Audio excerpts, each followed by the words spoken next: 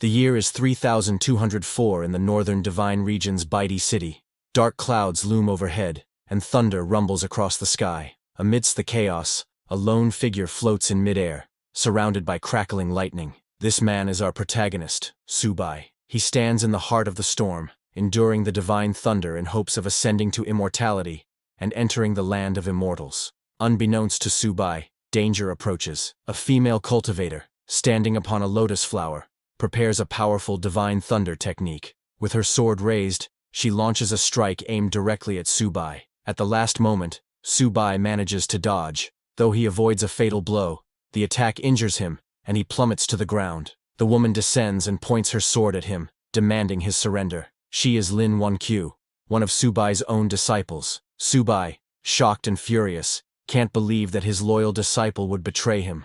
Outraged, he prepares a lethal counterattack, but before he can strike, another disciple, Bai Yuyu, launches a sneak attack from behind, piercing a hole through Subai's chest. Bai Yuyu then turns to Lin Wanqiu and insists that, despite their master's many sins, they should at least let him die with some dignity. Subai, gravely wounded, can only laugh at the betrayal. He had never treated his disciples unfairly. How could they do this to him? Enraged, he vows that he will not die alone. If he goes down, he will take them with him. Just as he is about to unleash another technique, a third disciple named Xuer activates the falling treasure copper coin, slamming Subai into the ground. He lies there, immobilized, stunned that even Xuer would side against him. Two other disciples, the eldest and the fifth, are missing, and Subai wonders about their absence. Xuer commands her master not to resist, blaming him for countless crimes that cannot be forgiven, and warning him not to blame anyone else for his fate. Hearing this,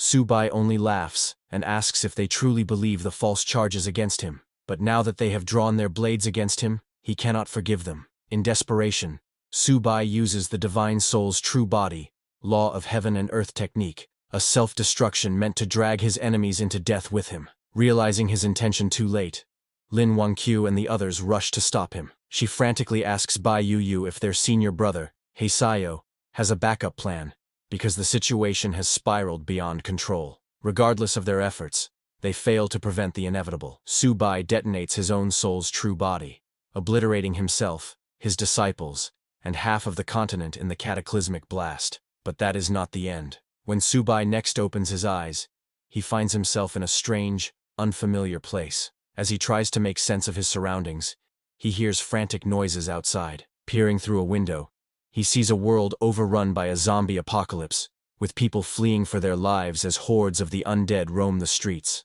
Realizing he has been reborn, Subai's thoughts turn back to his traitorous disciples. Why would they betray him? What did they stand to gain? For now, those questions must wait. His priority is to train this new body to its peak, return to the world of immortal cultivation, and make his former disciples pay for what they did. He attempts to gather spiritual energy as he once did. His cultivation had been close to the immortal realm, so if he can just sense the ambient spirit power, he should be able to progress swiftly. Yet to his shock, he feels nothing. Thinking his body might be too weak, he looks outside again and realizes the truth. This world has no spiritual power at all. Furious, he could hardly believe it. How is this possible? Without spiritual power, there was no way for him to cultivate in this world. In fact, merely surviving here would already be extremely difficult. Just then, a man and a woman burst into the house, having barely escaped from the zombies outside. They looked terrified, as though they had nearly died. The yellow-haired boy immediately grabbed the woman.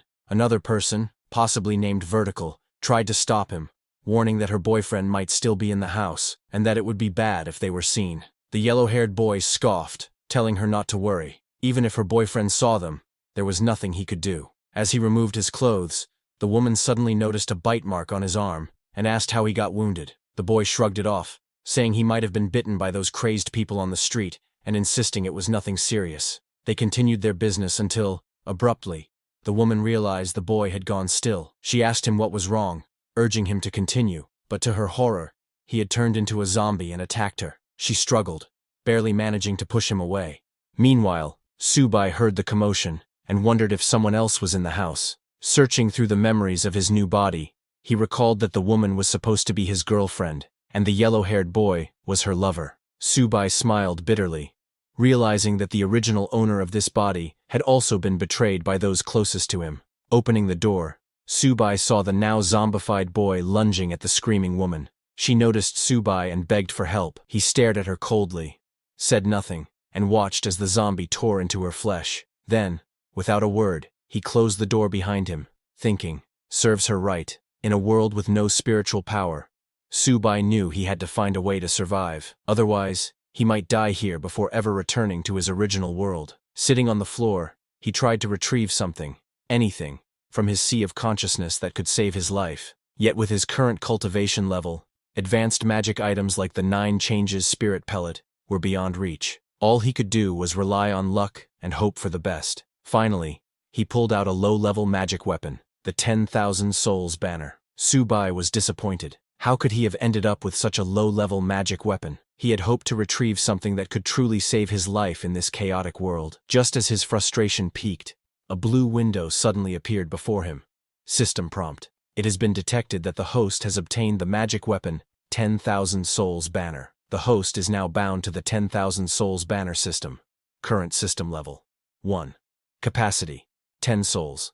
Upgrade requirement to level 2. Hunt down an elementary mutant. Curious, Subai wondered what sort of system this could be, especially attached to a mere low-level weapon like the 10,000 Souls banner. As far as he remembered, the banner's only function had been to collect souls. The system then explained that by using the 10,000 Souls banner, he could harvest the souls of the dead, convert their soul power into spiritual power, and feed it back to himself. The higher the banner's level, the stronger the souls it could collect, and thus the more spiritual power Subai would gain in return. There was a catch. Any person who had been dead for more than 5 minutes would have a soul that completely vanished, rendering it uncollectible. Subai smiled. So it really is possible to transform soul power into spiritual power. Even if this world lacked natural spiritual energy, he realized that, with zombies everywhere, there was no shortage of materials to harvest for cultivation. He remembered the girlfriend who had betrayed him and the yellow-haired boy, both now zombies, banging on the door. Subai opened it,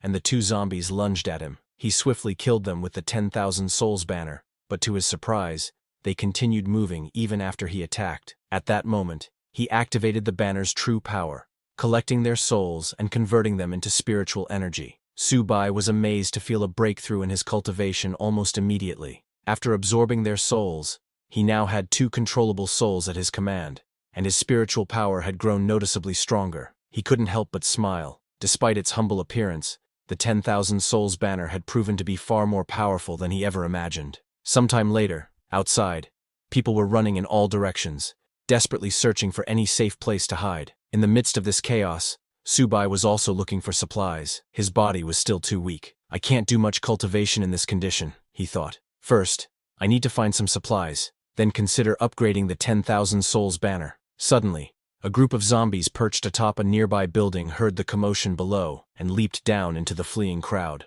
Among them was a plump, blonde-haired woman who panicked upon seeing the zombies heading toward her. In a desperate attempt to save herself, she grabbed another woman from the crowd and threw her at the zombies, using the poor victim as a human shield. Subai happened to witness this horrifying act and was shocked to recognize that the woman who'd been thrown to the zombies looked exactly like Lin Wangqiu, one of his disciples who had once betrayed him. Furious and confused about her presence here, he quickly summoned the 10,000 Souls banner and killed the zombies attacking her. Lin Wangqiu gasped with relief, grateful to be rescued. How did you end up here? Subai demanded, glaring at her. Not long ago you used the Divine Thunder technique on me, forcing me into a wretched state. Now you can't even protect yourself from a handful of low-level monsters. He could scarcely believe that his former disciple, who had once caused him so much trouble, was now so weak. Yet Lin Wangqiu only stared at him in bewilderment. She had no idea who he was or what he was talking about, and she couldn't understand how he already knew her name when, to her knowledge, they had never met. Standing up, she thanked Subai for saving her life and asked if they had met before. Incensed, Subai pointed his spear at her. Don't pretend to be crazy. You won't get away by feigning ignorance. Startled, Lin Wangqiu tried to calm him. This isn't the time for wild accusations. There are more monsters nearby. We should leave and find somewhere safe. Hearing her words, Subai hesitated. Did I get the wrong person? He wondered. Or is she simply not the Lin Wangqiu I once knew? Subai still found it difficult to believe that the woman before him wasn't the traitorous disciple he remembered. She looked identical to Lin Wangqiu, and he was sure he would never mistake her face. Unless, he thought, unless coming to this world caused her to lose her memories. As he moved closer, hoping to investigate, Su Bai's stomach growled. Lin Wangqiu smiled at the sound and mentioned there was a large shopping mall not far away. She planned to gather supplies there and possibly take refuge. She invited Su Bai to join her, and although he hesitated briefly, he eventually agreed, if only to see for himself whether or not she was truly the same Lin Wangqiu. Gripping his hand, Lin Wangqiu urged him to hurry so they could stock up on supplies and wait for rescue. Su Bai followed her, still torn between suspicion and curiosity. Even if she really has lost her memories, he thought, her betrayal remains. Sooner or later, she'll pay for it. After half an hour, they reached the entrance of a Walmart supermarket. While standing at the front doors, Lin Wangqiu asked for Su Bai's name. Hearing this, Su Bai realized she truly seemed unaware of who he was. She wasn't faking her confusion at all. He refused to let his guard down. Stepping past her, he answered curtly, "Su Bai." Following a brief introduction, Lin Wangqiu invited him to head inside. She suggested they use the store's resources and wait for rescue. But to their surprise, the supermarket was already crawling with zombies, and not just ordinary ones. Among them was a mutated zombie that stood out. It kept mumbling phrases like, "Apply for a card, get 50% off," before slaughtering several normal zombies in its path. Then it charged straight at Su Bai. Su Bai smirked as he felt the creature's aura. It's probably at the initial stage of the spiritual sea realm, he realized. That must be an elementary mutant. Lin Wangqiu, terrified, hid behind him, urging him to retreat and find safety elsewhere. But Su Bai saw this as an opportunity, not a threat. A sacrifice that could help him upgrade his 10,000 souls banner to level 2. Summoning the banner, he commanded 2 zombie slaves he controlled to attack the mutant. The supermarket erupted into chaos as his zombies clashed with the others, killing them one by one. However, the mutated zombie soon noticed Su Bai's slaves and charged in to attack. Su Bai quickly ordered them to pull back, but the mutant was too quick and killed one of his zombie slaves. Seeing an opening, Su Bai launched a sneak attack from behind. At the same time, his remaining slave, a female zombie, leaped onto the mutant's back and bit into its neck. The mutated zombie roared in pain. Su Bai quickly ordered his slave zombie to slam it into the ground, knocking it unconscious. Then, he activated the 10,000 souls banner to absorb its soul, making it his newest slave. Right after absorbing the mutated zombie, a system window appeared before him. System prompt: "Congratulations on defeating an elementary zombie. The 10,000 souls banner has been upgraded to level 2. New capacity 5 additional souls. Next upgrade requirement: hunt down an advanced zombie, a foundation stage beast." Su Bai frowned at the new requirement. "My current cultivation is still at the spiritual sea realm. To defeat a foundation stage beast, I'll need to absorb more spiritual power first." Meanwhile, Lin Wangqiu was awestruck by Su Bai's display of strength. She had originally dismissed him as some crazed individual, never imagining he was this powerful. Watching her childish admiration, Su Bai found it hard to believe she could be the same disciple who had once betrayed him and nearly ended his life. With the mutated zombie defeated, the survivors who had been hiding in the supermarket cautiously emerged. Relieved that the threat was gone, they began redistributing supplies and preparing to wait for rescue in relative safety. There seemed to be enough resources to sustain them for a while. Lin Wangqiu turned to Su Bai, pointing out how large the stockpile of supplies was. "If we use this wisely, we can stay hidden in a safe place until the rescue team arrives," she suggested. However, the other survivors were not so welcoming. One man stepped forward, glaring at Lin Wangqiu and Su Bai. "This is our territory," he declared. "You can't just help yourselves to our supplies without our permission." Several others quickly agreed with him, insisting that they had risked their lives to gather everything during the chaos. They weren't about to let newcomers take advantage of their hard work. Lin Wangqiu bristled at their accusations and shouted back, "If Mr. Su Bai hadn't killed that mutated zombie, all of you would have been sitting ducks, waiting to die. Now you want to claim these supplies for yourselves and ignore the fact that he saved your lives." However, they didn't believe him. They said he was as thin as a bamboo pole. How could someone like that kill a monster? In their opinion, the monsters must have killed each other. Lin Wangqiu shouted, unable to believe how shameless those people were. Before she could say anything more, Su Bai stopped her and warned her not to argue with mindless people, reminding her that words alone wouldn't change anything. Lin Wangqiu looked at Su Bai and insisted that he was the one who had obviously defeated those monsters. She couldn't let anyone else take advantage of his hard work. Su Bai simply smiled and said, "Only the weak use such petty tricks. The strong are always right." He cast a cold gaze over the crowd and announced that he needed supplies, asking who was in favor and who was against it. They all opposed him, telling Subai there were many of them, and only one of him, so he couldn't win. They advised him to leave peacefully, hinting that if he angered them, they wouldn't be responsible for what might happen. Subai only smiled and said that if he couldn't get supplies peacefully, he would have no choice but to kill them. Once they were dead, all the supplies would be his. He summoned his mutated zombies and ordered them to attack.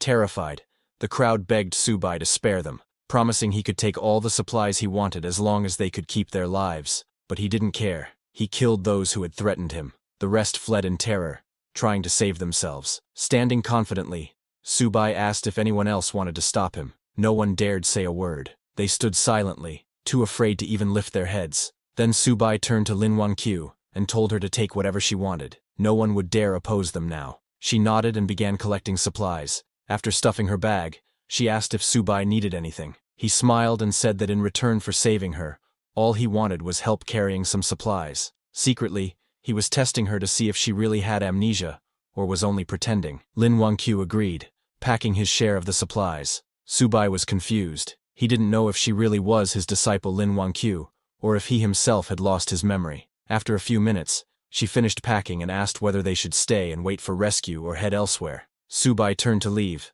saying he planned to look for stronger zombies to hunt. All she needed to do was follow him with the supplies. Lin Wangqiu nodded and followed him. Once they were gone, everyone else breathed a sigh of relief. Even so, they couldn't believe Subai had dared to kill people so casually. They agreed to report him to the authorities if rescue ever came, insisting that someone like him should be brought to justice. But now that he was gone, they gathered around what remained of the supplies, dividing them up as quickly as possible before any other danger appeared. In the midst of their squabbling, oblivious to the threat looming behind them, Subai's 2 zombie servants crept up, ready to attack. Just then, one man in the crowd noticed the zombies and freaked out, running as fast as he could to save himself. Unfortunately, it was already too late. The zombies charged forward and took down everyone one by one. A blonde, overweight woman remained alive for a moment, terrified and pleading for help, but the zombies spotted her and crushed her head underfoot. Once the massacre ended, Subai gathered their souls and converted them into spiritual power. He knew leaving survivors would only cause him trouble in the future. Now that he could control 3 undead, Subai felt a bit safer. He was well aware that if he ever had to face more than 10 zombies at once,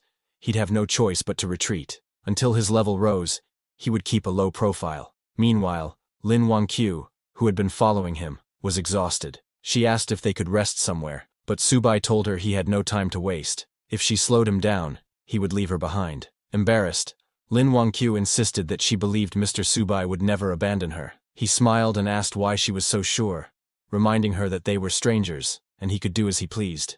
Lin Wangqiu confidently replied that she knew the location of the powerful zombie he was looking for. Intrigued, Subai asked how she knew. Lin Wangqiu explained that, back at her university, she fled the campus after spotting a strange creature near the lake. It gave off an unusual scent, and she was certain it was dangerous. Nervously, she admitted she wasn't sure it was the advanced zombie Subai sought, but it certainly seemed formidable. Hearing this, Subai reasoned that if it was anything like the mutant beast in the supermarket, it was worth investigating. He told Lin Wangqiu to lead the way. Pleased that he believed her, Lin Wangqiu happily guided him toward the campus. Sometime later, the two of them finally reached their destination, but the campus was overrun with zombies. Lin Wangqiu stopped, scanning the surroundings anxiously. Seeing her hesitate, Subai asked why she had stopped yet again. Lin Wangqiu whispered for him to lower his voice. So many people at the school had turned into those creatures, and if they accidentally drew attention, they'd be in huge trouble. Subai told her not to worry, declaring he would handle the situation. He summoned his zombie servants and ordered them to clear a path.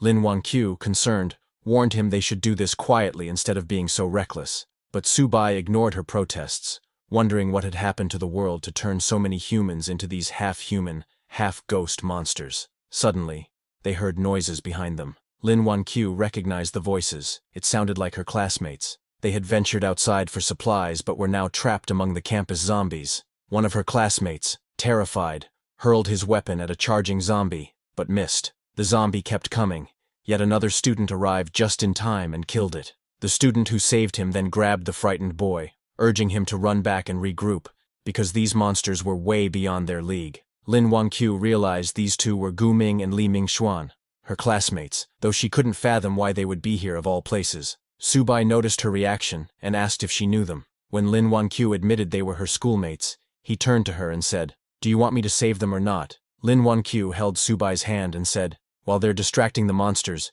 we can escape quickly. If the monsters spot us, we won't be able to leave." Subai then asked her, "Don't you want to save them? They're your classmates, aren't they?" Lin Wanqiu replied, "If I could help them, I would. But right now, I can't risk your life." Upon hearing this, Subai realized that if she had been the treacherous disciple from his past, she would never have said such a thing. She truly seemed to be just an ordinary girl. However, before they could leave, the very thing Lin Wanqiu feared happened. Her classmates noticed her and called out for help. Lin Wanqiu became furious. She couldn't believe that Li Mingxuan, one of her classmates, was desperately shouting amid so many zombies, potentially dragging them all down with him. All the noise quickly drew the zombies' attention. Panicking, Lin Wanqiu burst into tears and apologized to Subai for getting him involved. In response, Subai summoned his enslaved zombies to fight. Boasting that he had once slain the 9th demon lord of the underworld, he declared that these lowly undead were not worthy opponents. Although his summoned zombies managed to kill many of them,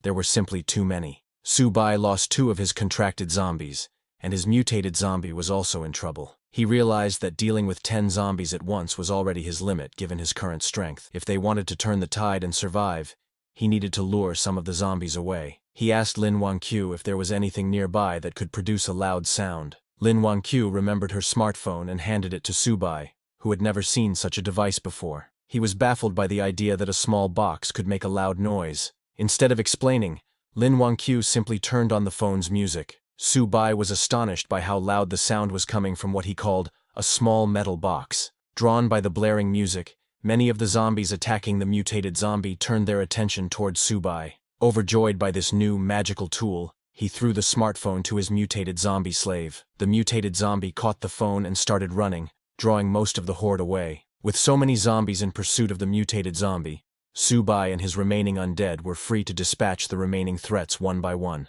Lin Wanqiu was amazed that such a simple trick had worked. However, Subai grabbed her hand and reminded her they had no time to celebrate. They needed to leave before more zombies arrived. Moments later, both of them managed to escape safely to the classroom building. Once they were out of danger, Lin Wanqiu thanked Subai again for saving her life. She admitted that without him, she would never have made it this far. Subai replied that it was no big deal. She had helped him locate an advanced zombie, and in return, he had saved her. Both of them benefited. Not long after, Lin Wanqiu's classmates also managed to escape safely, thanks to Subai's zombies having distracted and slain most of the undead. However, they quickly noticed that Lin Wanqiu was carrying a large bag of supplies. They were thrilled to see Lin Wanqiu return with so many supplies. With that amount, they believed they could wait for a rescue team to arrive. However, Lin Wanqiu scoffed and reminded everyone that these supplies were obtained by Mr. Subai, and she had no right to distribute them on his behalf. Li Mingxuan was furious.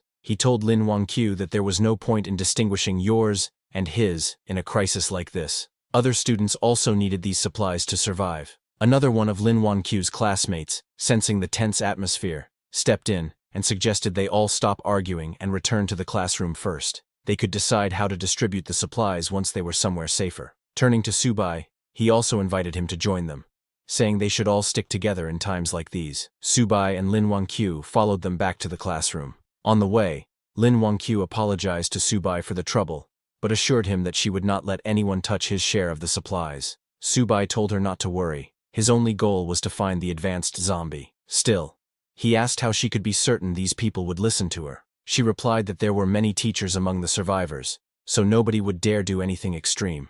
Subai simply smiled and said they had better behave, or he couldn't guarantee their safety. Meanwhile, the bold student whispered to Li Mingxuan that he had seen the bag was full of food. With so many supplies, they could sustain themselves for at least a month until rescue arrived. Li Mingxuan nodded, but worried that Lin Wanqiu wouldn't agree. And then there was also the matter of Subai. Another student chimed in, saying that now they were back on their territory, Lin Wanqiu and Subai couldn't simply refuse. If they cooperated, they might receive something in return.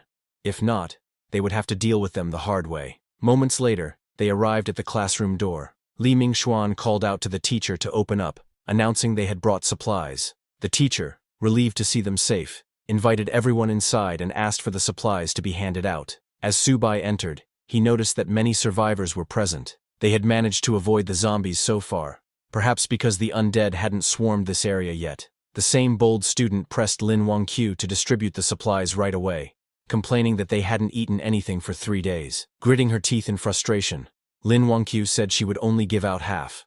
Mr. Su Bai owned the other half, and they had no right to touch it. Li Mingxuan scoffed and asked why a single person needed so much food. He offered to buy Su Bai's share at 10 times the market price. Looking at Su Bai, he asked if he minded selling. Su Bai smiled and agreed. In that moment, Li Mingxuan tried to claim all of Lin Wangqiu's supplies, forgetting that Su Bai was no pushover. Su Bai promptly summoned his mutated zombie slave, ready to attack Li Mingxuan. Seeing the monster appear inside the classroom, everyone panicked and scrambled for safety. Only then did they realize the zombie seemed to be under Su Bai's control. Su Bai grabbed Li Mingxuan by the collar and snarled that, because of Li Mingxuan's earlier actions, he had lost 2 undead minions. Yet Li Mingxuan still dared to demand Su Bai's supplies. Li Mingxuan apologized profusely and begged for his life. Su Bai asked, "Should I kill you? Or should I take your soul to make up for my losses?" Terrified, Li Mingxuan pleaded with his classmates Zhang Hao and Gu Ming to intercede, since they were the ones who had come up with the plan in the first place. Zhang Hao and Gu Ming quickly denied any involvement, insisting it was all Li Mingxuan's idea, and that he alone should bear the blame. Li Mingxuan was shocked at the betrayal, cursing them for abandoning him. He turned to Lin Wangqiu, begging her to ask Su Bai to spare him. He promised he would never try to steal supplies again. Su Bai was curious how Lin Wangqiu would react. Surprisingly, she apologized on Li Mingxuan's behalf and asked Su Bai to forgive him just this once for everyone's sake. She said they could take her share of the supplies, but no one was to touch Su Bai's. Watching her selfless behavior, Su Bai realized that she truly might not be the treacherous disciple he once knew, despite her resemblance. Deciding he no longer needed to keep her close, he told Lin Wangqiu that, now that she had found her companions, it was time for him to leave and continue searching for the advanced zombie. But Lin Wangqiu stopped him, claiming that she knew where the creature he was seeking might be. When Su Bai asked if she had actually seen it, she said no, but she could sense a terrifying presence somewhere in the school. This startled Su Bai. Her ability to sense spiritual power suggested an innate spiritual physique. He was astonished because, to his knowledge, no one else in the world had such a physique except his lost disciple. Could she truly be that woman, suffering from memory loss, or was there some other explanation? In the original cultivation realm, before Su Bai was betrayed by his disciples, Lin Wangqiu approached him, requesting to become his disciple. In response, Su Bai told her that he would only accept her if she found something for him first. Lin Wangqiu successfully found what Su Bai had asked for, and returned, requesting again to be accepted as his disciple. When Su Bai asked how she managed to locate it, Lin Wangqiu respectfully bowed before him and replied, "I was born with the ability to track and trace. If you accept me as your disciple, I will be the sword in your hand.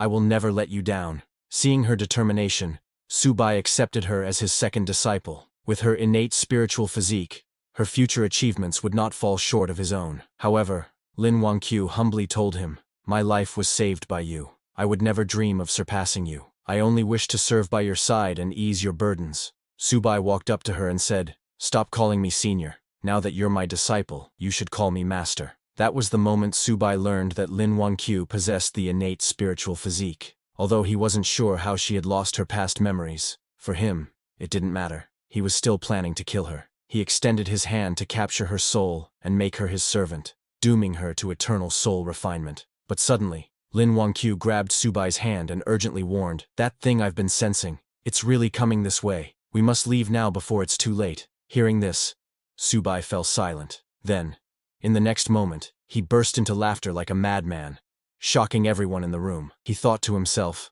"I nearly killed her just now. But this is an innate spiritual physique, a one-of-a-kind rare body. Killing her outright would be such a waste. Rather than that, I'll treat her as a chess piece. Once she outlives her usefulness, I won't shortchange her. She'll have her own place inside the Soul Banner." Meanwhile, the mutated monster Lin Wangqiu had warned about approached the building. It had sensed Su Bai's spiritual energy and followed it here, to where Su Bai and the others were gathered. This mutated creature was intelligent, and it had recently been lucky enough to absorb a trace of spiritual energy to recharge its core. If not for that, it too would have eventually turned into one of those half-human, half-ghost abominations. When it detected the presence of spiritual energy in this barren world, it was thrilled. Finally, a chance to break through to the next realm. Standing in front of the university building, the mutated beast looked up, then leaped straight through the upper floor. crashing into the room where Subai and the others were. Seeing the creature, Subai thought, is this the powerful entity Lin Wangqiu mentioned? A mutated snake demon? But as he observed it more closely, something felt off. This mutated beast's aura, it felt familiar. The students in the room panicked, screaming and trying to escape, but to their horror, the door was locked. They couldn't get out. Lin Wangqiu pointed at the beast and exclaimed, "This is the same creature I saw by the man-made lake. It has the same aura I've been sensing all this time." Subai was surprised. This mutated snake demon, it actually possesses spiritual energy? This isn't some ordinary mutant. This is a demon beast from the cultivation realm. But then he wondered, why would such a creature appear in a place like this? The mutated snake demon sneered and spoke. Even though this world lacks spiritual energy and is crawling with ghostly pests, it's far more fun than that wretched cultivation realm. I can feast on humans freely here, without interference from those damned cultivators. It grabbed one of the students to devour. The terrified student cried for help. The teacher, Bai Ling, turned to Lin Wangqiu and begged her to ask Subai to save the students. If he can protect them, she will do anything he asks. Subai glanced at her coldly and said, "Whether I can or not is beside the point. What do their lives have to do with me?" Still desperate, the teacher pleaded, "I'll pay you a lot of money. Just save them." But Subai rejected her offer. "I'm not interested in money. Don't worry. Once you're all dead, I'll collect your souls." As the snake demon devoured the student, Subai ordered his mutated zombie to attack. The zombie leapt into the air and struck from behind, knocking the mutated snake demon to the ground. As the beast lay unconscious, the zombie jumped on top of it to finish it off. But suddenly, the snake demon's eyes flew open. It extended its tongue, wrapping it tightly around Subai's zombie. Staring at Subai, it said, "I knew it. My nose wasn't wrong. There really is spiritual energy here. Unbelievable. A cultivator in this world? Their strength may be weak, but it's enough." Just as it grew excited, Subai's zombie kicked its mouth, freeing itself from the demon's tongue grip. Subai smirked. "So the mutated snake demon is coming for me after sensing my spiritual energy? Doesn't matter. I'll just take it down." A monster in the foundation stage. In the past, this kind of trash wouldn't have been worthy of Subai's attention. But now, when his cultivation is only at the spiritual sea realm, he had to be more cautious. These people, killing them and refining their souls might just be enough for him to break through. Turning to them, he coldly announced, "Unfortunately, in my current condition, I can't handle that thing. You're all on your own. If you're willing to join my 10,000 souls banner and help me break through, there may be a sliver of hope." He smirked, saying, "Of course you can refuse. But if you do, I'll leave, and no one can stop me. What happens after that won't be my responsibility." Everyone sat frozen in silence, terrified. No one dared to speak. Seeing that no one was willing to sacrifice themselves, Subai turned to leave. Lin Wangqiu tried to stop him, but before she could, her teacher Li stepped forward and said, "I'll sacrifice myself. In exchange, please take my students to safety." At that moment, Subai noticed a glowing purple crystal hanging around teacher Li's neck. His eyes narrowed, realizing that, a spiritual stone. He grabbed the crystal and asked coldly, "Where did you get this?" Teacher Li hesitated for a second before replying that her father found it by chance, many years ago. Seeing Subai's obvious interest, Teacher Li handed him the stone and begged to, "Please, just protect her students." Inspecting it closely, Subai confirmed, "This is indeed a product of the immortal realm. The quality isn't low either. The spiritual power inside, it's on par with a top-grade spiritual stone." But what puzzled him was, how did something like this end up in this world? Could it be that his and Lin Wangqiu's rebirth here wasn't a coincidence? If that's true, then maybe his other disciples are here too. Just then, the system detected the spiritual stone and prompted, "Would you like to use this item to enhance the 10,000 souls banner? Doing so will increase your control level over undead by 1 tier." Subai was stunned. He didn't expect that this spiritual stones can directly upgrade the banner. He made a mental note that he need to collect more of these in the future. He accepted the item and agreed to Teacher Li's request, telling her to wait here and don't run. Meanwhile, the mutated snake demon, enraged after being attacked by Subai's mutated zombie, roared, "How dare you steal from me!" It charged straight at Subai, intending to kill and refine him to boost its own cultivation. But Subai had already begun absorbing the spiritual stone's energy. He commanded his zombie to block it and don't let it get close. The zombie charged in, but the mutated snake demon dodged easily. Grabbing the zombie, it slammed him into a nearby wall. Then it noticed something. Subai's aura. It was rapidly growing stronger. He was breaking through. The snake demon growled in panic. "If I don't stop him now, it'll be a problem later. But before that, I need to squash this bug. It punched Subai's zombie, sending him flying out of the building. Now, rid of the distraction, the demon laughed and charged towards Subai. But just as it approached, its entire body froze. A primal fear surged up, warning it.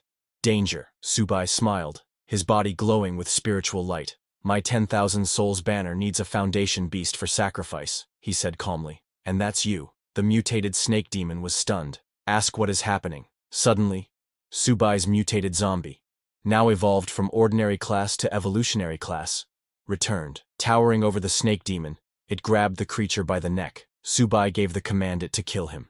The zombie stabbed its sharp claws into the demon's chest, piercing clean through. Then it lifted the demon into the air and hurled it across the building. But just before falling, the mutated demon clung to the edge and caught itself. Breathing heavily, it realized that it underestimated Subai.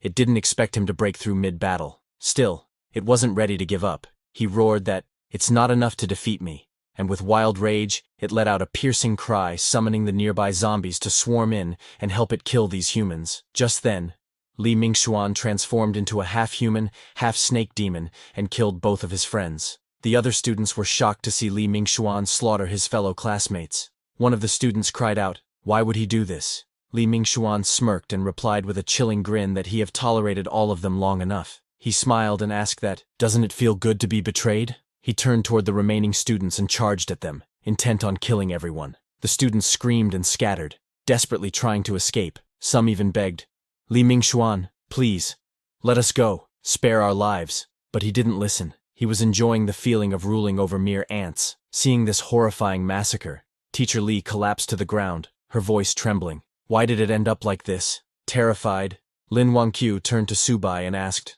"What happened to Li Mingxuan?" Subai simply smiled. He didn't expect to see a human willingly become a beast's servant, but this development suited him perfectly. The more that die, the better. It saves him the effort. They'll all become part of his 10,000 souls banner eventually. As Li Mingxuan prepared to kill the last student, Teacher Li stepped in and shouted, "Stop! I can't let you go on like this." Li Mingxuan grabbed her by the collar and hissed, "You want to die too? Fine.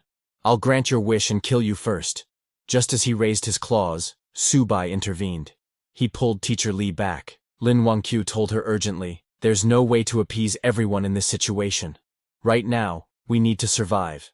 And the only one who can help us is Mr. Subai." Though Subai didn't care about the others, Teacher Li was a different matter. He needed her alive. If he wanted to find the source of the spiritual stone, she had to lead him there. Subai then unfurled his 10,000 souls banner and began absorbing the souls of all the dead students. Li Mingxuan was stunned. He had waited so long for his master to appear, and now nothing could stop him. He glared at Subai and charged at him, shouting, "You think you can do anything without your monster's protection?" Subai calmly smiled and summoned the very students Li Mingxuan had just killed. Their ghostly forms lunged at him, trying to drag him into the 10,000 souls banner. Li Mingxuan was confused. "How are they alive? I just killed them moments ago." Then he realized, they weren't alive. They were just wandering spirits, reanimated by Subai's power. "There's no time to waste on them," he growled. Meanwhile, the mutated snake demon watched Subai's 10,000 souls banner and scoffed. "You're planning to use that trash weapon on me? Do you think I'm made of mud?"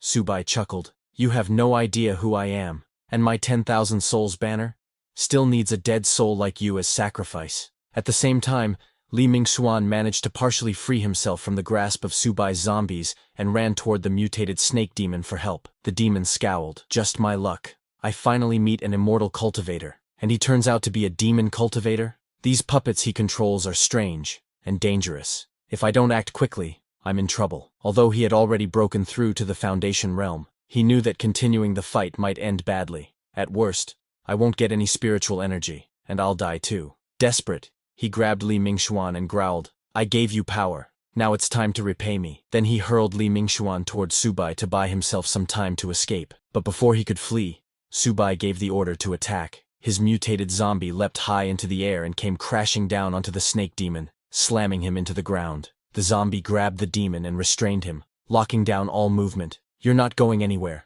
Just as the mutated snake demon struggled to break free, Subai made his move. He transformed several of his zombies into stone statue form, anchoring them into the demon's limbs, binding its hands and feet so tightly it couldn't move an inch. The demon let out a pained roar, its body shaking violently. Blood oozed from the cracks in its scaled flesh as it cried out in fury and humiliation.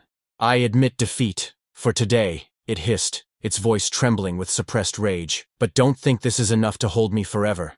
In a desperate move, the demon's main body detached from the larger snake host and fled into the distance like a dark shadow melting into the horizon. Li Mingxuan, who had just barely survived, watched the escape in panic. "Don't leave me behind. I haven't escaped yet." But before he could move, the remaining students, those who had narrowly survived his betrayal, surrounded him, cold hatred burning in their eyes. "Karma always comes back around," one muttered. "You really think you'll walk away after killing so many of us?"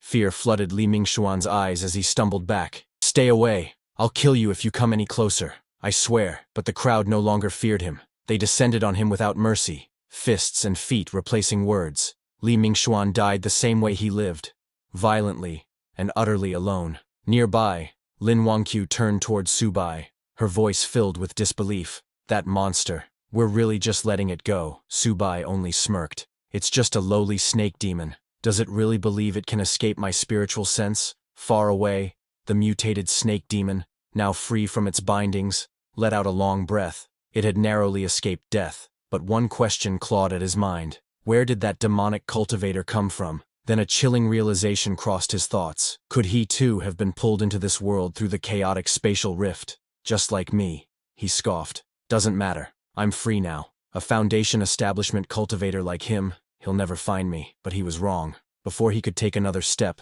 a shadow fell over him. Subai appeared directly behind him. "Try running again," he said coldly. "Let's see if you can escape my spiritual sense now." Terror flooded the snake demon's expression. His whole body trembled. He could not understand. How did he track me this fast? How strong is his spiritual sense? Subai didn't waste time. He ordered his mutated zombies forward. As the beast tried to flee, lunged in, grabbing the demon's legs and arms, pinning it down. The mutated zombie struck its vital point, sealing its core. The snake demon howled in agony, completely paralyzed.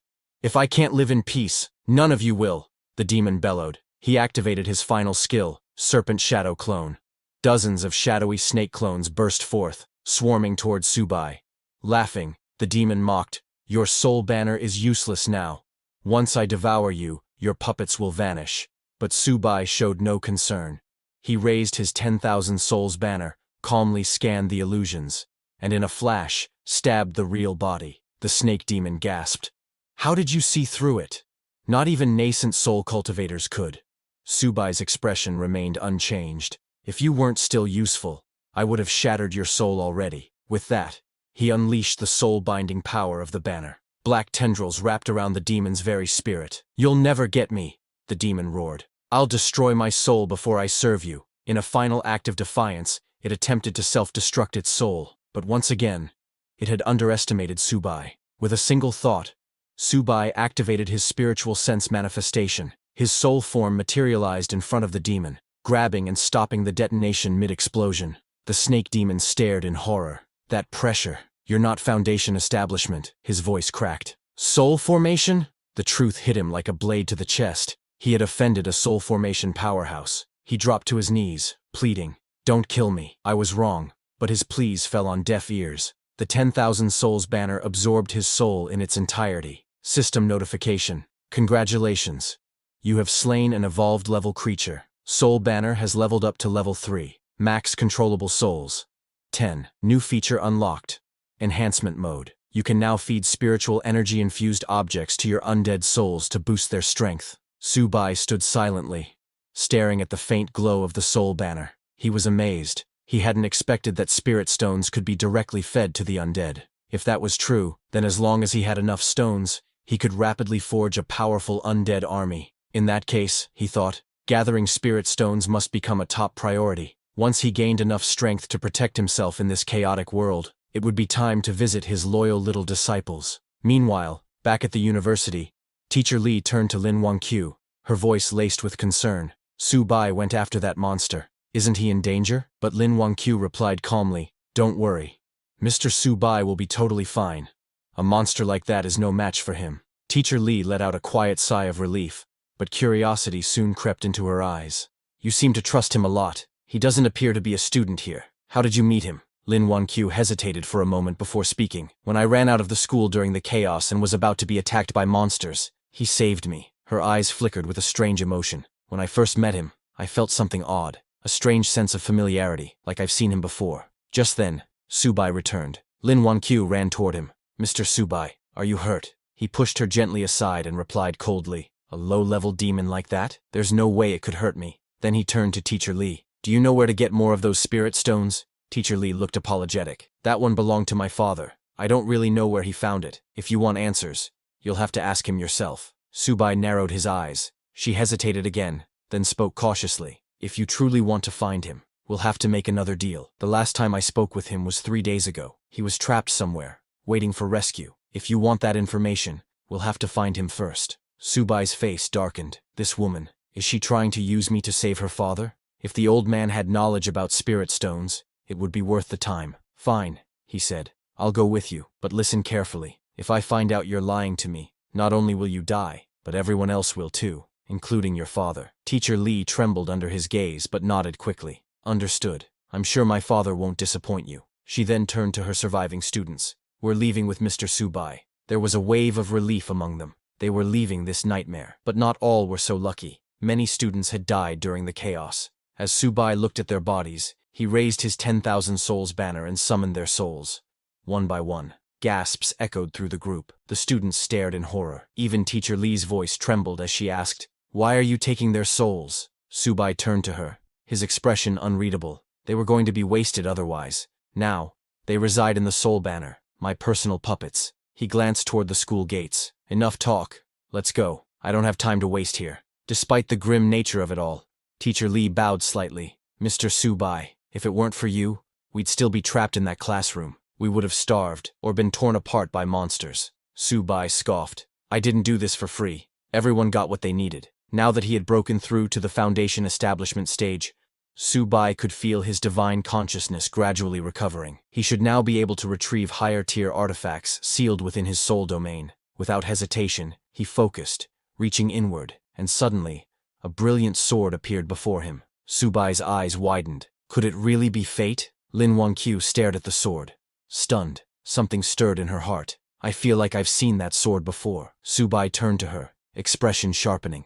Could this be a sign that her memories are returning? He narrowed his eyes. If this girl truly regains her memories and realizes she's fallen into the hands of her former master, a lamb remembering her shepherd, just before the slaughter, he threw the sword onto the ground and looked at her. Hold on to it. Lin Wanqiu blinked in surprise. Me? What do I even do with a sword? Are you asking me to fight monsters? Subai nodded. I won't protect you forever. You need to learn to protect yourself. She hesitated. I've never used a sword before. You'll have to teach me later. As she nervously picked it up, her fingers brushed the blade, and flashes of memory surged through her mind. Moments long buried, of a distant mountain sect, her master Subai, and the day she was tested to become his disciple, the pain of betrayal, and the haunting image of a mysterious senior brother whispering lies to her and her senior sister, lies that turned them against their master. She staggered back slightly, clutching her head. The fragments were blurry, incomplete, but they were returning. At last, Lin Wanqiu finally saw her master's face,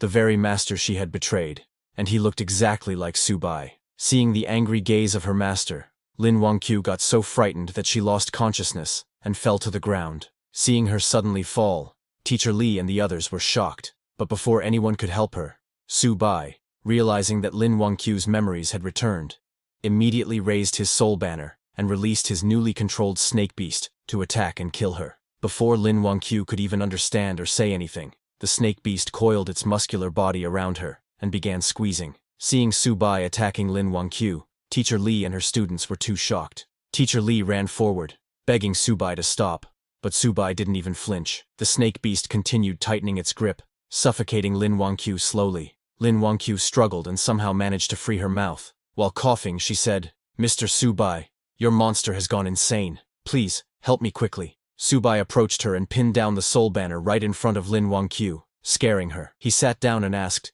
"Lin Wanqiu, do you remember now?" Scared and confused, Lin Wanqiu asked, "Remember what? What are you talking about?" Teacher Li pleaded with Subai to save Lin Wanqiu, saying she was a good child. Subai was also confused, not understanding what was going on. Lin Wanqiu's reaction just now didn't seem fake, and he wondered if it could really just be a mere restoration of her memories for a split moment. But he was not sure, so he decided to investigate it himself. He placed his hand on Lin Wangqiu's head and used Soul Search to look into her memories. He saw all of Lin Wangqiu's memories, himself included, but found nothing. He knew that memories couldn't be faked, and wondered if she really had not recalled her past. Both Lin Wangqiu and Teacher Li looked at Subai, scared and confused. After confirming for himself, Subai decided to let her live for now. He stood up, called back the snake beast, which released Lin Wangqiu and returned to the soul banner. Subai then walked away as if nothing had happened, telling Lin Wangqiu, "Maybe this sword doesn't fit you that well." He took back the sword and told everyone, "Don't waste time." Teacher Li then turned to her students and told them, "It's okay, hurry up and follow." But Lin Wangqiu felt something odd. She couldn't understand why she suddenly called Subai master, and what this sense of familiarity toward him was. Not just her, even Subai was very confused. Wondering if this was all God's will, he decided he would definitely investigate this matter. After walking for a few hours, Teacher Li led them all to a building. Pointing at it, she told Subai, "This is one of my family's properties, and my father last contacted me from here. But it looks like he wasn't able to evacuate because of those monsters." Looking at the building, Subai said, "If that's the case, let's go check it out." But a student of Teacher Li suggested that they should not go in, and would just wait here for Subai and the others to come out. Other students agreed, saying they might not be able to help Boss Subai if they went in. "So, it's better to meet them here again." Subai said, "No problem," and told them, "Since I took you out of the school, my part of the deal has been fulfilled. Where you go now has nothing to do with me." Teacher Li looked at her 3 students who were scared, standing there. She told them, "Stay here and don't run around. When they come out, we will take you to the official shelter. It's safe there." The students told her not to worry, saying they would definitely stay put. After Teacher Li left with Subai and Lin Wangqiu, those students sighed with relief, saying, "We are free." A girl told the others that she didn't dare breathe deeply for fear that Subai would kill them if displeased. Others agreed, saying he was scarier than the monsters. A third person told them both to stop talking for now. They just had to stay quietly here to survive. Meanwhile, Subai, Lin Wangqiu, and Teacher Li approached the building's gate. But before they could enter, Lin Wangqiu sensed something and asked them to wait. She looked to the side and saw something approaching. She told Subai that something seemed to be coming their way, soldiers being chased by zombies. When those soldiers saw Subai and the others, they shouted, "Go away, this is not a place for you. Don't come close to the monsters. Return immediately." Seeing the soldiers shooting at zombies, Teacher Li told Subai that these people were likely the official rescue team and would know where her father was trapped. Hearing this, Subai decided to keep them alive. He raised his soul banner, summoned his zombies, and ordered them to clear the way. Seeing Subai's zombies, the soldiers misunderstood, thinking monsters were coming from behind to attack. They asked their captain what to do. The captain told his soldiers not to panic and ordered everyone to disperse and avoid getting caught by the monster wave. All the soldiers hid in the cracks between the buildings. After the soldiers got out of the way, Subai's zombies attacked the zombies coming from the front. The mutated zombie swung its sharp claws, slicing hundreds of zombies in one strike. The snake beast wasn't far behind. It opened its huge mouth and devoured the zombies. Seeing Subai's zombies attack the other zombies, the soldiers became confused. One soldier asked his captain why these monsters were fighting each other. Another said he had never seen such a strange thing during missions. Even their captain was confused, asking, "What's going on? What kind of fight is this?" Subai's monsters continued killing the zombies, making a path for Subai. Soldiers hiding behind walls were very confused. Their captain told them not to be careless, and to evacuate now before the monsters noticed them, saying they would only be safe when the awakened were sent in. Hearing that, a soldier said, "I heard those people in the bureau praise them for being amazing, but are they really that great? We're all the same in the end. How can they be superior?" The captain told that soldier he said that because he hadn't seen their power. He said he once saw an S-level awakened, just one person, fighting against thousands of troops. Hearing about one man fighting thousands of troops, a soldier said, "That's too exaggerated. Are they superhumans?" Suddenly, a soldier saw Subai and the others walking toward the zombies. Confused, he asked,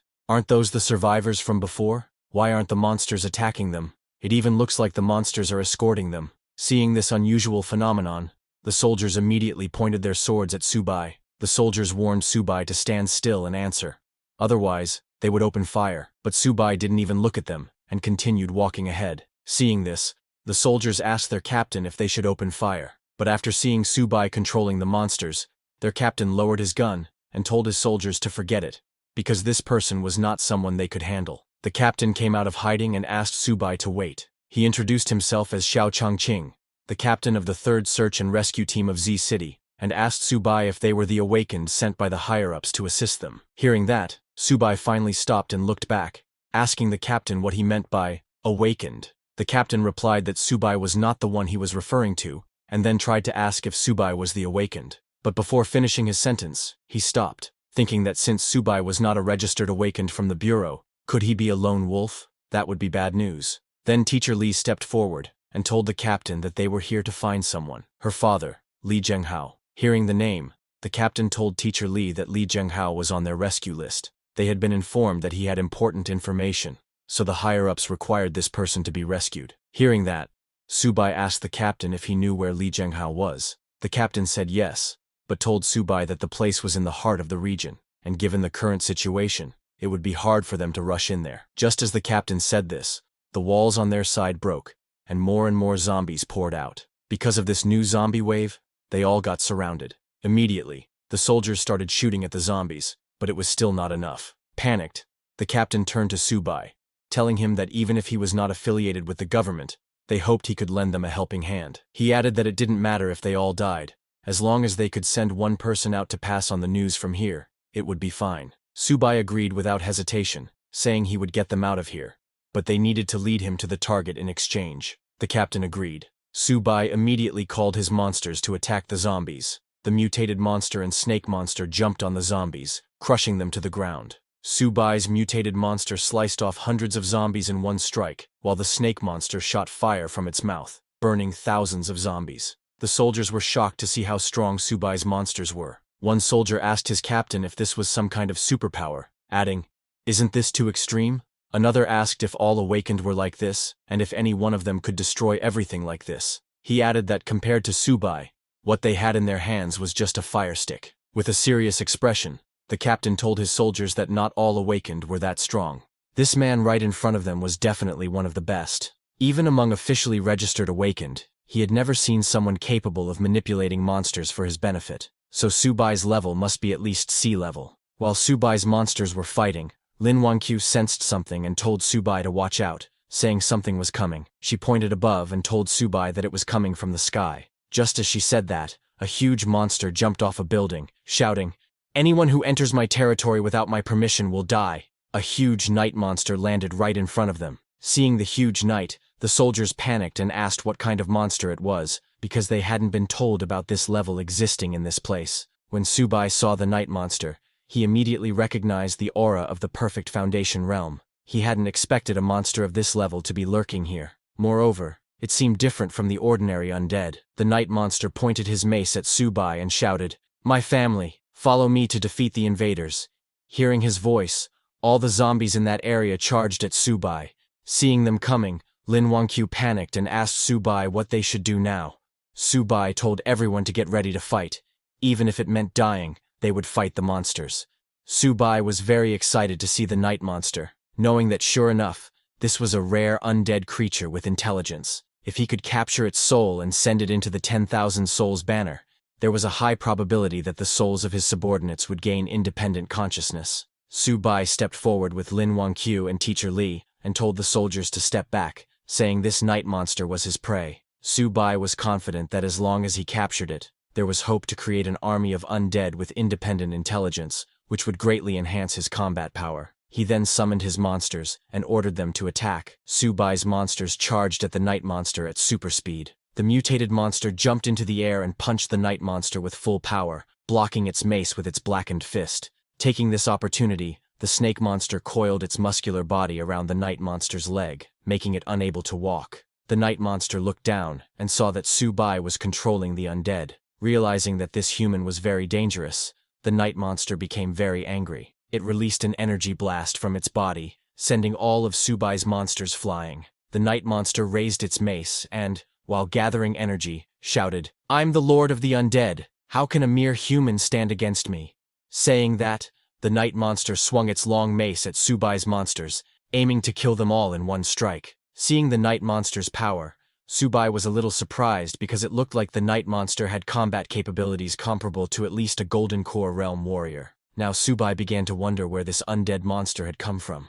When that undead monster unleashed his full power, a guy was watching it from afar, standing on the rooftop of a building. Seeing Subai, that guy in glasses smiled, saying, "A sweet prey discovered. My lord will surely be pleased." He called his lord, and suddenly a dark figure appeared in the sky. That glasses guy told his lord that he had found a foundation-building cultivator who could control the dead. Hearing that, his lord ordered the glasses guy to kill and seize his body, saying the spiritual energy in his body was extremely valuable, and if he succeeded, he would be rewarded. Hearing that, the glasses guy laughed and told his lord, "Don't worry, because the Bone Fiend Lord is already hunting him down." On the other hand, that undead monster swung his huge sword to attack Subai. Seeing it coming, Teacher Li and Lin Wangyu got very scared. The soldiers standing behind started shooting at the undead monster, saying they would fight with everything they had. Lin Wangyu grabbed Subai's hand, saying that even if she died, she would stay by his side. Seeing the sword coming, Subai closed his eyes and sensed that it was a Golden Core Realm undead lord,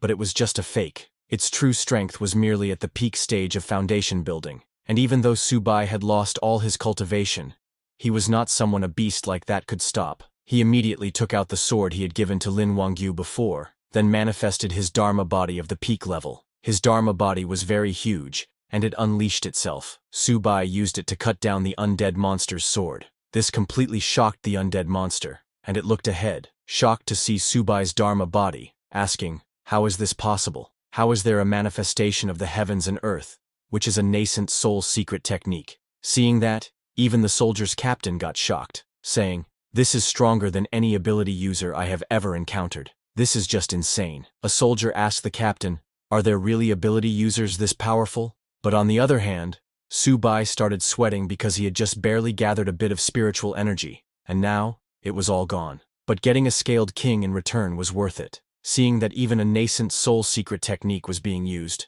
the undead monster didn't know how he was supposed to fight this, so he immediately turned around and started running away. Seeing it trying to escape, Subai got ready to use another powerful technique. He threw his sword at the undead monster using his Phoenix Fury first. His sword turned into a fire phoenix, and at high speed flew towards the undead monster. Seeing the fire phoenix coming towards him, the undead monster got shocked. He recognized that it was a divine weapon, and with just one cry of the phoenix, he couldn't move a muscle. Now the undead monster regretted asking, "Just what kind of monster have I provoked?" The fire phoenix hit the undead monster in the stomach, piercing a huge hole. Seeing that, everyone was shocked. Lin Wangyu asked Subai, "The thing you just summoned, was that a phoenix?" Soldiers were also quite shocked seeing an ancient divine beast, the golden phoenix. They could not understand just what kind of power Subai had. Subai then raised his soul banner and activated it to seal the undead monster. As the chains of the soul banner went towards the undead monster, it started running away shouting, "Don't even think about enslaving me. I, the Bone Fiend Lord, will never surrender."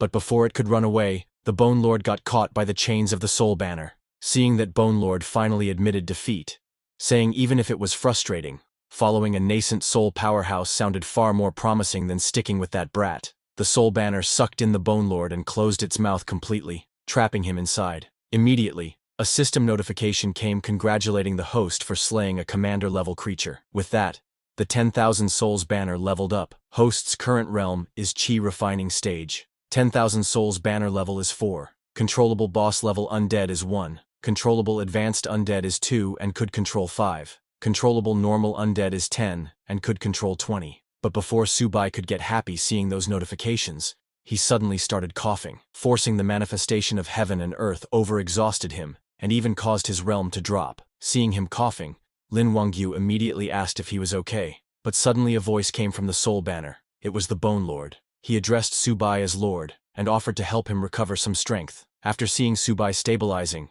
the Bone Lord immediately appeared in human size, and transferred some of his spiritual power into Subai. A system notification came telling Subai that his current realm was now mid-stage of foundation building. Seeing that, Subai smiled because it was a step beyond his previous stage of foundation building. He understood that the soul energy in the 10,000 Souls banner gave him extra boosts. Subai turned and told Bone Lord it was quite thoughtful, offering his spiritual power to him. Bone Lord and Subai now knew that since it belonged to his banner, it served him alone, and only hoped he would trust it. Bone Lord was acting like that because after seeing the manifestation of heaven and earth, and that divine weapon infused with phoenix power, It understood that Subai must have been in the nascent soul realm before arriving in this world, and with that foundation, he would surely reach the peak once more. And if it served him well and followed in his footsteps, it too could rise to the top again. Thinking all that, he could not stop himself from laughing. Worried, Lin Wangyu asked Subai again if he was okay, because just now, she saw blood at the corner of his mouth. Seeing her all worried about him, Subai got more confused. He really didn't get why Lin Wangyu and the others tried to assassinate him before the transmigration, but he guessed it didn't matter anymore.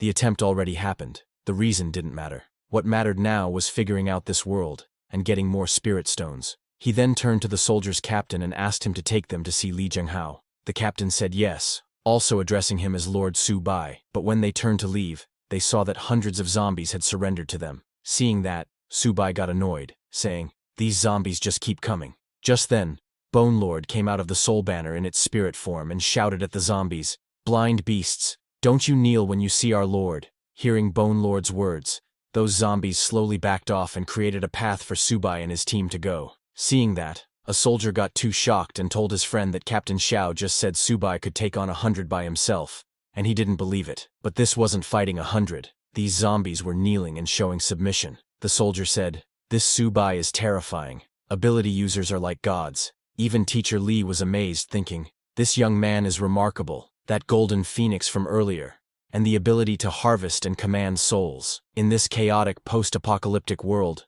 could he become the new hero?" Meanwhile, in a faraway house, it was the house of that glasses guy's master. He reported to his master that the Bone Fiend Lord was killed. Hearing that, his master got shocked, saying it's impossible. The glasses guy sent some pictures, telling his master it's the truth. He wouldn't dare make false reports. These were some images captured from the scene. When that glasses guy's master saw the techniques Subai used, he immediately recognized that it was the manifestation of heaven and earth and Phoenix Fury Sword, because he was none other than Subai's disciple, who provoked his other disciples who killed Subai. He immediately recognized that it was his master Subai. He was very angry seeing that his master had arrived in this world too, and his master's progress was faster than his. He knew that he must hurry and find the junior sisters. He told the glasses guy that he recognized this Subai, and ordered the glasses guy to mobilize all his forces and kill him as soon as he stepped into the prison land. He also told the glasses guy that if he failed, then he should kill everyone inside the prison lands.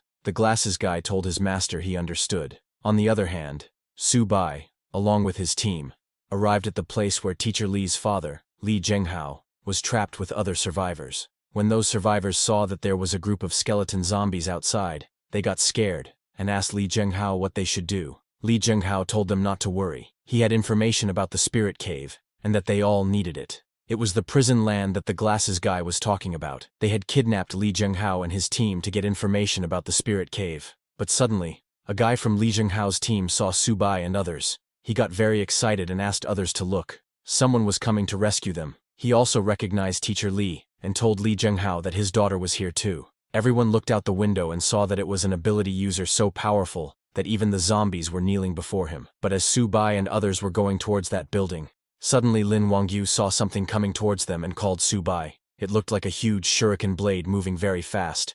Seeing that, Bone Lord immediately came out, telling his master Subai not to panic and to leave it to him. Bone Lord used his huge mace to block that giant shuriken blade, but just as he blocked it, a skeleton ninja came out and kicked him hard, pushing Bone Lord back. That skeleton ninja recognized Bone Lord and was surprised to see that it wasn't dead, and that it even switched sides. Bone Lord stood beside Subai and told the skeleton ninja that this was his new master. He warned the skeleton ninja to get out of his way quickly if he was smart. Seeing Bone Lord's arrogance, the skeleton ninja smiled and asked, "Who are you to command me?" Skeleton ninja ordered his skeleton subordinates to attack them, saying, "Master said, kill them, and you'll be greatly rewarded." When Subai saw that skeleton ninja, he immediately realized that this skeleton ninja was like the Bone Lord, seemingly at the Golden Core realm, but actually just at the peak of Foundation establishment. He took out the sword from before again, and asked Lin Wangyu to watch closely. He threw the sword at the skeleton ninja and used his phoenix cry. The whole sword turned into a fire phoenix and charged at the skeleton ninja. Seeing that fire phoenix, Lin Wangyu got a familiar feeling, but she didn't understand why she couldn't remember anything. When the skeleton ninja saw the fire phoenix, he realized that it was a divine artifact, but it was already too late, and neither the skeleton ninja nor his subordinates could move. Subai knows that there is no need to further exhaust himself. At Foundation Establishment mid-stage, wielding Phoenix Cry, he can already defeat those at the peak of Foundation Establishment. He told Bone Lord that now the skeleton ninja is all his. Hearing that, Bone Lord got very excited, saying that's just what he wanted. He thanked his master for giving him this chance. Bone Lord immediately jumped at the skeleton ninja to destroy him with his own hands. Because of the Fire Phoenix, the skeleton ninja could not escape. It got hit by Bone Lord's mace, and its head went flying. Immediately, a system notification came congratulating Subai for killing a commander-level creature. His experience points increased. Seeing that his experience increased but there was no level up, Subai got a little disappointed. On top of that, the level 4 10,000 Souls banner can still only control one boss-level undead. But Subai didn't think much of it, and asked Bone Lord if it could handle this skeleton ninja's golden body. Hearing that, Bone Lord got surprised. Subai told Bone Lord that maybe it would help him break through to the next level. Hearing that, Bone Lord got very happy and thanked Subai for his grace, saying he would serve him with utmost loyalty, even unto death. Immediately Bone Lord started devouring the skeleton ninja's body. He was laughing at the skeleton ninja because, thanks to joining Master Subai, he survived. Otherwise, it would have been the one getting devoured. As Bone Lord devoured the skeleton ninja's body, its whole body got full of energy. He laughed and told Subai that after consuming the skeleton ninja, its power was now firmly at the Golden Core realm, and if it encountered this blood zombie again, it could take on 10 of them. Seeing that Subai killed the skeleton ninja with one strike, the people trapped in that building got very happy, thinking they were saved. A guy said, "This young man is the most powerful ability user I have ever seen." But suddenly, a shadow landed on top of that building's rooftop, and seeing that, everyone stopped talking. Before they could do anything, that shadow broke the glass window of the building, scaring all the people trapped inside. That shadow was a huge bird-like monster, whose whole body was made of boke. That boke birdman roared and sent out a sound wave so powerful that it broke all the glass windows of the building. As the sound wave went towards Subai and others, Bone Lord came forward to protect them, telling Subai to be careful. When Subai saw that this birdman was a genuine Golden Core realm with full spiritual energy, he got very excited, thinking if he could kill it, he would surely break through to the peak of Foundation Establishment, and the 10,000 Souls banner would also break through to level 5. On the other hand, people trapped inside the building got very scared seeing that it was the Bone Bird Man. They started shouting that they were done for, that they were all finished. They thought even Subai, who slew the skeleton ninja, might be powerless against the Bone Bird Man, because the team of ability users who rescued them earlier killed zombies like they were chickens. But when the Bone Bird Man appeared, they were instantly killed. It took less than 5 seconds. All 12 ability users died without even putting up a fight. After sensing the Bone Bird Man's power, even Lin Wangyu got scared, thinking it was over. They were truly finished. On the other hand, inside the building, when Teacher Li's father saw everyone panicking, he asked everyone to please hold on a bit longer. They must believe in the young man by her daughter Jingya's side. That glasses guy was also there, looking at them from a faraway building. He was the one controlling all those monsters who attacked Subai. He was very excited because his master wanted him to kill Subai, but didn't believe he could. So the glasses guy had decided to kill Subai and show his master. That's why he summoned the Bone Bird Man, a Golden Core realm monster with 5 clones, each with different abilities. He smiled and waited to see how Subai would handle this. When that Bone Bird Man saw that Subai was a Foundation Establishment mid-stage cultivator, he laughed, saying, "Such delicious flesh and blood.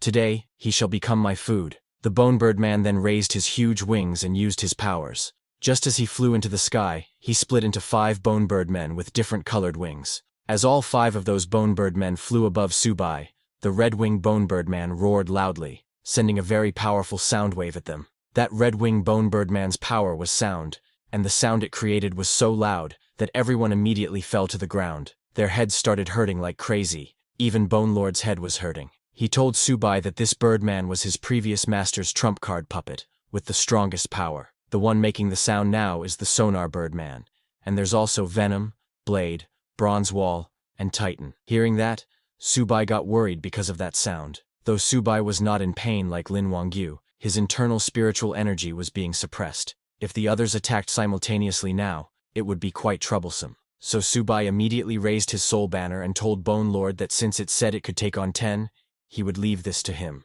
Bone Lord immediately jumped at the Bone Bird Man, telling Subai to leave it to him. Bone Lord immediately jumped to attack the red Birdman, but the yellow Birdman used its huge wings to block his mace. Then the blue Birdman came and shot blade-like wings at Bone Lord. While both of them were fighting, the purple Birdman charged at Subai and the others. When Subai saw it coming, he immediately took out his sword to fight. Just as the purple Birdman got near, Subai used his Phoenix Force sword division technique and swung with full power to attack the purple Birdman. But the purple Birdman quickly stopped himself and then swung mid-air to attack Subai with its sharp wings. Subai ducked down to dodge its wings, but got cut on his arm. Seeing the blood dripping from his arm, Subai realized that this sound wave was too powerful, affecting both his speed and accuracy. His strength was now less than even early Foundation establishment, and he couldn't overuse the Divine Avatar technique again, because using it repeatedly in a short time would shatter his soul. Subai now didn't understand what he should do next.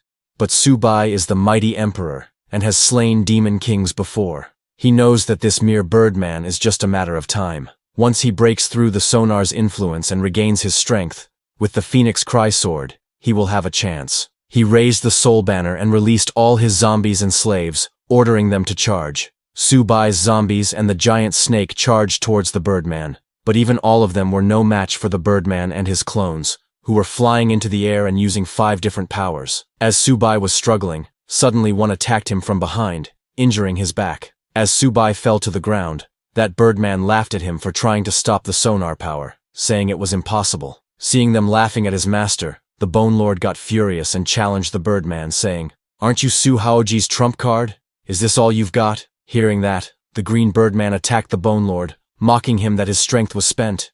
Yet he still tried to talk tough. It told the Bone Lord that even breaking through to Golden Core meant nothing, because under the sonar power everyone was on the ground, unable to fight back. Teacher Lee was very scared to see that this Birdman's one cry made everyone paralyzed. Even the soldiers were scared, saying this skeleton Birdman was an abomination. How could they possibly defeat it? Lin Wangyu said, "It's over. Everyone is going to die here." Seeing their condition, the glasses guy laughed because his master said he couldn't kill Subai, but now Subai was completely defenseless. He told them to enjoy being tortured to death slowly by the Bone Birdman. Seeing them all struggling, Teacher Lee's father came to the window and shouted, telling Subai to stop fighting because he couldn't beat the Birdman. He begged Subai to run, to please take Li Jingya and leave this place. Seeing that there was no way out, annoyed, Subai wondered if he really had to use that move. But before he could do anything, suddenly a strike came flying towards the Birdman.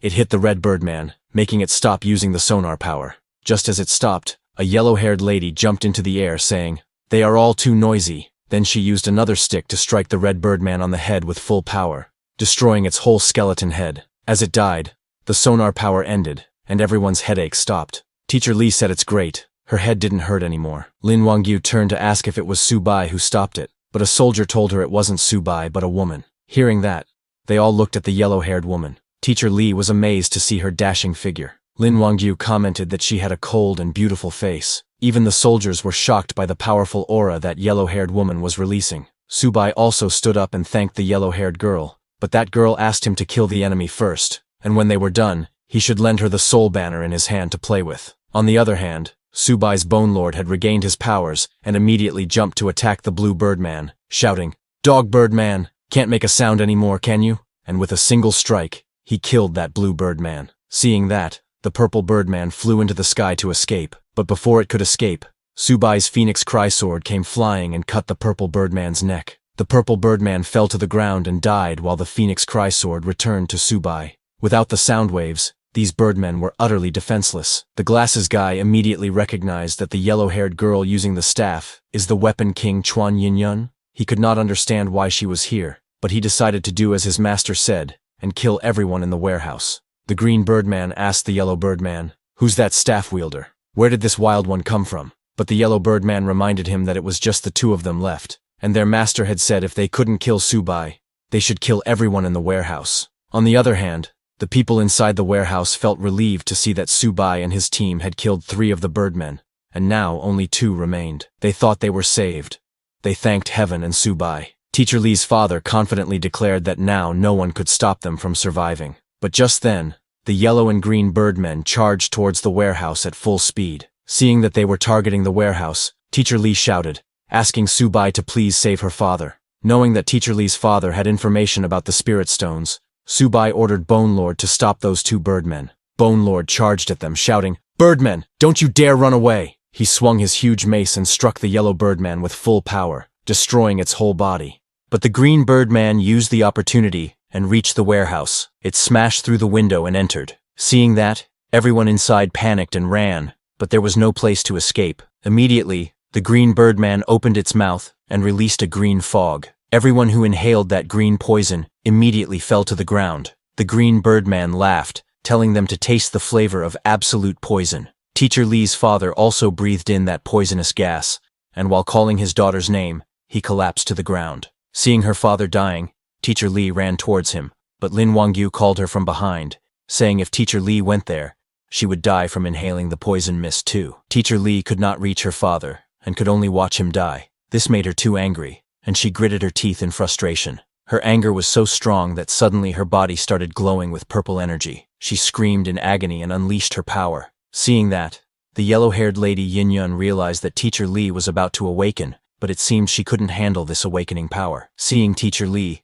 Bone Lord thought that her energy was chaotic, that she might die from her body exploding. When Subai sensed Teacher Lee's energy, his expression darkened. From her energy, he wondered if she had actually awakened this kind of ability. He immediately grabbed the unstable Teacher Lee and flew into the sky, because for him, it was just chaotic energy. As the Immortal Realm Emperor, he had countless disciples, and this was nothing new. It was child's play for him. He raised his soul banner and ordered it to form a barrier around them. As the barrier formed, Subai immediately started channeling his energy into Teacher Lee's body, knowing that with proper guidance, it often yields twice the result with half the effort. When Lin Wangyu saw Subai and Teacher Lee like that, she felt that this scene was too familiar to her. She saw a vision in her mind where she was standing in front, and Subai was behind her, channeling energy into her. Seeing that vision, a word came into her mind: Master. She could not understand why she felt a bit sour seeing Subai and Teacher Lee together. After a few minutes,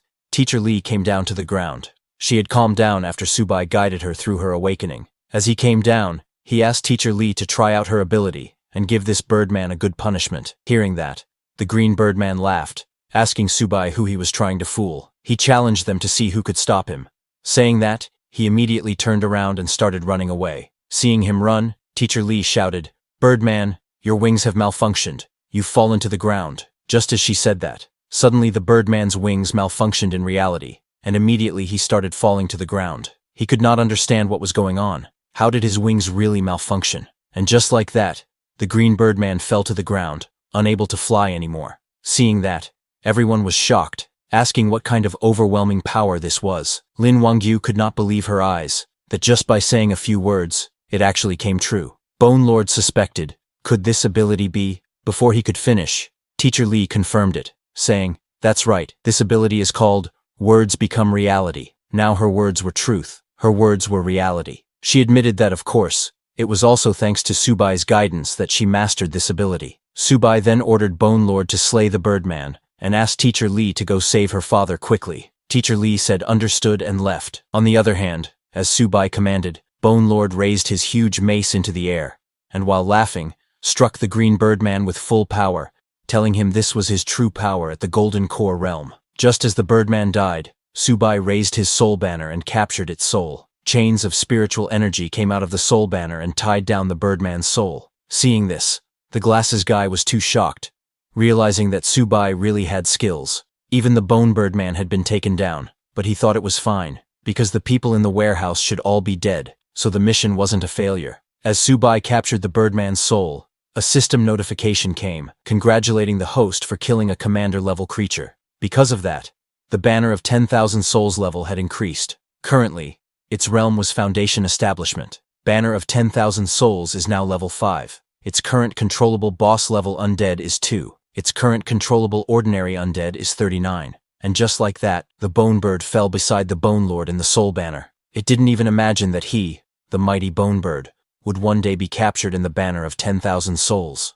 Bone Lord told the birdman that he should consider himself lucky to become a soul in Master's banner, and ordered him to serve their master well. Hearing them talking, Subai looked into the soul banner and asked the birdman if there was a way to neutralize the poison, but the birdman didn't say anything and looked away. This made the Bone Lord angry, and he hit the birdman, asking if he didn't know how to answer when Master asked him a question. He warned the Birdman that he would tear his bones apart. Left with no choice, the Birdman told Subai that if it sucked out the poison, it would naturally dissipate. Hearing that, Subai followed Teacher Lee and went into the warehouse. They ran up the staircase and reached the 3rd floor. Teacher Lee opened the door with a bang and called for her father, who was lying unconscious on the ground. Seeing that, Teacher Lee immediately used her powers and shouted, "Let the poison in Li Zhenghao's body leave his body." But nothing happened. Her powers didn't work, and her father was still lying on the ground. She tried again, but before she could, she suddenly felt like throwing up. She fell to the ground and spewed a massive amount of blood from her mouth. Teacher Lee was shocked to see so much blood.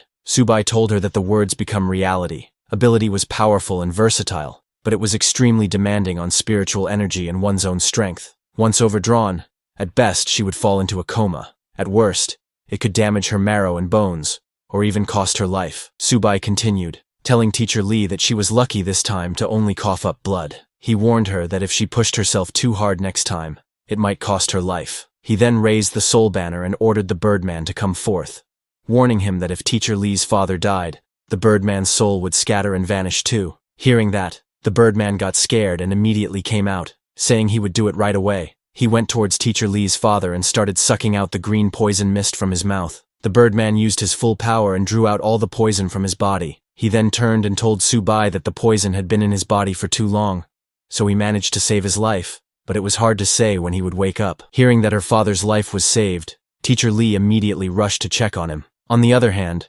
Subai felt a little disappointed hearing that her father wouldn't wake up, because he still didn't know the whereabouts of the spirit stones, and didn't know what to do next. Seeing Subai worried, Lin Wangyu came forward and mistakenly called him master, but quickly corrected herself and said, "Mr. Subai, I can sense that there is an energy body in Mr. Lee's possession." Lin Wangyu found it strange. Why did she keep blurting out master recently? She wondered what exactly her relationship with Subai was. On the other hand, Subai went to check Teacher Lee's father, and to his surprise, her father really had a spiritual crystal in his possession, and it was a high-grade crystal. Seeing that, Subai was shocked, because in a world without spiritual energy, there existed high-grade spirit stones. He took that crystal and asked Lin Wangyu to hold on to it and see if she could sense anything. Lin Wangyu took the crystal and started sensing its energy nearby. After a few seconds, she opened her eyes in shock. She pointed in a direction and told Subai she could sense something. This stone originated from that direction, probably about 20 to 30 kilometers away. Hearing that, Subai immediately turned around and asked Lin Wangyu to let's go, saying they were heading east. Teacher Lee told Subai that she needed to take care of her father, so she wouldn't be able to go with them. Understanding her situation, Subai didn't say anything, and turned to leave, but was stopped by the yellow-haired Yin Yun. She asked Subai if he remembered what she said before. Subai replied that she wanted to borrow his weapon for a bit. Yin Yun said yes. Subai said take it, and threw the soul banner to her. Yin Yun caught the soul banner. She was surprised to see that she asked Subai for a weapon, and he gave it without any hesitation. She had the power that could help her absorb the spirit from weapons to enhance her own strength. She smiled and decided to absorb it first, and think about it later.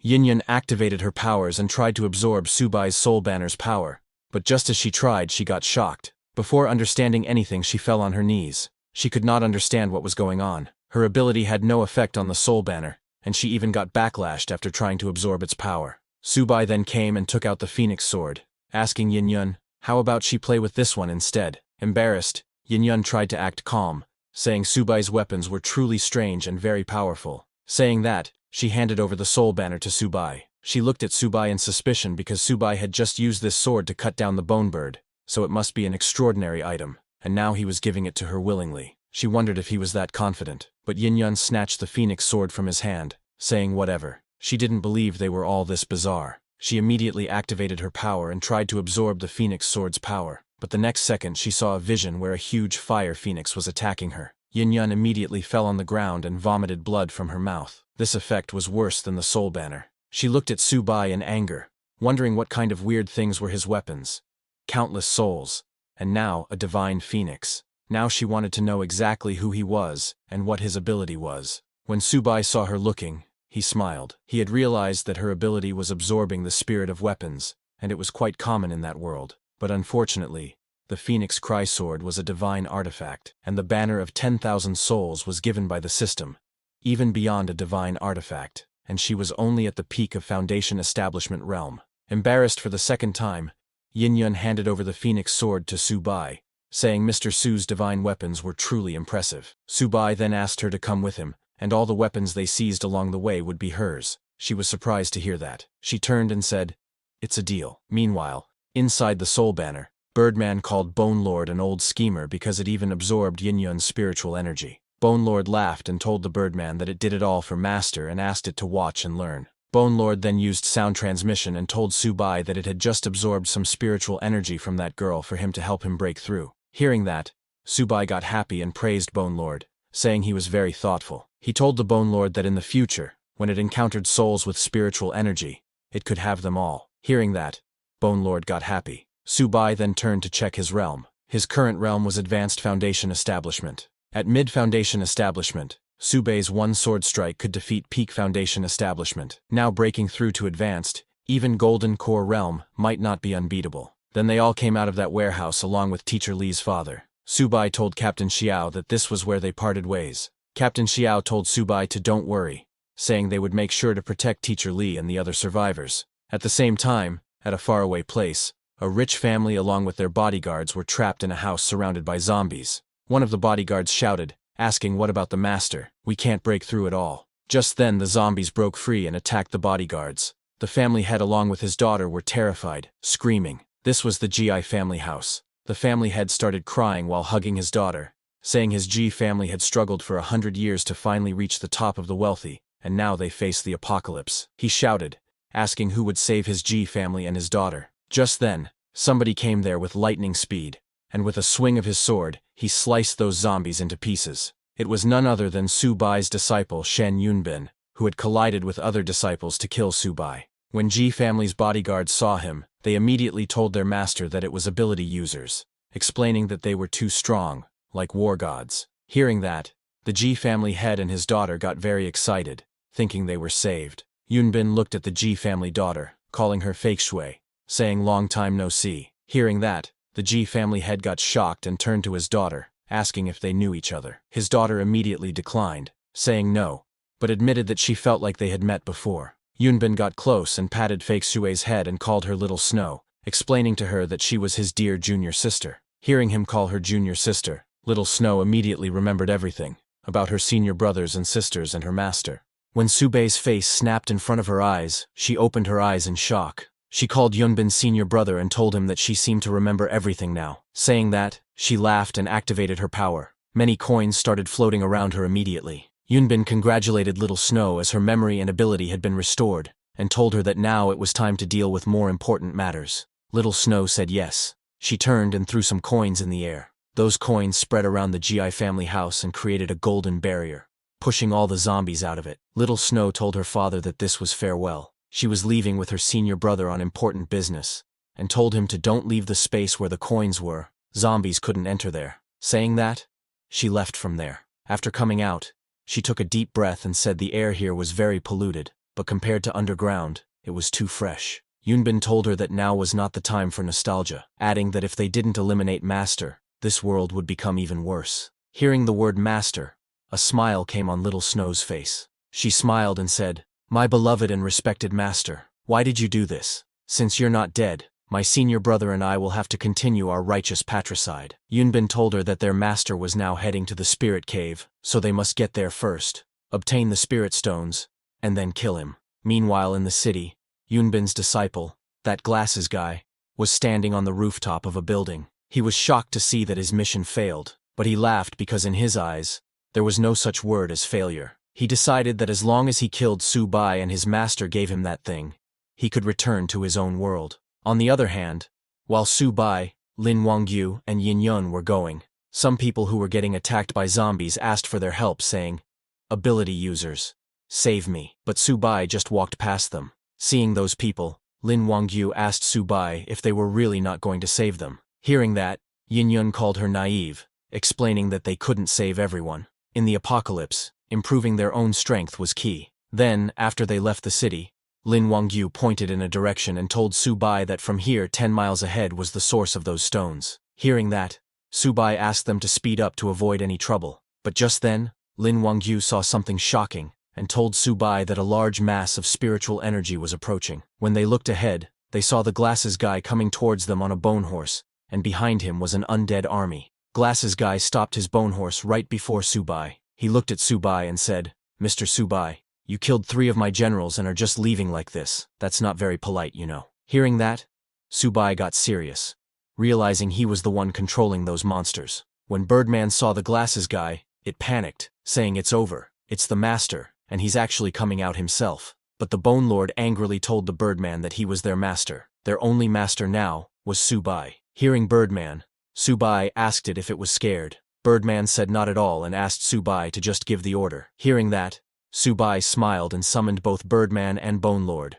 ordering them to go and test the enemy's strength. Seeing them coming, Glasses Guy laughed, saying how presumptuous. He called the Bone Lord and Birdman, asking if they had forgotten his tireless teachings. How dare they draw their weapons against him? Just as he said that, the ground below Bone Lord and Birdman broke, scaring both of them. Immediately the whole surrounding changed. The Bone Lord and Birdman flew onto a piece of land in the air and sat on the ground all scared. Seeing that, Yin Yun got shocked, saying this guy's voice had some kind of ability to interfere with people's minds. Subai immediately realized that it was a mental interference ability, and asked everyone to cover their ears. But Yin Yun didn't listen to Subai and jumped to attack the Glasses Guy, saying what's so great about that. She raised her staff to attack, shouting, "Eat my staff, you bastard." Seeing her, the Glasses Guy laughed, saying, "Such a beautiful young lady. How can you be so crude?" Saying that, he used his power on Yin Yun. Before Yin Yun could get near him, her mind got hit. She immediately fell in front of the Glasses Guy, unable to do anything. Her personality changed completely, and she started crying like a baby, calling her mama. Seeing her like that, Subai used the Soul Banner to communicate with Bone Lord, asking it if the Glasses Guy could create illusions too. Bone Lord told Subai that the Glasses Guy's entire body was full of mental control realms. His voice, his eyes, even every pore and cell. Hearing that, Subai smiled, saying mental control, quite an impressive ability. However, blocking mental control wasn't that difficult. Subai then swung his hand in the air and used a technique. He gathered spiritual energy from the surroundings and created an energy layer over his body. This energy layer covered Subai's whole body along with his head and arms. When the Glasses Guy saw Subai blocking the perception of every part of his body, he laughed and asked, "How will Subai fight then?" But just as he completed his words, Subai immediately attacked him with the Phoenix Sword, telling the Glasses Guy to worry about himself. The Phoenix Fire hit the Glasses Guy, burning his whole body. He screamed in pain. Subai looked at him with a serious expression, because he saw through the Glasses Guy's acting. Glasses Guy mocked Subai, laughing, saying, "Can't catch me, can you?" He told Subai that he had seen all his tricks. They were nothing special. Besides, did Subai really think he was helpless, just because Subai had blocked the perception of every part of his body? Glasses Guy called his skeleton warriors and ordered them to farm ranks. Immediately, Glasses Guy's skeleton warriors surrounded Subai, Lin Wangyu, and Yin Yun. Both Lin Wangyu and Yin Yun fell on the ground crying. Lin Wangyu also fell into an illusion, seeing Yin Yun as her child. She hugged Yin Yun, asking her to don't cry. Seeing that, Bone Lord panicked and told Subai that they had entered Glasses Guy's domain, explaining that he had set this place up in advance, and once they entered this domain, they couldn't escape his mental control. Just as Bone Lord said that, Subai also fell into Glasses Guy's domain. He found himself in his own world, cultivating in the air while his disciples were sitting in front of him. Subai's 5 female disciples were looking at him while their master, Subai, had completely stopped moving. Seeing that, Glasses Guy laughed, telling Subai that even with his impressive strength, he had still fallen when he met him. Glasses Guy decided to see what was actually in Subai's illusion. He entered Subai's illusion where he saw Subai teaching his disciples. There was Yunbin too. Subai told Yunbin that every detail must be perfect. A tiny error can lead to a huge difference. Yunbin said yes, master, and followed his words. When the Glasses Guy saw Yunbin, he got shocked. He recognized that this was his master. Glasses Guy's jaw dropped when he found out that his master was actually Subai's disciple. He got too confused, wondering who on earth was this Subai. Why did the master want to kill his own teacher? While Glasses Guy was lost in his thoughts, suddenly Subai turned around and looked directly at him. This surprised the Glasses Guy. Subai laughed, asking, "Have you finished watching? So you're Shen Yunbin's lackey?" Glasses Guy got shocked seeing that Subai had independent consciousness. Subai didn't reply to him and took out the Phoenix Sword. He gathered fire in the sword and used his Phoenix Cry Sword 3rd form, breaking the classic, and swung at the Glasses Guy, cutting him in half. The illusion broke and the Glasses Guy fell on the ground. Subai asked the Glasses Guy if he thought he was just simply swinging his sword. Subai told him that he was not cutting him, but his illusion. He pointed his sword at the glasses guy's head, angry that he had repeatedly offended him just for Shen Yunbin. Subai now started to wonder if everything behind this was all Shen Yunbin's doing. He grew furious because he had treated Shen Yunbin like a son, yet he conspired and backstabbed him. But even when a sword was pointed at him, the glasses guy was laughing. Immediately 2 skeleton warriors came from behind to attack Subai. Subai turned and cut down those skeletons with his phoenix sword, but the glasses guy used this opportunity to escape, laughing and saying, "So what if you've broken my illusion? You still can't catch me." He put some distance between him and Subai, and then turned around. He took out sharp blades, telling Subai that he could dominate this apocalyptic world, not just relying on illusion techniques. He threw those sharp blades at Subai, saying killing the master's teacher. Just thinking about it is exciting. Seeing him attacking, Subai smiled and asked Bone Lord if they understood the glasses guy's weaknesses. Bone Lord and Birdman replied that they did. Hearing that, Subai said very good, and summoned both Bone Lord and Birdman, telling them that he was leaving the glasses guy's soul consciousness to them. Just as Subai said that, both Bone Lord and Birdman came out of the soul banner and charged at the glasses guy. Seeing them coming, glasses guy grew angry and shouted, "Bone Lord, you dare to face me in combat." He threw more blades at Bone Lord and Birdman, telling them to come back after training for another 100 years. But the Bone Lord blocked all the blades of the glasses guy, saying he looked down on others too much. Birdman used his wings to deflect all the blades, telling glasses guy that he should reassess after 3 days apart. When the glasses guy heard that, he realized that something was off. He used his senses and got shocked to feel Bone Lord and Birdman's aura. Both Bone Lord and Birdman jumped to attack the glasses guy. Still in shock, glasses guy asked if they had broken through to the Golden Core realm. How was that possible? Birdman used its legs to attack the glasses guy, telling him that following the new master, it ate 6 meals a day. Bone Lord attacked the glasses guy with its giant mace. Bone Lord laughed, telling the glasses guy that reaching Golden Core was normal now. He asked glasses guy to surrender, saying he was no match for his master. Hearing that, glasses guy laughed, calling Subai a petty man in power. He used the blade fans in his hands and with full power pushed both the Birdman and Bone Lord,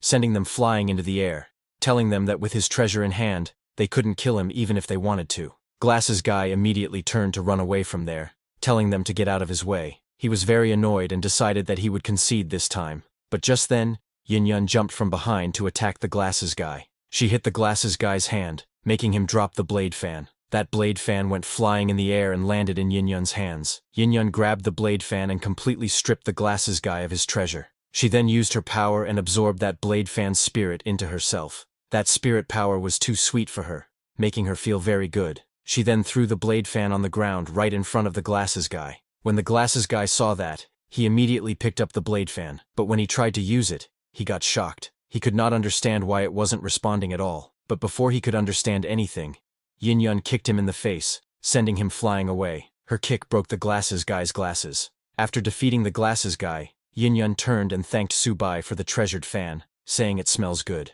After the glasses guy was defeated, both the Bone Lord and Birdman came running to him. Both Bone Lord and Birdman used their giant mace and kicks to finish off the glasses guy. Bone Lord grabbed the glasses guy's corpse, laughing, saying, "Old master, I'm going to eat your soul now." But before he did, the Birdman attacked the Bone Lord, asking to let him eat because he hadn't eaten before. Bone Lord pushed the Birdman saying, "Go away, you are new here. Why are you butting in?" Hearing that, Birdman started fighting the Bone Lord, asking him to let him go first or he would chop him up. But Bone Lord told it to stop boasting, asking if it wanted to have a go. When Subai saw them fighting, he just told them to split it in half. Hearing their master's command, they finally stopped and agreed to split it in half. As the Bone Lord was splitting the soul of the glasses guy with Birdman, it wondered how Subai knew it was aware of the glasses guy's weakness. This made the Bone Lord realize that his new master was far smarter than the glasses guy, and so he should better behave himself. Both Bone Lord and the Birdman then absorbed the glasses guy's soul. Immediately the Birdman shouted in excitement,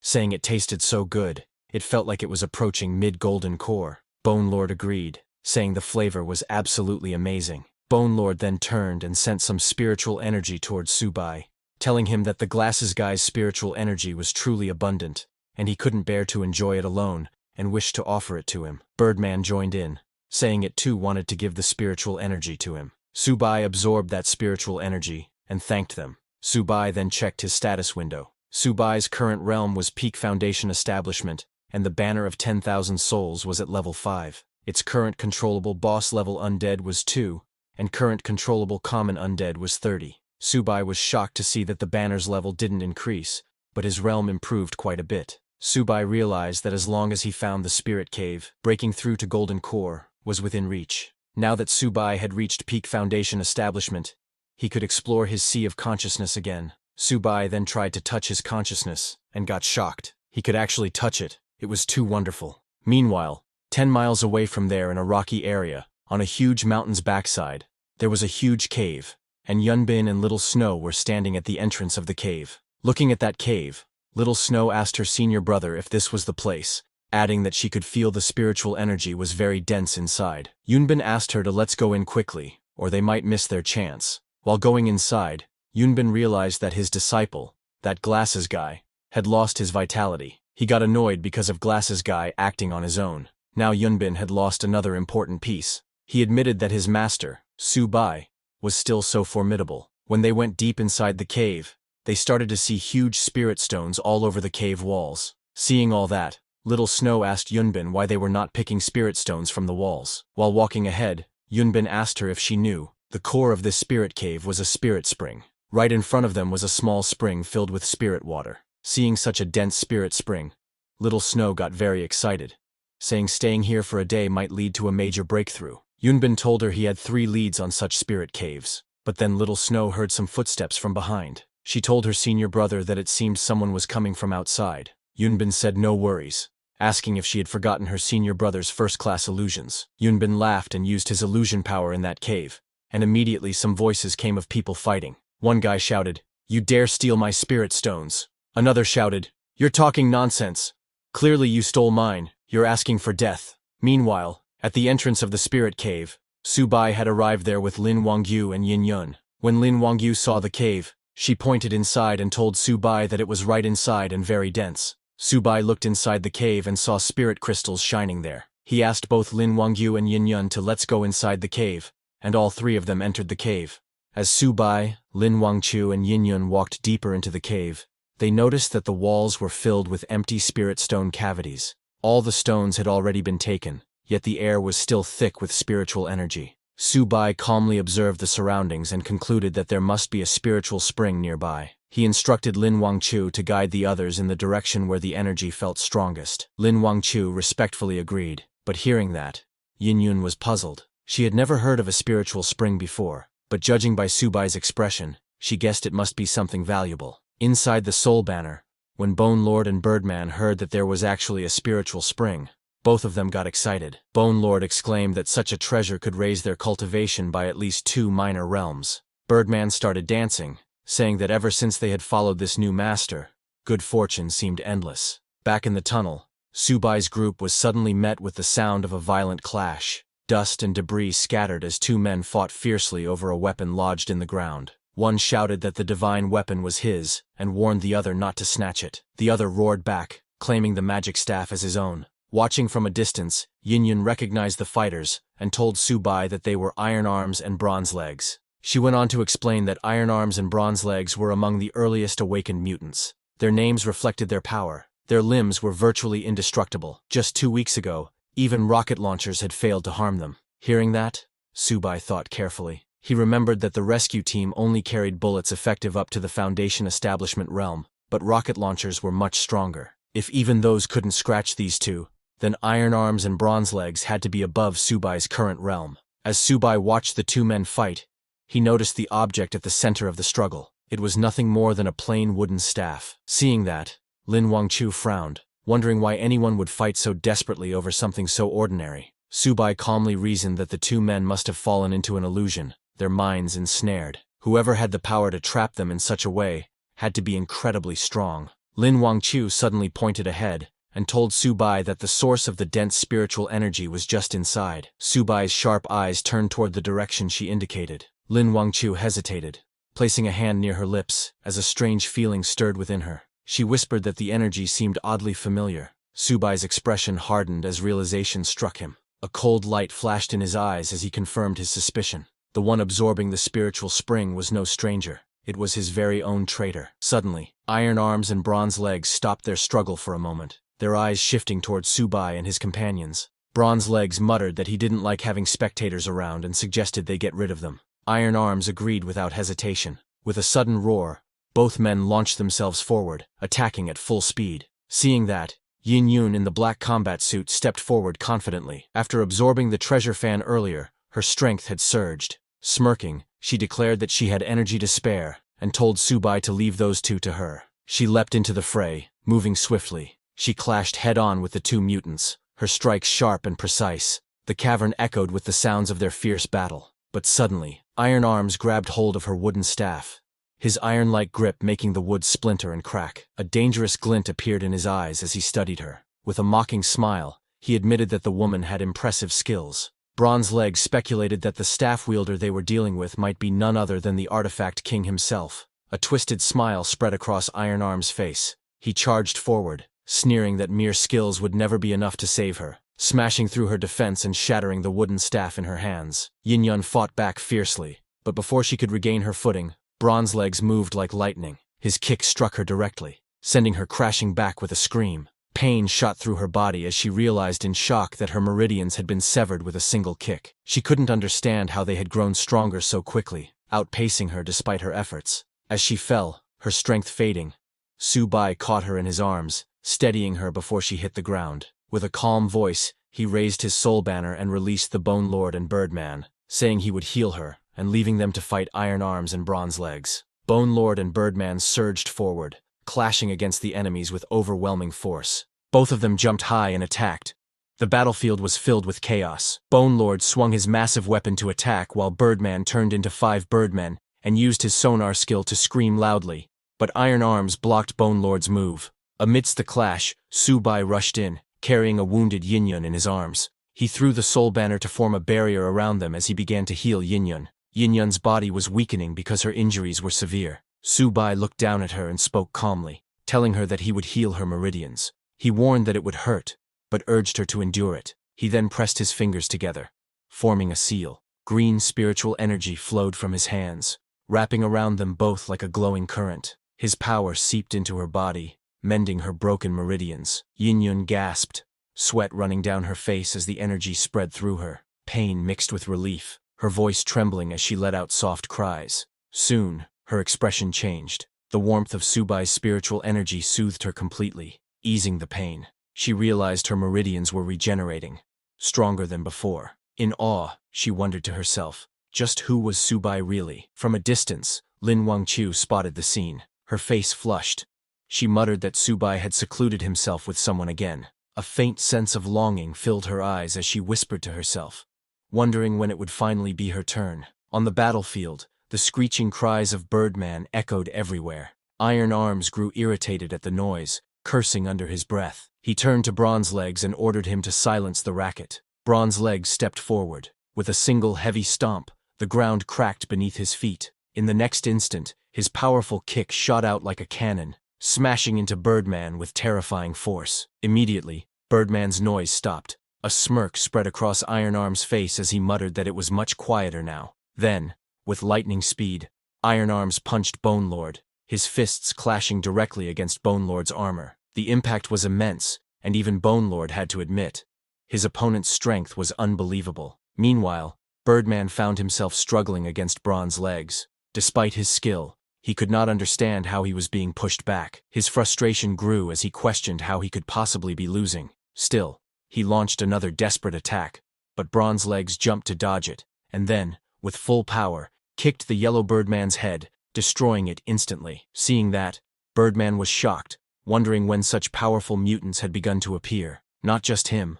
Iron Arms was also attacking Bone Lord fiercely, slamming his blows against the massive warrior. Bone Lord grunted in pain, muttering about his old bones as he struggled to withstand the assault. Then all the Birdmen attacked Bronze Legs together, mocking him, saying he couldn't kick them because they had wings to escape with. Meanwhile, deep within a glowing cave pool, Yunbin and Little Snow sat in the water. Little Snow listened to the distant rumble of battle, and commented that the fighting outside was growing intense. She also sensed a presence that felt strangely familiar. Yunbin opened his eyes, his tone calm but certain. He told her that the presence was none other than their dear master. Realization struck her, and she quickly urged that they needed to break through faster. for their master was already near. Meanwhile, on the battlefield, Subai called back his soul banner while holding Yin-yun beside him.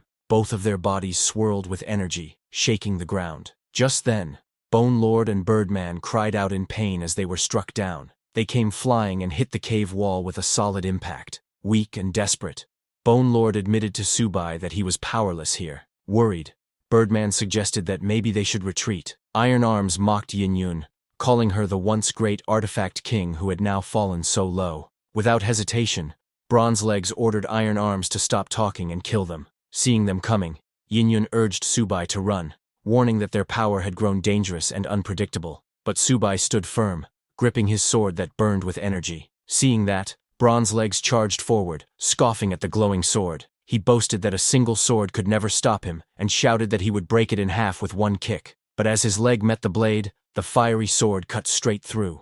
Bronze Legs screamed in shock, grabbing his bleeding leg. His eyes widened in disbelief as he cried out that this couldn't be happening. Seeing that, Bone Lord and Birdman shouted with excitement. They declared that their master's sword was no ordinary weapon. It was a divine blade. Not even the strength of Iron Arms or Bronze Legs could withstand its power. With great zeal, they praised their master, chanting that all should hail the sovereign. Bronze Legs, cloaked in black, suddenly cried out that he surrendered, yet he arrogantly added that if he chose to flee, no one could possibly stop him. Hearing that, Subai only smiled calmly and took out a rope from his inventory. Without hesitation, he lashed out the rope. The strike was swift and precise, binding the fleeing Bronze Legs. Bronze Legs fell hard to the ground, groaning in pain as he was dragged back. Desperately, Bronze Legs struggled against the ropes, but no matter how much force he used, the bindings held firm. Damn it, he thought, panic filling his chest. What kind of monster is this? It's like crashing into an iron wall. Seeing that, Yin-yun was shocked, realizing that despite Bronze Legs' strength being equal to hundreds of thousands of pounds, he could not break even a single thread. Subai stood tall with the rope still in his hand, his calm expression making the struggle of his opponent seem meaningless. He then gripped the rope tightly in his hand, and Bronze Legs screamed in fear. Subai explained that the rope he held was normally used to tie up his ox, but today, it would be used to bind his opponent instead. He told him to consider it an honor. Seeing Bronze Legs tremble, Yin-yun, in shock, questioned Subai. What kind of ox would need such a rope?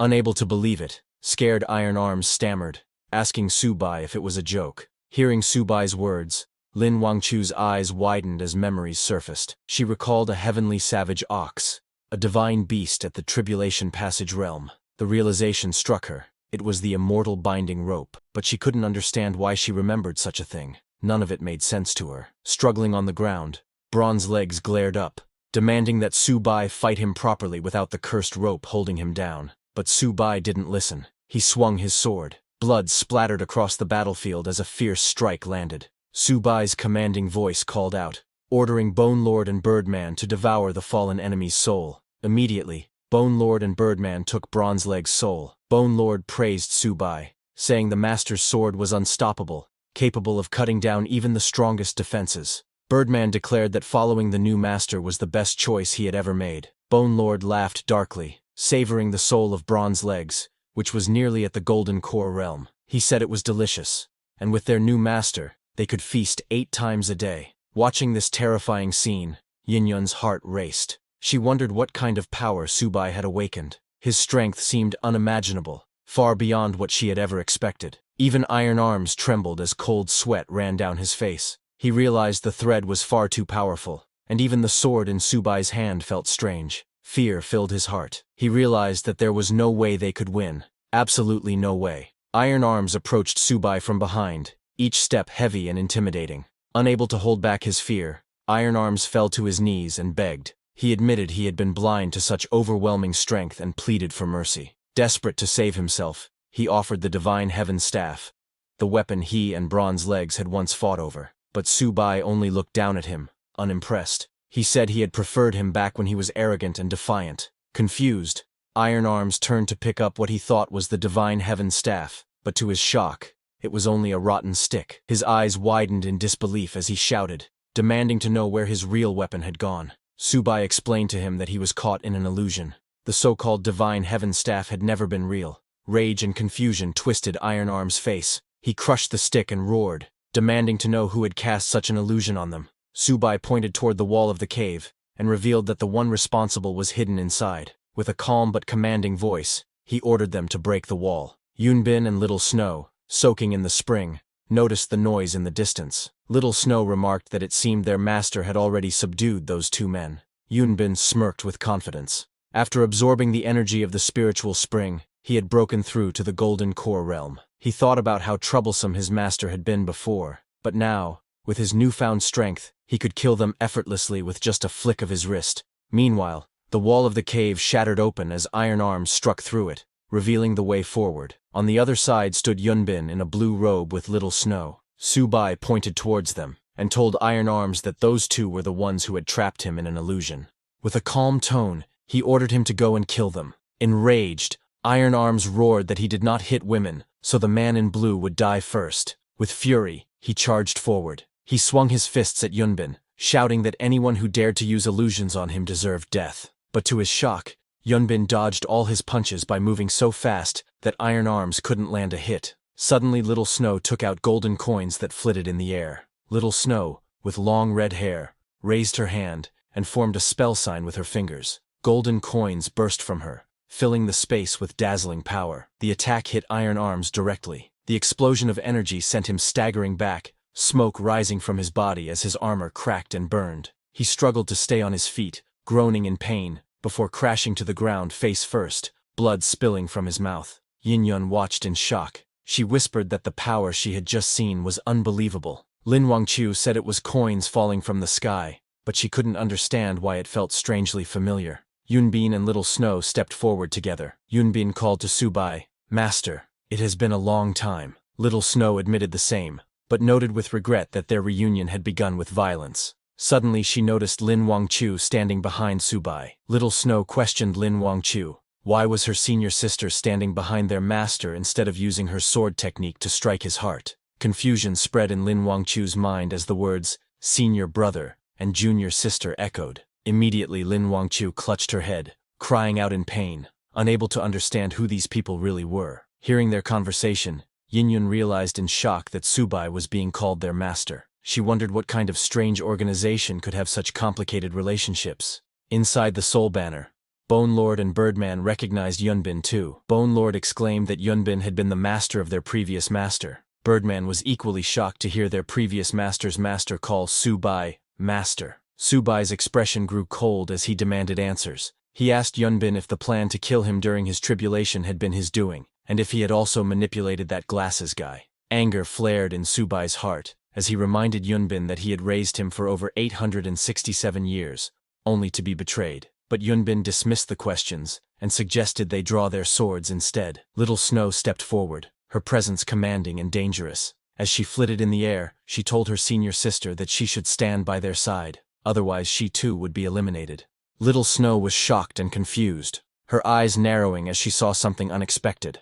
Lin Wangqiu, standing confidently with determination, had stepped forward to protect Subai. Little Snow was stunned because she hadn't expected such defiance. The air grew tense as they faced each other. Little Snow shouted angrily, demanding if Lin Wangqiu even knew the kind of terrible things the Subai she was protecting had done. But Lin Wangqiu, standing firm, glared back and replied that from her point of view, they were the true wrongdoers. Her voice was filled with conviction. Even though she hadn't known Subai for long, Lin Wangqiu declared her faith in him. She shouted that if anyone wanted to harm him, they'd have to go through her first. Her courage infuriated Little Snow, who snapped back in rage, summoning her coins of power and shouting that Lin Wangqiu was asking for death. Just then, Yin-Yun suddenly jumped in front of Lin Wangqiu, blocking the incoming attack with swift movements.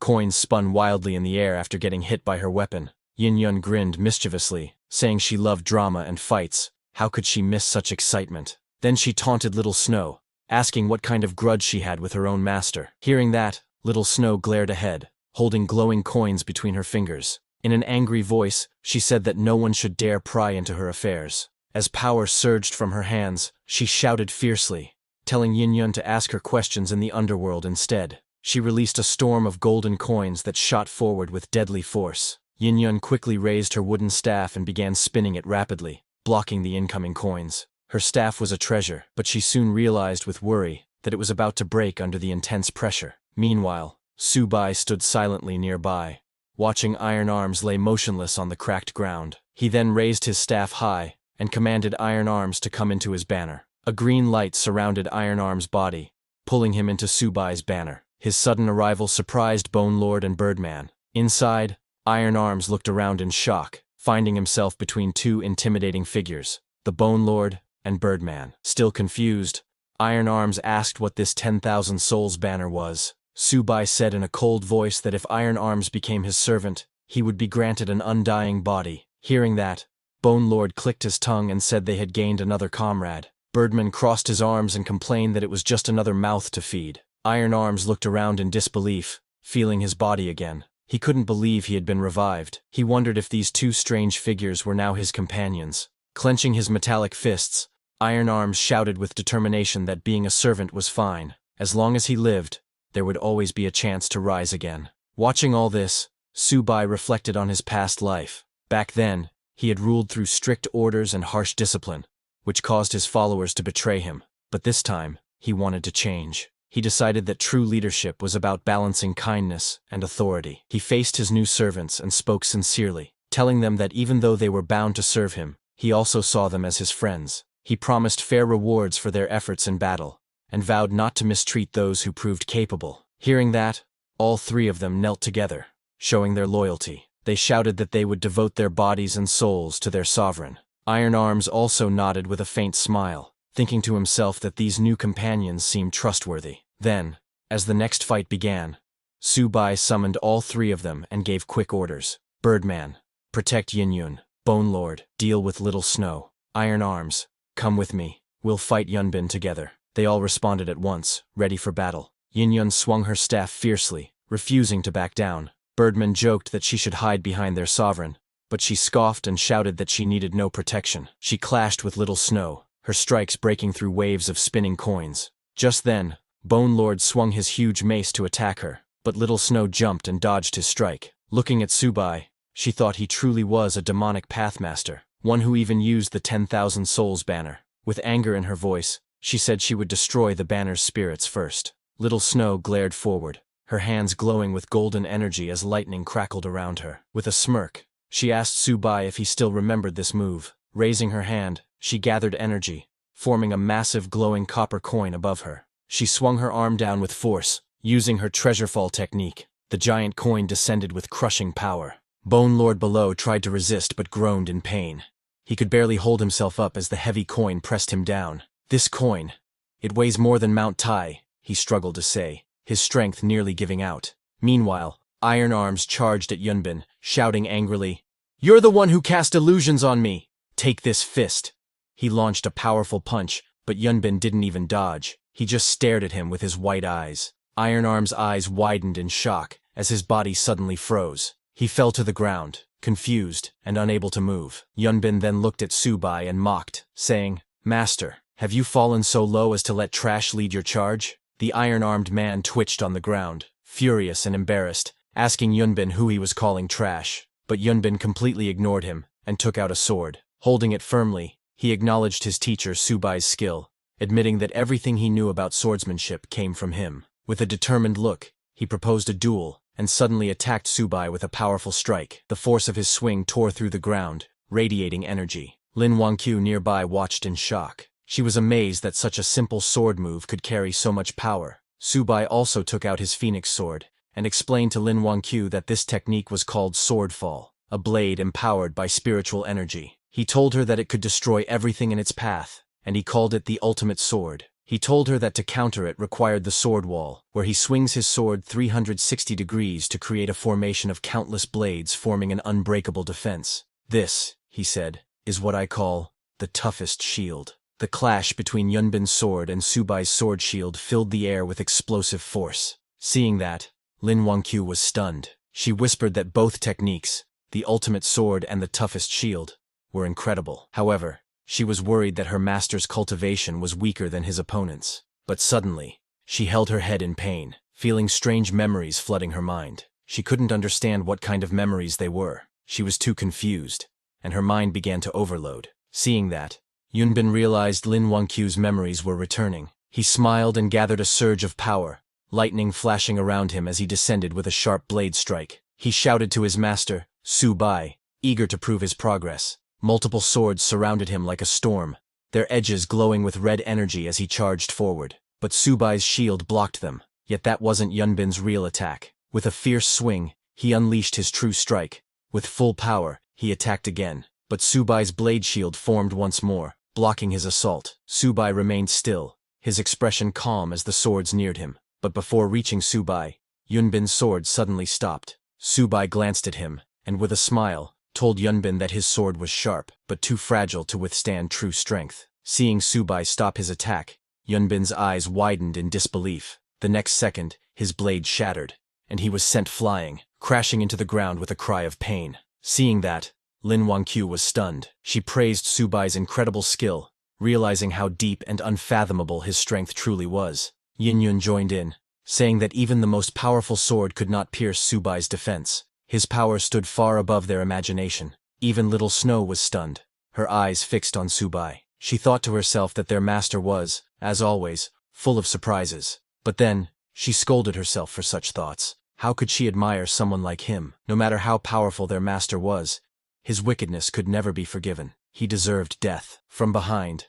Bone Lord, still buried under Little Snow's silver coin, let out a mocking laugh. He told her she could say whatever she wanted, but deep down, Su Bai would always remain her master. But suddenly, Yunbin, who was on the ground, grinned. He asked Su Bai, didn't he teach him that in battle, everything is fair? Saying that, Yunbin called back all the pieces of his broken sword that had fallen behind Su Bai. Su Bai was shocked by his move, and looked back, but it was already too late. Before he could fully dodge, those sword pieces struck, and a sharp cut sliced across his face, leaving a thin trail of blood. His eyes widened in surprise. He turned to Yunbin and shouted angrily, "Wretched disciple!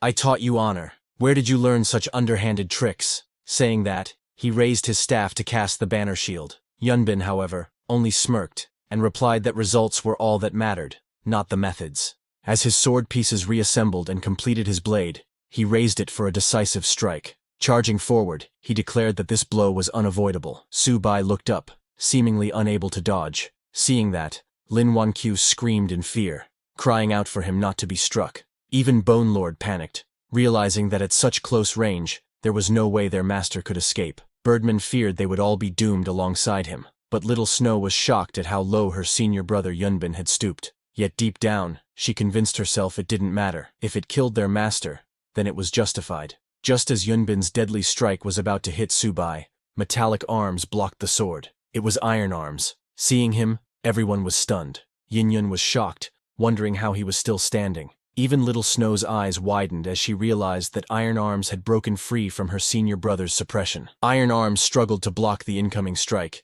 gritting his teeth as sparks of lightning erupted from the clash. Sweat dripped down his face as he groaned in pain, trying to hold his ground. Yunbin stared at him in disbelief. He couldn't comprehend how a simple mutant from this world could resist his golden core-level suppression. Gathering his strength, Iron Arms clenched his fists tightly and shouted with determination. Though he resented being bound as a servant, he couldn't stand idly by, not against the one who had once killed him, and not when his current master believed in him. Summoning all his power, he roared, vowing to fight with everything he had. With his iron fist, he struck forward, declaring that his fists would never bow to anyone's commands. With a powerful blow, he sent Yunbin crashing into the ground, the impact shaking the battlefield and scattering debris everywhere. Seeing that, Bone Lord grew motivated, and his body began to heat up. Energy surged through him as he stood up. With a thunderous roar, he declared his name, saying he would break free. His glowing eyes flared with determination as he raised his arms and lifted Little Snow's silver coin. Little Snow, standing nearby, stared in shock, realizing that a ghost had broken free from her treasure-fall coins, something she thought impossible. Before she could react, Birdman descended from behind, telling Bone Lord it had his back and urging him to attack together. Bone Lord and Birdman roared in unison, unleashing a surge of power as they charged toward Little Snow, ready to strike. Seeing them coming, Little Snow got angry, annoyed by their vulgar words. She muttered that their foul mouths were both amusing and irritating at the same time. With determination, she raised her glowing coin and clashed head-on with Bone Lord. Their powers collided in a burst of light, the impact sending shockwaves rippling through the area. Meanwhile, Yunbin, though injured, stood firm on the cracked ground. Admitting that breaking free from enslavement showed how impressive Iron Arm's strength was, he then, with cold fury, promised that next time, he would make Iron Arms beg for death. He raised his sword, creating multiple shining illusions. 48 shadow swords in total, each one as deadly as a real blade. Iron Arms tried to block, but the overwhelming assault sent him crashing into a rock wall. He coughed in pain, unable to withstand the storm of strikes. Then, out of nowhere, a glowing rope shot through the air. Yunbin's eyes widened in shock as he recognized it. The immortal binding rope, something strong enough to restrain even sky oxen. He couldn't understand why such a powerful item was here. Before he could react, the rope wrapped tightly around his body, binding him completely. Behind him stood Subai, holding the rope firmly, ready to strike again. Seeing Yunbin restrained, Iron Arms thanked Subai respectfully before turning toward Yunbin, who was still bound tightly by the rope. Gathering power in his fist, he charged forward with determination. His expression turned fierce as he punched Yunbin with full force, sending him flying backward. Without giving Yunbin time to react, Iron Arms unleashed a flurry of punches, striking repeatedly with incredible speed. Each hit landed powerfully, shaking the ground beneath them. Watching from a distance, Lin Wangqiu cheered loudly, saying she saw everything. Yin Yun smirked confidently. She believed Iron Arms' fists would completely crush their foe. But suddenly, Iron Arms stopped as he noticed something strange. The body of Yunbin started to look unusual. His skin seemed rough and lifeless. Kneeling down, Iron Arms frowned and said something felt wrong, because Yunbin didn't look human anymore. He looked like clay.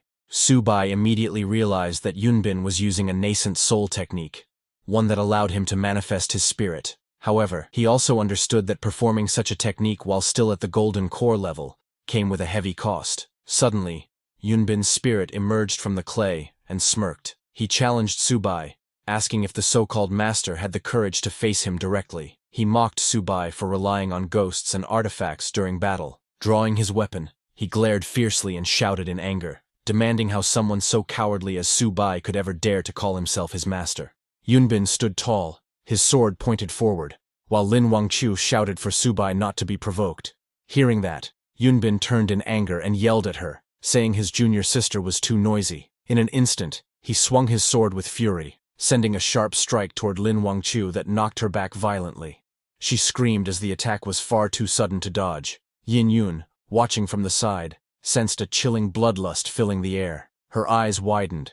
She could feel the killing intent behind that sword strike. Nearby, Bone Lord clenched his weapon tightly, realizing the power of the attack. He muttered that even he couldn't block such a sword and feared the worst, thinking the master's woman was doomed. However, before the sword could reach its target, Subai swiftly reacted and threw his sword. Seeing that, Yunbin laughed, saying the sword that was thrown couldn't possibly block his attack. Just then, a golden coin-shaped artifact flew through the air, glowing brightly. It intercepted the attack, shattering the sword's momentum and saving Lin Wangqiu just in time. Seeing that, Yunbin's expression twisted in disbelief, and he looked back. From behind, Little Snow stepped forward, reminding Yunbin that the one he attacked, Lin Wangqiu, was their junior sister. But Yunbin only glared back coldly, saying that a junior sister who protected the master was useless to him. Hearing that, Little Snow stared at him in disbelief, unable to comprehend what she had just seen. Her senior brother had actually attacked their junior sister. His actions felt foreign and unfamiliar, as if he were no longer the person she once knew. Realizing what he had done, Yunbin looked startled and quickly tried to calm himself. He admitted that he had lost control in the heat of the moment. He turned to Little Snow and thanked her for blocking the sword. He said that if not for her, he might have seriously injured their junior sister, Wangqiu, and couldn't have forgiven himself. Hearing that, Little Snow looked at him with softer eyes, thinking that he was still the senior brother she respected. As they were talking, a loud splash echoed as Subai's sword plunged into the spirit spring. Everyone watched in shock as ripples spread across the surface. Yin Yun gasped, realizing that Subai hadn't blocked the sword for Lin Wangqiu. Instead, he had thrown it into the spirit spring. Bone Lord questioned the purpose of such an act, something he had never heard of before. Even Yunbin let out a mocking laugh, facing Subai with a twisted grin. He asked if his master had gone mad, his tone filled with disbelief and ridicule. But as he stood by the spring, suddenly the water rippled strangely. His sharp gaze followed the disturbance as the surface began to tremble. Suddenly, the spirit spring's surface erupted in blinding light as a massive burst of fiery energy shot upward. From within the explosion, a majestic phoenix made of golden flames emerged, spreading its wings wide and illuminating the entire canyon. The onlookers stared in shock. Its power was overwhelming. Birdman was shocked to see a real phoenix. Bone Lord trembled, realizing it wasn't an illusion, but a real phoenix carrying an aura from ancient times. Yin Yun stared at the fiery creature, wondering if it had come from the sword. She remembered trying to absorb that very sword before, and smirked at the thought. Seeing the phoenix, Yunbin was stunned. He couldn't believe a phoenix of such scale had manifested. The spiritual energy in this world shouldn't have been enough to summon something this powerful, yet the impossible was happening before his eyes. The spirit spring glowed brightly under the wings of the fiery phoenix that soared above it. Subai stepped forward and told them that a spirit spring shouldn't exist in a world with such weak spiritual energy. But if it did exist, it must mean the spring had a guide. He continued explaining that there were only two substances capable of guiding spiritual energy: the spirit rhinoceros crystal and the guiding mist. Since the guiding mist was condensed from pure spiritual energy, something that shouldn't exist in this world, the only possibility was the spirit rhinoceros crystal. Lin Wangqiu seemed thoughtful, as Subai mentioned that the spirit rhinoceros crystal was useless to humans, but extremely valuable for nurturing divine weapons, one of the top 3 substances for that purpose. Little Snow watched her master, and couldn't help but admire him. Even though he had committed countless wrongs, his wisdom and insight still fascinated her deeply. The phoenix above them spread its wings wide, blazing with divine fire. Its golden flames filled the sky as it shot a fireball toward the ground, engulfing everything in searing light. Yunbin tried to withstand the heat, but the phoenix's fire was overwhelming. The holy flames were so intense that even coming close made one feel like melting. He called it the Flame Phoenix Holy Fire, a power so fierce that even a single touch could dissolve everything it touched. As the fiery phoenix raged across the battlefield, Yunbin realized their situation was hopeless. He shouted for Little Snow to retreat, admitting that they couldn't win against such power. They turned to flee, but before they could escape, a whip-like weapon lashed out from Subai's soul banner, binding Yunbin tightly. The immense force pulled him down, the ground shaking beneath him as he struggled to break free. The flames surrounded him, and the intense heat made it difficult to breathe. But suddenly, Yunbin's body turned into clay, and he escaped from the whip. As he ran away, his face twisted in frustration, and he muttered under his breath that his master had managed to survive yet another day. Seeing that, Yin Yun questioned why Subai didn't chase and finish them off. Lin Wangqiu agreed with her, saying that missing such a chance would make things harder in the future. Subai, still holding his sword, looked at the fading flames and calmly replied that nurturing a divine weapon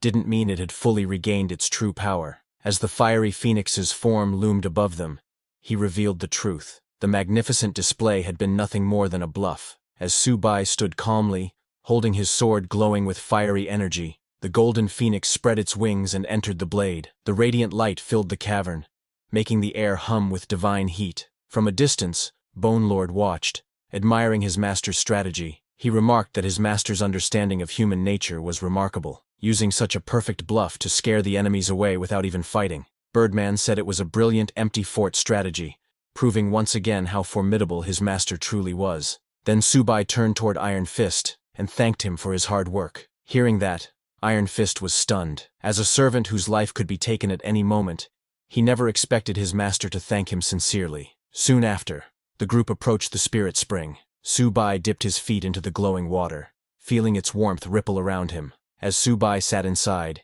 he told the others to join in, explaining that 1 hour in the spirit spring was equal to 3 months of cultivation. Hearing that, Yin Yun's eyes sparkled with excitement. She couldn't believe what she heard and exclaimed in joy, realizing that despite being the mighty weapon king, she had only been protected during the battle. Now, she had a chance to grow stronger. Determined, she shouted that she needed to break through and hurriedly jumped toward the spring, declaring loudly that she was coming. But as she leaped toward the spirit spring to jump in, Subai calmly explained that the spring wasn't ordinary. It was a non-Newtonian fluid, soft when touched gently, but hard when met with force. Before she could process his words, she hit the water's surface with full force. The surface instantly hardened, and she crashed painfully onto it with a loud thud, letting out a cry of pain. Lying on the water's surface, she groaned in frustration, scolding Subai for not warning her earlier. The others sat nearby watching her, some amused, others silent. Determined not to lose face, she pushed herself up, muttering that she wouldn't fall for anyone's smooth talk. Meanwhile, Bone Lord and Birdman soaked in the spirit spring nearby, steam rising around them. They let out satisfied sighs, saying it felt like millions of ants were crawling through their bones and that their nerve cells were growing rapidly. At a distance, Iron Fist watched Subai quietly. He thought about how strange it felt to serve someone after being his own master for so long, but to his surprise, he realized that following Subai didn't feel bad at all. Inside the spring, Yin-Yun relaxed as the warmth spread through her body. The pain she had felt before disappeared, replaced by a tingling sensation. Her eyes glimmered as she sensed her power stirring once more. She was on the verge of a breakthrough.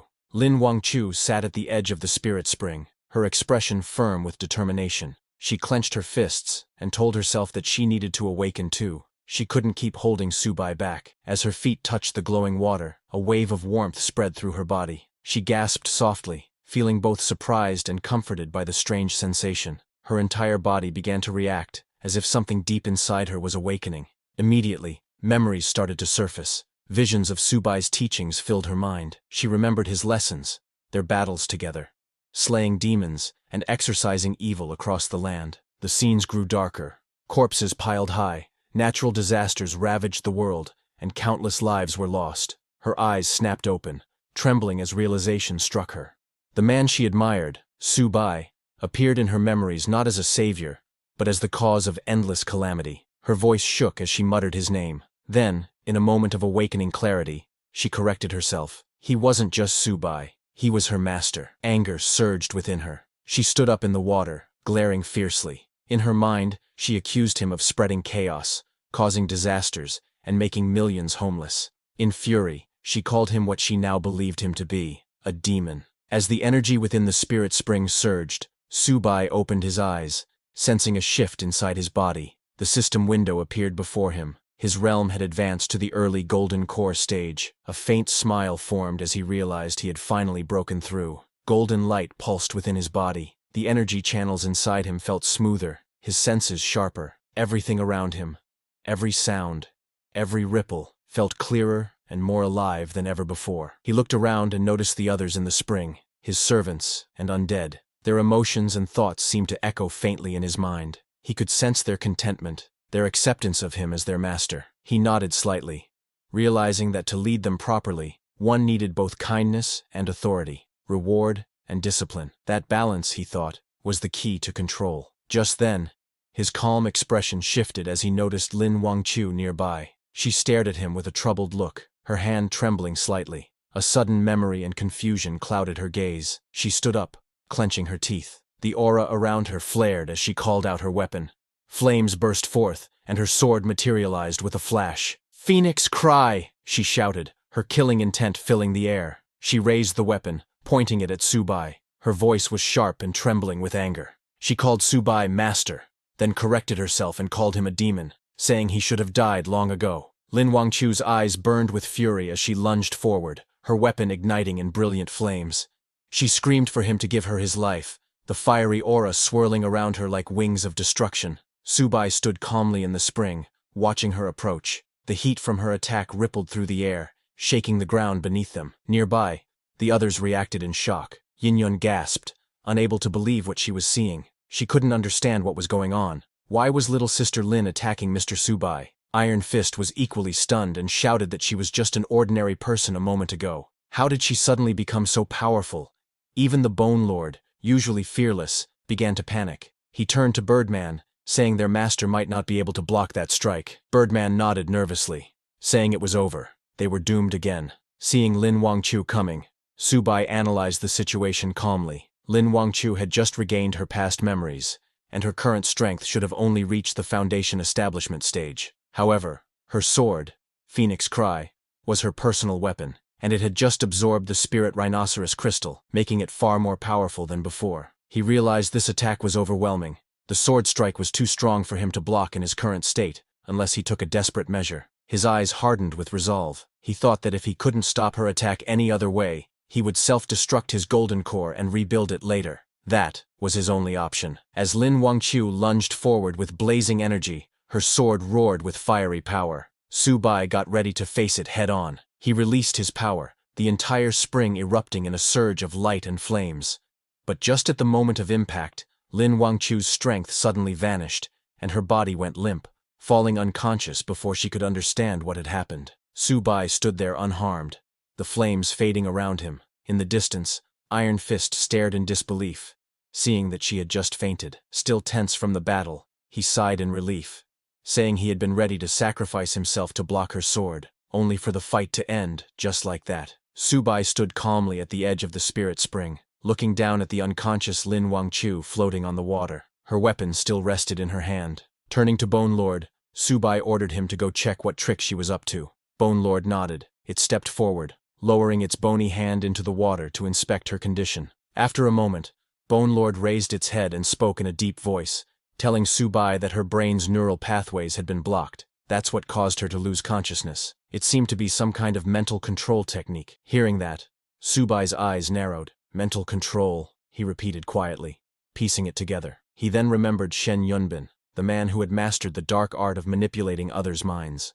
Subai thought he should thank Shen Yunbin for this, as he had perfected the evil cultivation's neural control technique. Subai reached down and grabbed Lin Wangchu's sword. His expression turned cold, and he pointed the sword toward Lin Wangchu, thinking that since her memories had returned, there was no reason to keep her around. He raised the sword, the sharp edge reflecting a dim light. But before he could act, his companion's loud cry echoed through the air, asking him to stop. Yin Yun and Iron Fist rushed forward, eyes wide in panic. They stood in front of Lin Wangchu, begging Subai to reconsider. Yin Yun pleaded while spreading her arms in front of Lin Wangchu, telling Subai that if he wanted to kill her, then he should kill her first, because she believed Lin Wangchu didn't mean to attack him. Hearing that, Subai paused, his eyes flickering slightly as he looked at her desperate expression. Subai's eyes grew cold as he let out a sharp snort. With a flick of his hand, he tossed the sword aside, the blade striking the rocks with a loud clang. He turned slightly, his voice calm,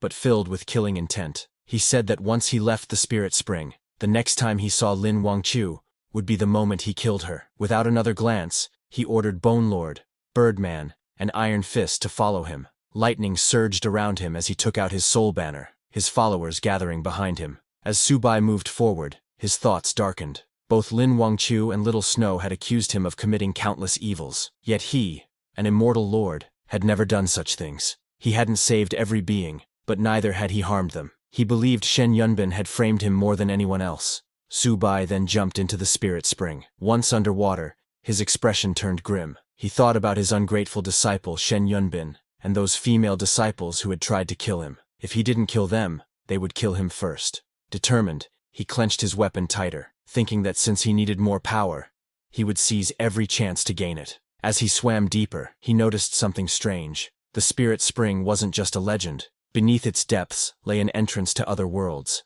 The unknown below shimmered with both danger and possibility. As he reached the ground, his eyes sharpened as glowing crystals illuminated the underwater path. He was shocked to see that place, his gaze fixed ahead as he descended into the mysterious realm. As Subai swam deeper into the glowing green depths of the spirit spring, the light of the crystals guided his way. The walls around him shimmered like jade, and ancient runes glowed faintly beneath the water. He reached out his hand and pressed it against the shining wall. The moment his palm touched it, the wall trembled and began to open, releasing waves of powerful spiritual energy. A strong current surrounded him, twisting and surging with force. The energy pulsed violently as his body endured the pressure. Subai clenched his teeth, holding firm against the storm of spiritual power. Suddenly, he felt a shock run through him and grunted in pain as light exploded around him. When the energy finally settled, he looked around in awe. The air was thick with spiritual energy, so dense it almost felt tangible. It was on the same level as the previous immortal realm. But soon, he realized something was wrong. The energy wasn't pure. It carried traces of poison. He narrowed his eyes, covering his mouth as he thought. He couldn't absorb this energy directly. Still, with his body's resistance, he could endure it for at least an hour. Just then, faint buzzing sounds echoed through the glowing mist. Subai lifted his head to see dozens of strange flying insects emerging from the energy clouds, their wings sharp, their eyes glowing red. The poisonous creatures had noticed his presence. Subai raised his soul banner and ordered Bone Lord to attack the incoming swarm. Bone Lord came out of the soul banner and roared in response, charging forward without hesitation. With his massive weapon, Bone Lord smashed through the air, shattering several flying creatures in a single swing. Each kill echoed with system notifications. As he killed advanced monsters, he gained 10,000 Souls Banner XP. The messages repeated rapidly, one after another. Subai noticed the change. Earlier, Killing corpse minions and regular monsters hadn't increased the 10,000 Souls banner's experience, but now the numbers were climbing. He realized the truth. These mosquito-like creatures were advanced class monsters, and there were countless of them swarming around. A faint smile formed on his lips as he muttered that this smelled good. Sensing the surge of energy in the air, he raised his weapon, the 10,000 Souls banner. As ghostly wails filled the space around him, the banner spun violently, drawing in the souls of the fallen monsters. Meanwhile, Bone Lord, Birdman, and Iron Fist devoured some of those monsters' souls. Iron Fist bit down on one of the creature's souls, green liquid spilling from his mouth. He laughed, saying this was delicious, and that it felt like his strength was growing again. Bone Lord looked out in excitement, saying he saw a huge batch up ahead. Subai's eyes glinted coldly as he raised his hand and ordered them to charge and kill them all. His army roared in excitement, rushing forward as the air filled with the sound of wings breaking and the cries of the damned. The 10,000 Souls banner began to glow brightly as its level rose to 6. A system message appeared, revealing its new ability. It could now pull in 100 souls at once, forcing them to battle among themselves until only the strongest remained. The victorious soul would then stabilize and take up a regular undead slot. Subai looked at the glowing banner and smiled, saying this was interesting. With energy swirling around him, he raised the banner high and commanded, "Spirits, come forth!" The 10,000 Souls banner unleashed a powerful force. Countless glowing mosquito-like spirits were pulled into an otherworldly space, their wings buzzing violently as they began to clash. One by one, they fought fiercely, struggling to devour each other until only the most powerful remained. Meanwhile, outside the spirit spring, in the cave glowing with a reddish hue, Yin-Yun rested quietly in the spring. Steam rose softly around her as she soaked in the warm water. Beside her, Lin Wangqiu was lying on the ground, but she slowly began to wake up. As she opened her eyes, she became cautious, her expression cold and serious. As she saw Yin-Yun still in the spring, she muttered under her breath, recognizing her as Yin-Yun, one of the people connected to that villain Subai. Her grip tightened around her sword's hilt as her thoughts darkened. She decided it would be safer to eliminate Yin-Yun first, before dealing with the main threat. But as she prepared to strike, a sudden wave of killing intent filled the cave. Yin-Yun sensed it instantly, her sharp eyes flashing open. She stared toward Lin Wangqiu, her calm replaced by focused alertness. In that moment, Yin-Yun realized Lin Wangqiu had changed. She was no longer the kind or innocent girl she once knew. Yin-Yun clenched her weapon underwater, annoyed at herself for saving Lin earlier. She thought she should have left her to Subai. Still, if Lin dared to attack, she was ready to strike back and break her leg in a single blow. Lin Wangqiu raised her sword, ready to act, but hesitation filled her mind. Her thoughts wavered. A villain is a villain, but Yin-Yun is Yin-Yun, so why can't I do it? Her hands trembled slightly as reason returned to her eyes. Lowering the blade, she whispered to herself that she couldn't recklessly kill the innocent, even in a world full of enemies. As Lin Wangqiu turned to leave the cave, Yin-Yun, still in the hot spring, looked up in surprise and asked where she was going. Lin didn't answer. Her steps were unsteady, her hand pressed against her head as she muttered in pain. She remembered the time Yunbin pointed his sword at her. Her expression darkened as she realized Yunbin was determined to kill her. Thinking of her past, Lin Wangqiu's heart twisted. She whispered about her senior brother, wondering if he truly wanted to kill her just because she had chosen to stand by her master. And yet, her evil master had held back when dealing with her. Her head throbbed again, and she clutched it in pain. The more she tried to think clearly, the more confusion clouded her thoughts. Emerging from the cave into the light, she gazed at the blue sky and spoke softly to herself. She called her master a villain, someone unforgivable, and convinced herself that if he lived, the world would fall into chaos. She repeated again and again that she should trust and follow her senior brother. Just then, cold laughter echoed through the air, familiar and eerie. Lin Wangqiu froze, her eyes widened as she recognized the voice. It was her senior brother's laughter. Pain shot through her head as the laughter grew louder, echoing endlessly in her mind. She screamed, clutching her temples in agony. Dark birds flew up from the forest below, scattering into the bright sky as Lin Wangqiu fell on the mountain path, unconscious. At the same time, in the spirit spring,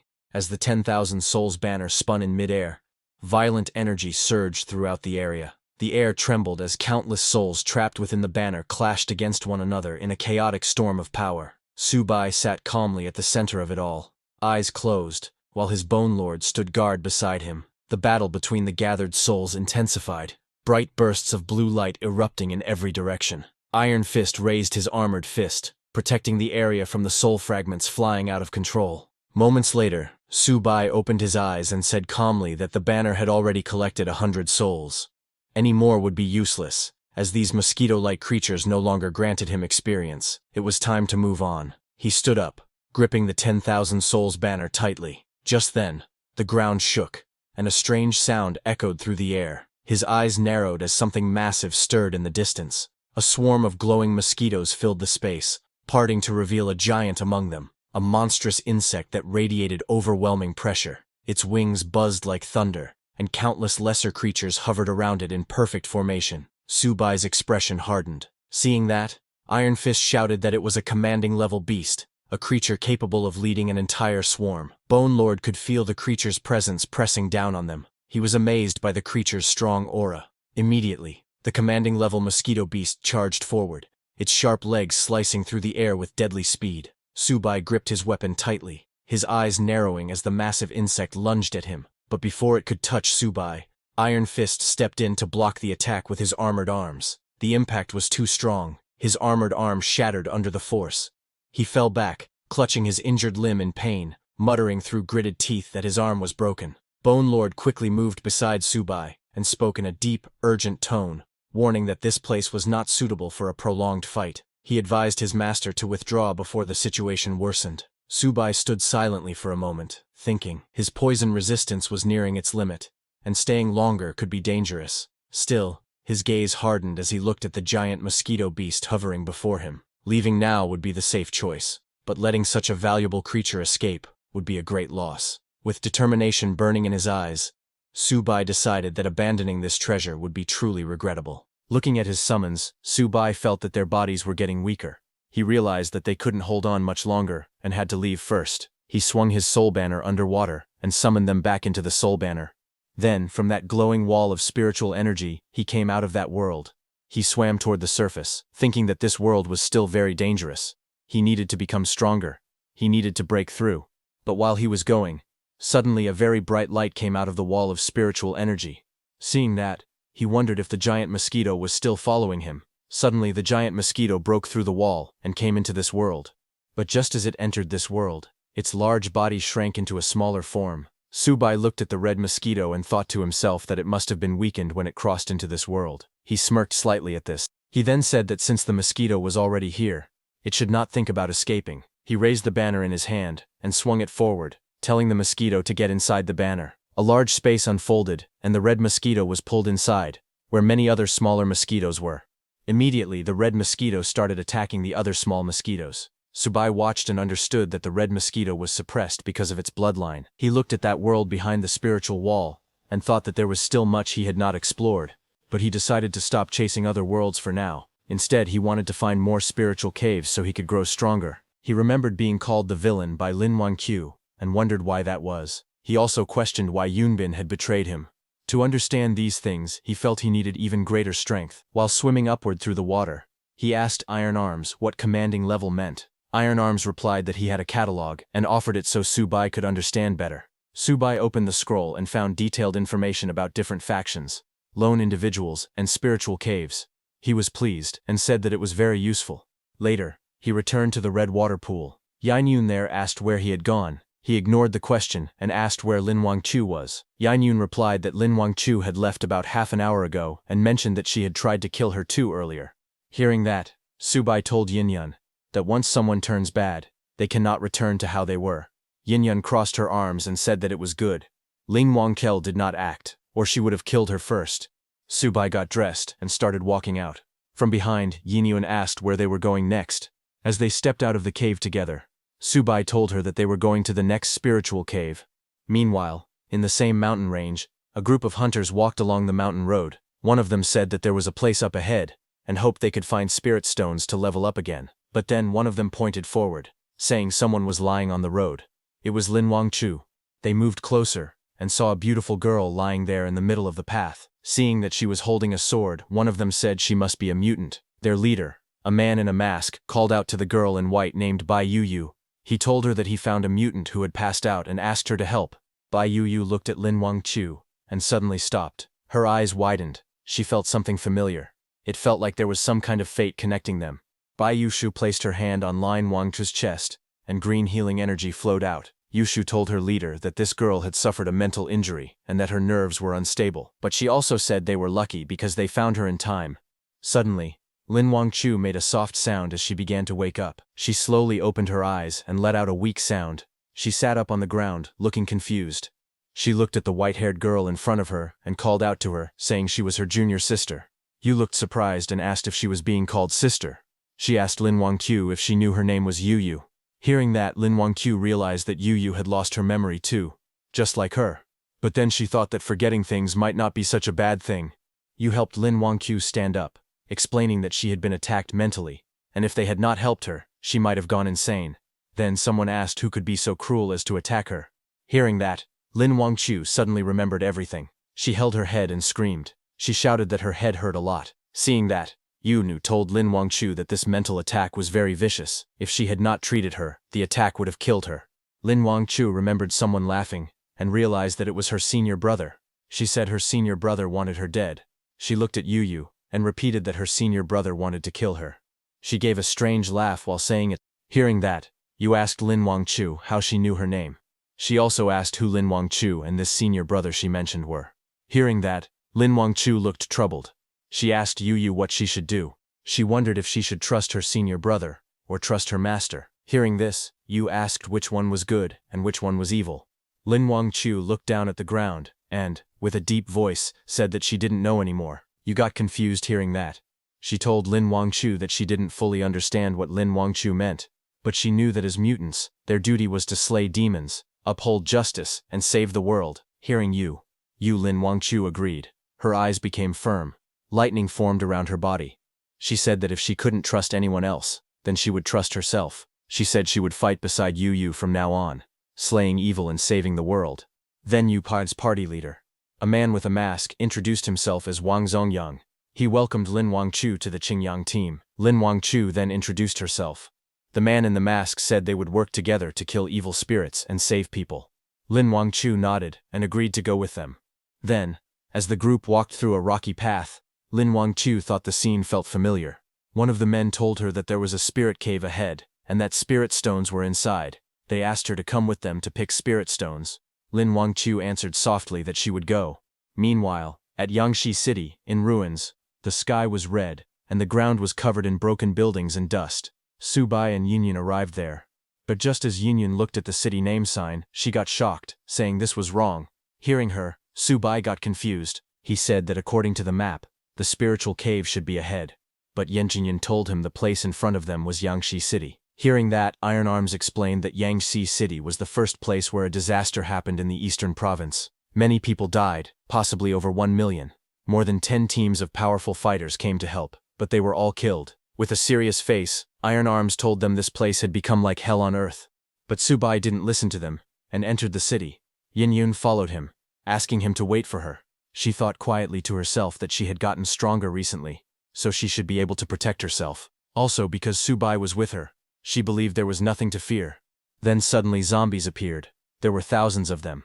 Seeing them, Yunjin thought that although these zombies were not very strong, their number was huge. But without any hesitation, Subai walked into the ruined city. Yunjin was very nervous because they had just entered the city. Suddenly, a message appeared in front of Subai, saying that the Ghoul cultivation was complete, and the Ghoul King had been created. It asked if he wanted to take it. He chose to accept it. Another message said the collection was complete, and now 1 ordinary undead had been collected out of 10. Hearing that, Subai lifted his soul banner and spoke to the Ghoul King, telling it to go. The Ghoul King, which looked like a large flying insect, flew out. It rushed into the crowd of zombies and began killing them. The zombies screamed as the Ghoul King attacked. Blood splattered everywhere. Bone Lord, watching from the soul banner, was shocked. He wondered if this was the master's new servant. He felt that the Ghoul King might even be stronger than him. Seeing the Ghoul King, Iron Arms realized that he still needed to train more. Yin watched as the Ghoul King killed all the zombies. She realized she didn't need to worry. She felt relieved. Subai looked at the Ghoul King in front and told it that it did well.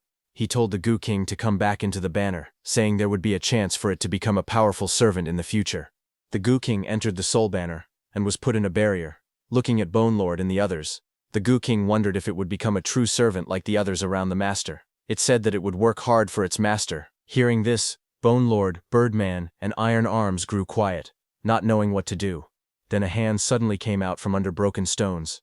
An old man climbed out and called out for Subai to wait. The old man ran toward them. He thanked Subai and Yanyun for saving them, but he warned them not to go forward any further, because it was dangerous ahead. Hearing that, Yanyun smiled and told the old man not to worry. She explained that they both had special powers, and they were very strong. The old man shook his head and said softly that they did not understand. The old man then explained to them that Yangshi City was the first city to fall after the apocalypse. He said that the monsters in the outer areas were just ordinary ones, but the deeper someone went into the city, the stronger the monsters became. He said that inside the city, there were monsters taller than buildings. He mentioned that there was once a team of 30 superpowered people who entered. They were strong and killed zombies easily, like cutting melons.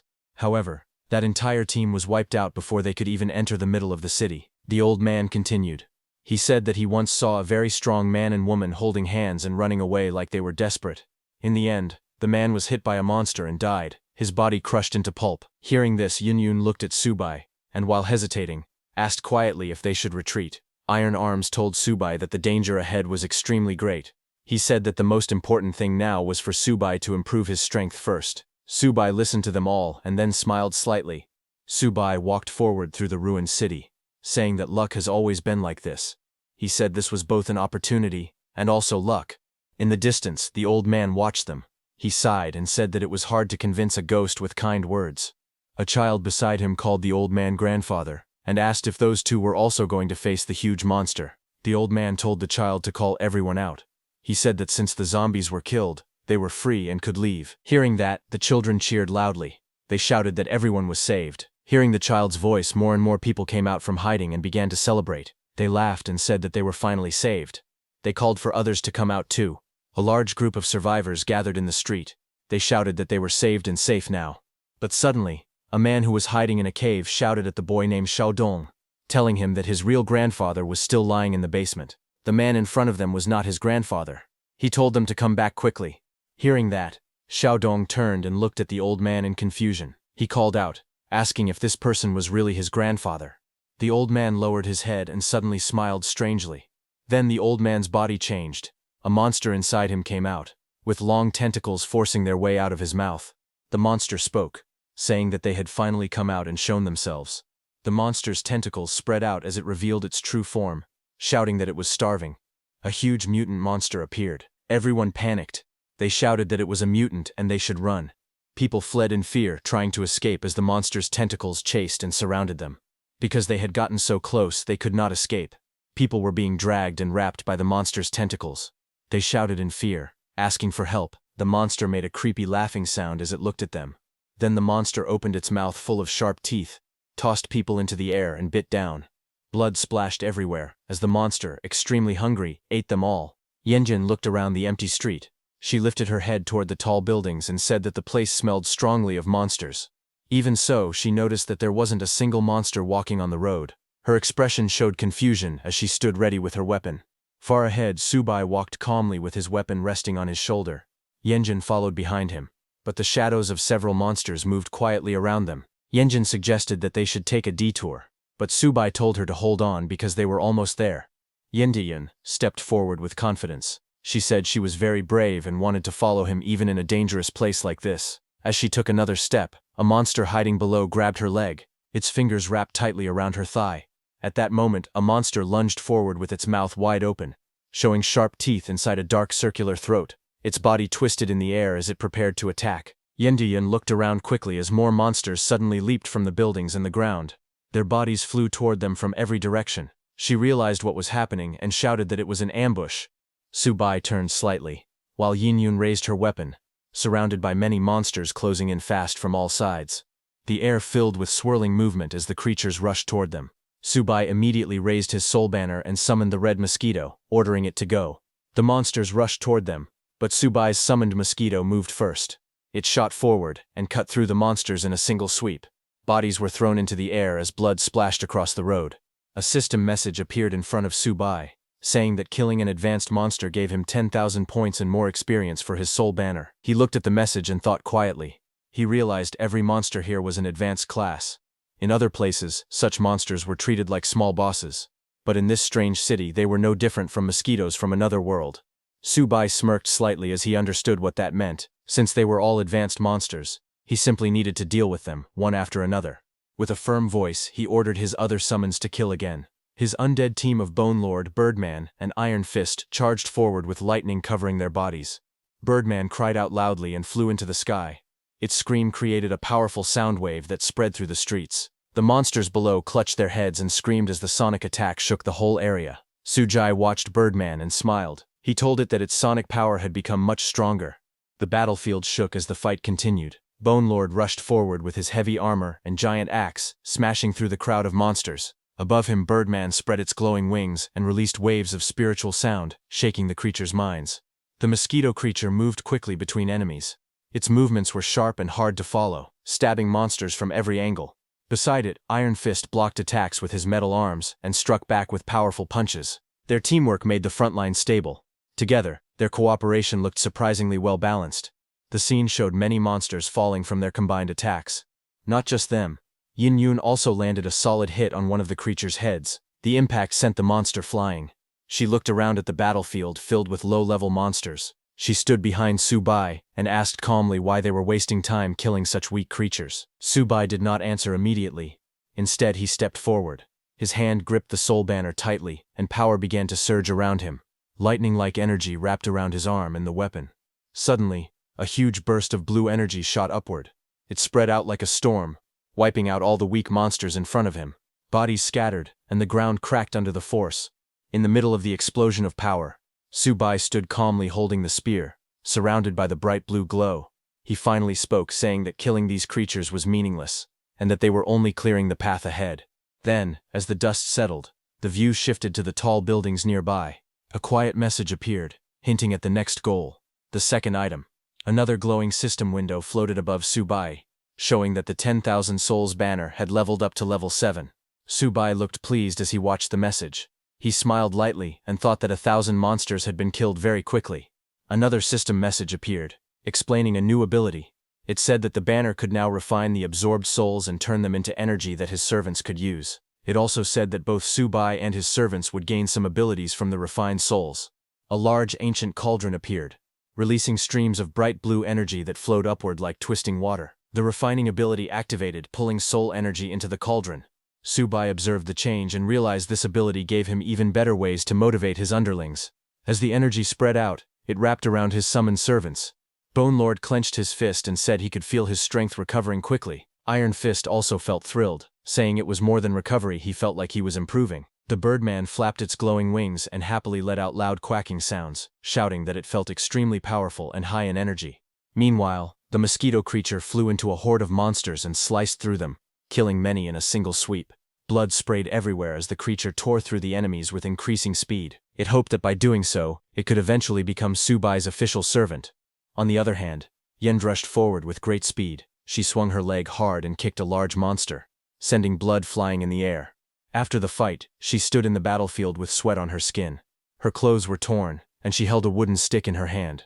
She thought that all the constant killing had made her bones and muscles feel weak, but at the same time she felt her body finally absorb all the remaining spiritual spring. She wondered if this was Subai's true intention. She looked at Subai's back and with a smile thanked him for helping her grow.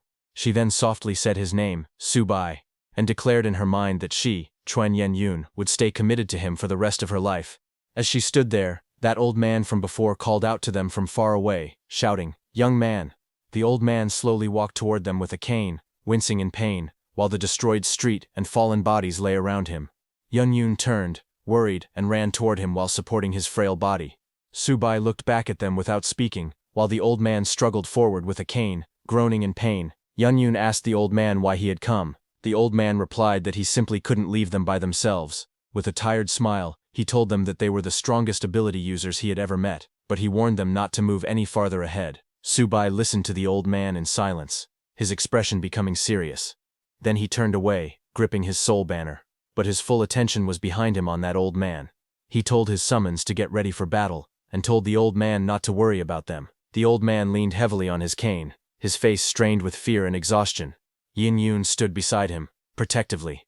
As she tried to speak, something unexpected happened. A tentacle-like creature suddenly wrapped tightly around her upper body. Her eyes widened in shock, and she gasped. She stared at the monster restraining her, and shouted in disbelief. But before she could understand anything, she was suddenly grabbed by a thick tentacle. She let out a sharp cry as the tentacle wrapped around her waist and legs, pulling her upward. Her body twisted in the air while the creature dragged her closer. In the next moment, the huge monster opened its enormous mouth. Countless sharp teeth lined the inside of the dark hole. The tentacles pulled her closer and closer toward that gaping mouth as she struggled, biting down on one of the limbs in fear. Far below, Subai rushed forward. Blue lightning wrapped around his soul banner and crackled wildly as he prepared to attack. His body shot upward with incredible speed, surrounded by streaks of electricity. The soul banner extended forward, glowing brighter as he rose high into the sky. He struck downward with a powerful blow. His attack cut through the monster's tentacles, sending Yin flying out of its grasp. The giant creature's limbs split apart, shaking violently from the impact. Yin fell through the air, her body spinning, while Subai dived down beneath her, trying to reach out to catch her. His one knee pressed against the street as he caught her safely in his arms before hitting the ground. When Yin opened her eyes, she saw Subai standing straight beside her. She leaned against him, breathing hard after the near escape. He remained calm, holding his soul banner at his side. He proudly announced that he had reached the Golden Core stage, and that his perception ability had improved. He told that tentacle monster that he could sense an aura full of death, and that such a trick would not fool him. The giant monster's massive tentacles writhed in the air as its body shifted and pulsed. A thick mist spilled from its form while loud, heavy breaths echoed around the ruined street. Yin coughed weakly, her body trembling. She looked ashamed and murmured that she had been a fool. Subai held her close, glowing green energy flowing from his hands into her chest as he healed her. His gaze was calm and focused. He told her not to talk, and reminded her that she was lucky to still be alive. Even while wincing from the pain, she whispered to him not to worry about her and urged him to handle the monsters instead. Above them, the monster suddenly burst into laughter. Its enormous limbs moved apart, revealing a row of glowing eyes hidden beneath the folds of its flesh. Drool dripped from its sharp teeth as it taunted them, saying that it didn't matter if they had figured out its trick. The creature's mouth expanded into a giant circular maw full of spiraling teeth. It roared that today, Subai and his summons would become its meal. Subai tightened his hold on her and stepped back, preparing for the imminent strike. But before the monster could attack, the Bone Lord suddenly leaped forward with his massive sword raised. His eyes glowed fiercely as he shouted at the monster to stop its rampage. He declared that if anyone wanted to touch his lord, they would have to go through him first. In a burst of speed, he clashed with the monster's tentacles. His blade sliced through the air again and again, while the monster's limbs whipped toward him. The street shook from the impact. Bone Lord laughed boldly, saying this was simply how he fought. Above the battle, the giant red mosquito hovered with its wings buzzing rapidly. It boasted that speed and assassination were its specialties. As it prepared to attack, the huge monster with many tentacles stood in the ruined street as its long limbs twisted around its body. The red mosquito suddenly landed on the monster's shoulder, its wings beating fast under the red glow around them.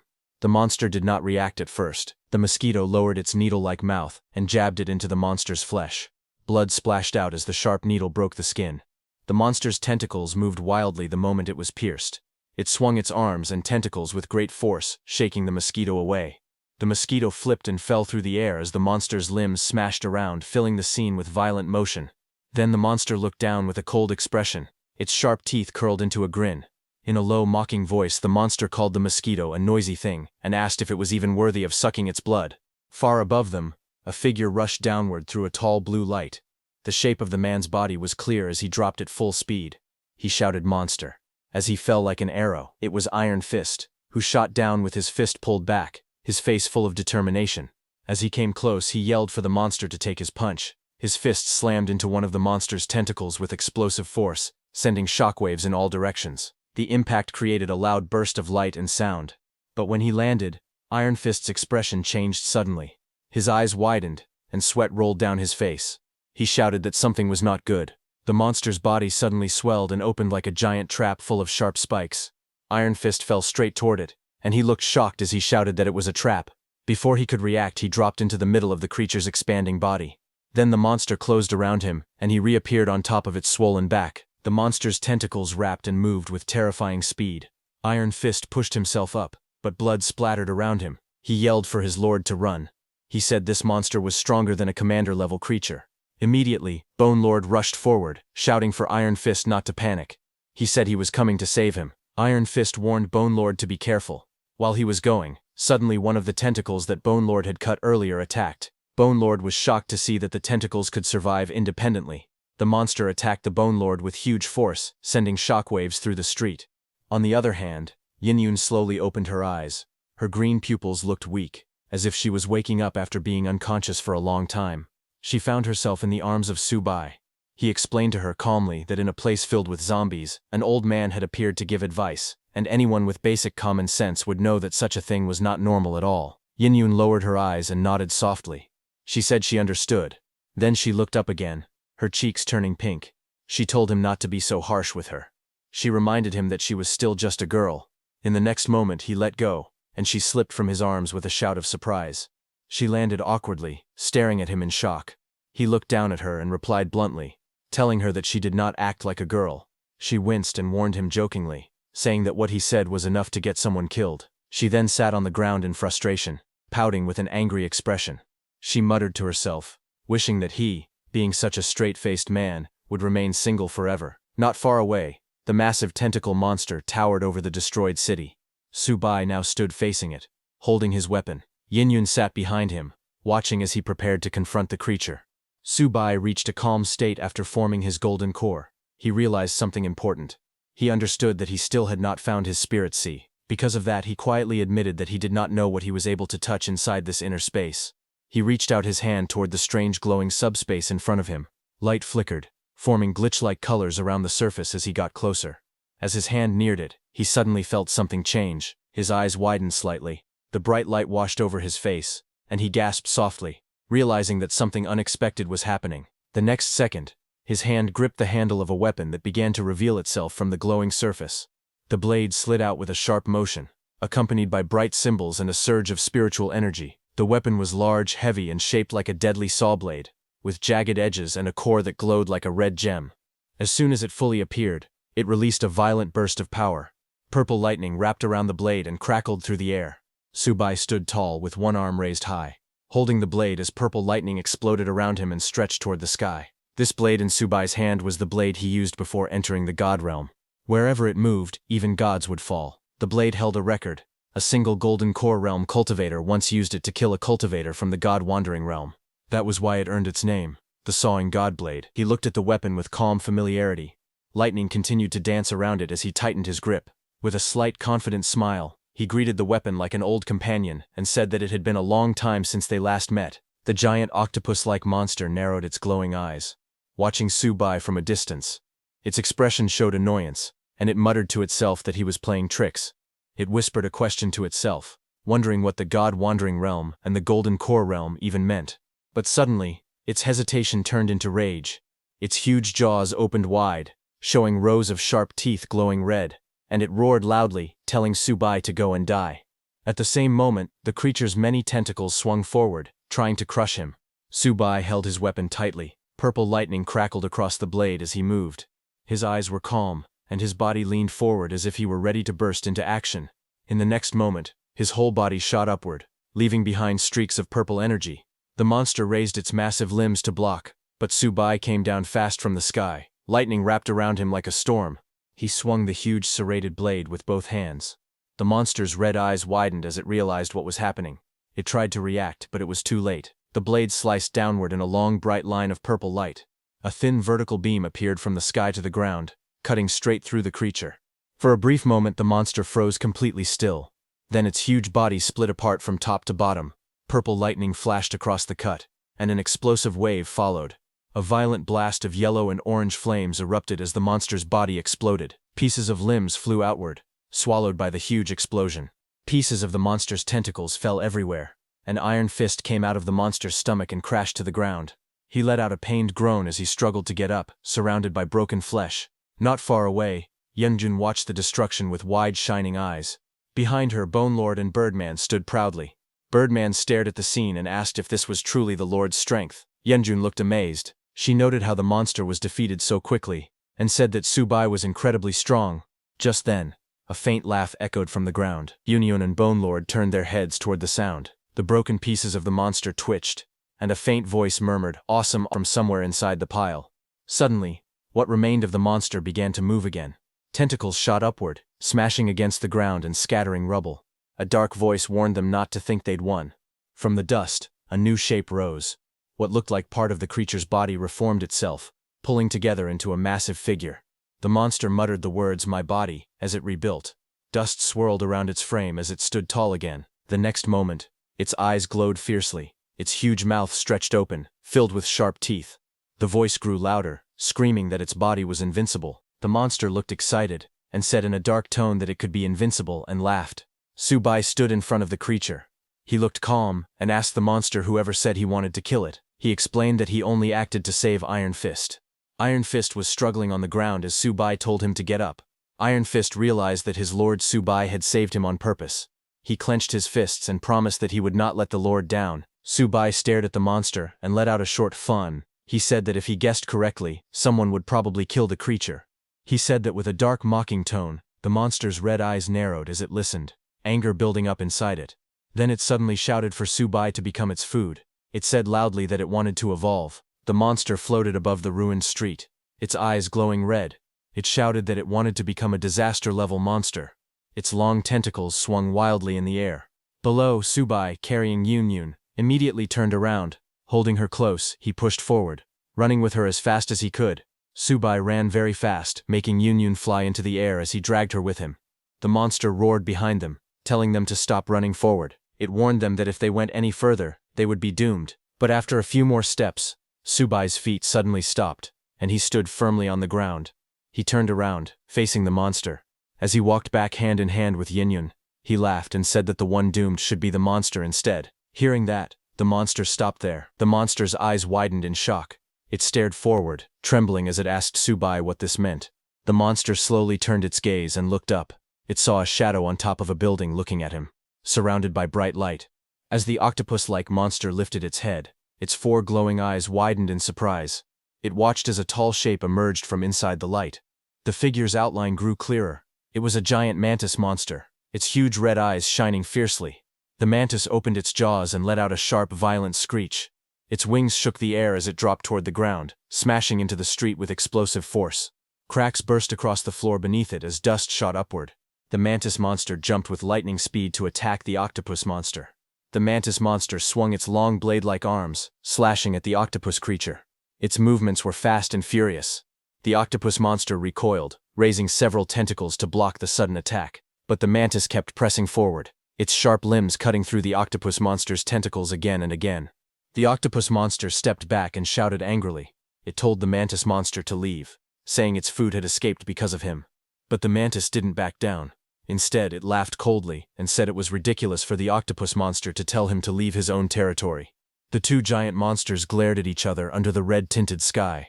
One stood on its long insect legs, blades raised. The other crouched low behind its many tentacles, its white eyes burning brighter with rage. A fierce fight between monsters was about to begin. The octopus monster floated above the ruined street, its tentacles hanging in the air. Its glowing red eyes looked down as it spoke, saying that it did not want to be the mantis monster's enemy. But it had just drunk the blood of hundreds of humans. Below, the large mantis monster stood on a broken rooftop, staring up at the octopus. But seeing that the mantis was still not backing down, the octopus suddenly swung its huge tentacles and rushed forward. It shouted loudly that it was not afraid. Hiding between two buildings, Subai and Yunhyun stood together, looking up as the giant tentacles crashed down in front of them. The street around them shook from the impact. Yunhyun held her weapon tightly and asked Subai what that giant mantis was. Subai looked serious and told her it was the boss of this area. Subai then explained that earlier, the octopus monster had transformed into an old man to stop them from moving forward. This meant something ahead was scaring the octopus. Because of that, he decided to keep going forward. He smiled slightly and told her that this was why he said that someone was going to kill the octopus monster. Yunhyun beside him was amazed to hear that. Meanwhile, the octopus monster wrapped its tentacles tightly around the mantis's sharp claws, trying to stop it. Dark blood splashed everywhere as the tentacles shook in pain. The mantis was using his full power to reach the octopus monster's head to kill it with his sharp claws, as the octopus monster also used its full power to stop the mantis monster. The octopus monster trembled and shouted to the mantis, telling it to listen. It said they should find Subai and kill him first. The mantis leaned forward with its sharp jaws open wide. It screamed back that it would listen, and then rushed in with wild speed. The mantis swung its long blades again and again, cutting the octopus monster's tentacles from every direction, shouting that he would eat the octopus monster first. The blades sliced through the limbs, and the octopus monster cried out. Then one tentacle burst apart with a loud sound. A puff of black matter exploded from the wound.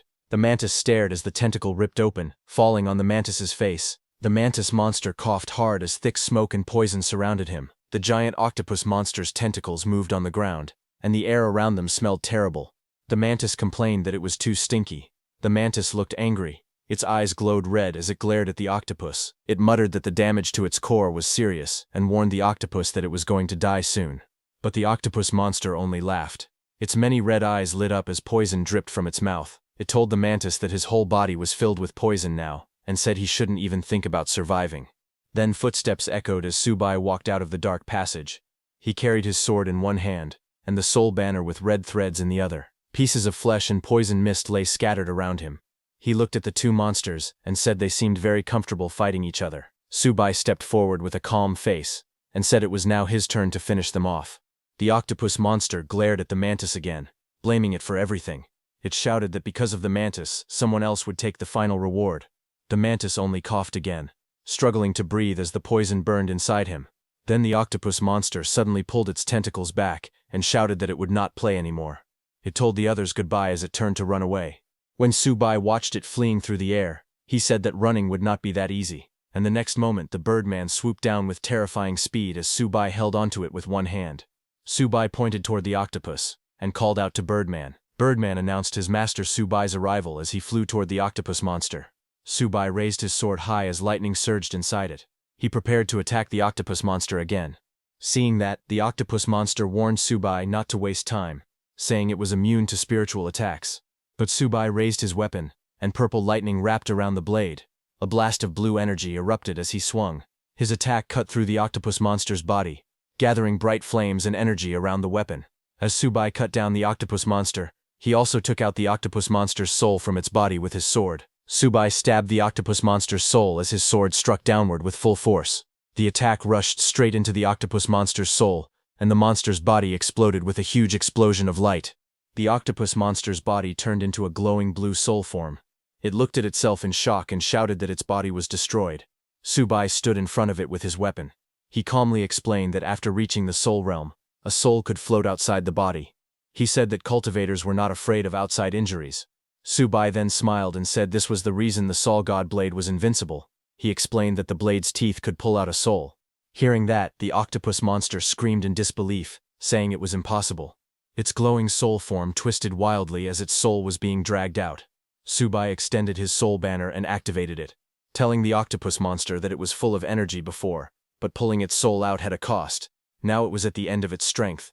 Then with full power, Subai raised his soul banner high into the sky as its red ribbon flew wildly. Subai shouted for the soul of the octopus monster to come to his banner. The monster screamed loudly, begging and crying as its soul was sucked toward the soul banner. The glowing skull on Subai's soul banner suddenly flashed and spun, pulling everything in.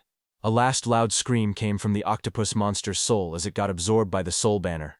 When Bone Lord, Birdman and Iron Fist saw how powerful the octopus monster was, they feared their status would drop because of this fight. In the next moment, Bone Lord, Birdman and Iron Fist looked back as the octopus monster's soul appeared inside the soul banner, but its soul was stabbed with long dark spikes to prevent it from doing anything. The octopus soul burst with bright blue light as it screamed in pain when those spikes pierced through it from every direction. After its soul was subdued, Subai stood up with his soul banner covered in red ribbons. He smiled and told his undead soldiers that they worked hard in this battle, and told them that he would turn the octopus monster's soul into energy for them to absorb. Hearing this, Bone Lord, Birdman and Iron Fist looked surprised. They couldn't believe that their lord actually did this. All three of them kneeled and thanked their lord. They said they were willing to sacrifice their lives for him. Then they immediately started eating the octopus monster's soul, and glowing blue energy flowed into their bodies. Birdman sighed in comfort. Bone Lord said it felt marvelous. Iron Arm said it smelled so good. Meanwhile, the octopus soul cried out, begging them to stop. Watching them, Subai looked calm. His blue eyes shone as he thought to himself. He believed that rewards should be given when deserved, and punishment should also come when deserved. He silently decided that in this life, his disciples must never betray him again. Subai then turned around to finish off the mantis monster. But to his surprise, that mantis monster had disappeared from there while he was dealing with the octopus monster. Subai closed his eyes to sense the mantis monster's presence because at the Golden Core realm, a person can already use spiritual consciousness to sense things. After activating his spiritual consciousness, Subai opened his eyes, which glowed blue as he focused. A blue spiritual grid rose around him, shaping the buildings and streets into glowing blue lines. He stood in the center with his blade ready. Looking around, Subai finally located the mantis monster, which was hidden right behind him in a building. Realizing that the monster was over there, Subai moved with lightning speed. Blue and purple energy burst out as he dashed forward at high speed, slicing that whole building in half. He slashed down with his heavy blade, and the attack landed on the giant mantis monster. The blow crashed into the monster with a loud impact. The mantis screamed loudly in pain, its sharp voice echoing through the street as it struggled from the attack. The giant mantis looked frightened. It raised its arms and shouted, asking its lord to save it. Suddenly, the sky turned bright red, and lightning struck, showing that something was coming. A loud sound burst through the clouds. A powerful voice echoed from above, asking who dared to cause trouble. The voice warned that no one should come to Yangshi City and act wild. The red clouds twisted, and the ground cracked open. The figure above shouted again, saying the intruder must be tired of living. Subai looked up at the sky, and felt the heavy pressure falling on him. He realized it was the Soul Realm, and the pressure coming down was extremely strong. Suddenly, a huge fiery hand formed in the sky, as if it had shaped itself inside the clouds. Then, tearing through the clouds, that fiery hand dropped down with burning force and smashed toward the ground. Seeing that fiery hand coming toward him, the mantis monster smiled. The mantis monster pointed at Subai and laughed, telling him that his time of death had finally come. But Subai gripped his sword tightly as the giant mantis loomed before him. He let out a cold snort, his expression unreadable. The mantis flinched back slightly, its red eyes widening as it stammered in disbelief, asking if he was still not stopping. Without responding, Subai swung his weapon in a swift, deadly motion. A flash of blue energy erupted from his blade, slicing through the air toward the mantis. The creature screamed in agony as the strike connected, blue light cutting across its body. Just as Subai killed that mantis monster, that fiery hand came down directly at him. Subai raised his soul banner and sucked in that mantis monster's soul. Within that blazing storm, Subai's figure was barely visible, flames overwhelming everything around him. From below, Yinyon yelled Subai's name in worry. That massive fiery hand hit Subai and smashed him into the ground with a solid impact, destroying and burning everything around. Yinyon and Subai's undead screamed for Subai as they watched that fiery hand crashing on him. The one who attacked Subai with that fiery hand was a flame-haired man, who had fierce eyes. That fiery being looked down at Subai and with a sneer declared coldly that Subai had been easily defeated. But suddenly, the flame-haired man stared ahead as his bright white eyes widened. His gaze fell to the ground as cracks spread across the broken street and blue sparks rose from inside his fiery hand. Birdman saw that and was shocked, asking if this was Subai. He was right. Inside the flames, Subai's figure slowly appeared. His body shone in bright blue light while golden flames wrapped around him. Birdman and the others watched from a distance. Birdman shouted in excitement that his lord was alive. He absorbed the octopus monster's skills. Then the blue light faded from Subai's body and the golden flames scattered like smoke. Subai stood calmly with his sword resting over his shoulder. The air twisted around him as the fire swirled in a circle. He looked normal again. Birdman was shocked to see that Subai restored to his original self. High above the ruins, the flame-haired man jumped onto a cliff. He raised his hand and golden flames gathered and stretched behind him like a giant burning wave. The flame-haired man stared down at Subai. His bright white eyes narrowed a little. He looked closely at Subai's face and thought to himself that this person looked familiar. As Subai stood with his weapon in hand, his expression calm yet sharp, the flame-haired man looked at him closely and thought to himself that this man looked like that benefactor he once met. His eyes moved down to the blade Subai held, realizing that even the knife looked similar to the one that person used. Suddenly, a memory flashed through his mind. He remembered a forest path between tall cliffs. Herds of animals were running wildly, and monkeys screamed as they fled in panic because from the mountains some huge monsters were coming out. While running from tree to tree, one monkey looked back and was terrified. He saw a huge three-headed beast charging out from the shadows of the mountain. Its glowing red eyes locked onto the fleeing creatures, and its roar shook the valley. That monster opened its mouth and sucked in all the creatures who were running away. They were pulled straight into the monster's mouth. The monster swept all the creatures off the ground as they screamed. That monkey tried to stop himself by grabbing a branch, but in front of that monster's power, the branch easily broke, lifting the monkey into the air. The monkey screamed as he was tossed helplessly through the air.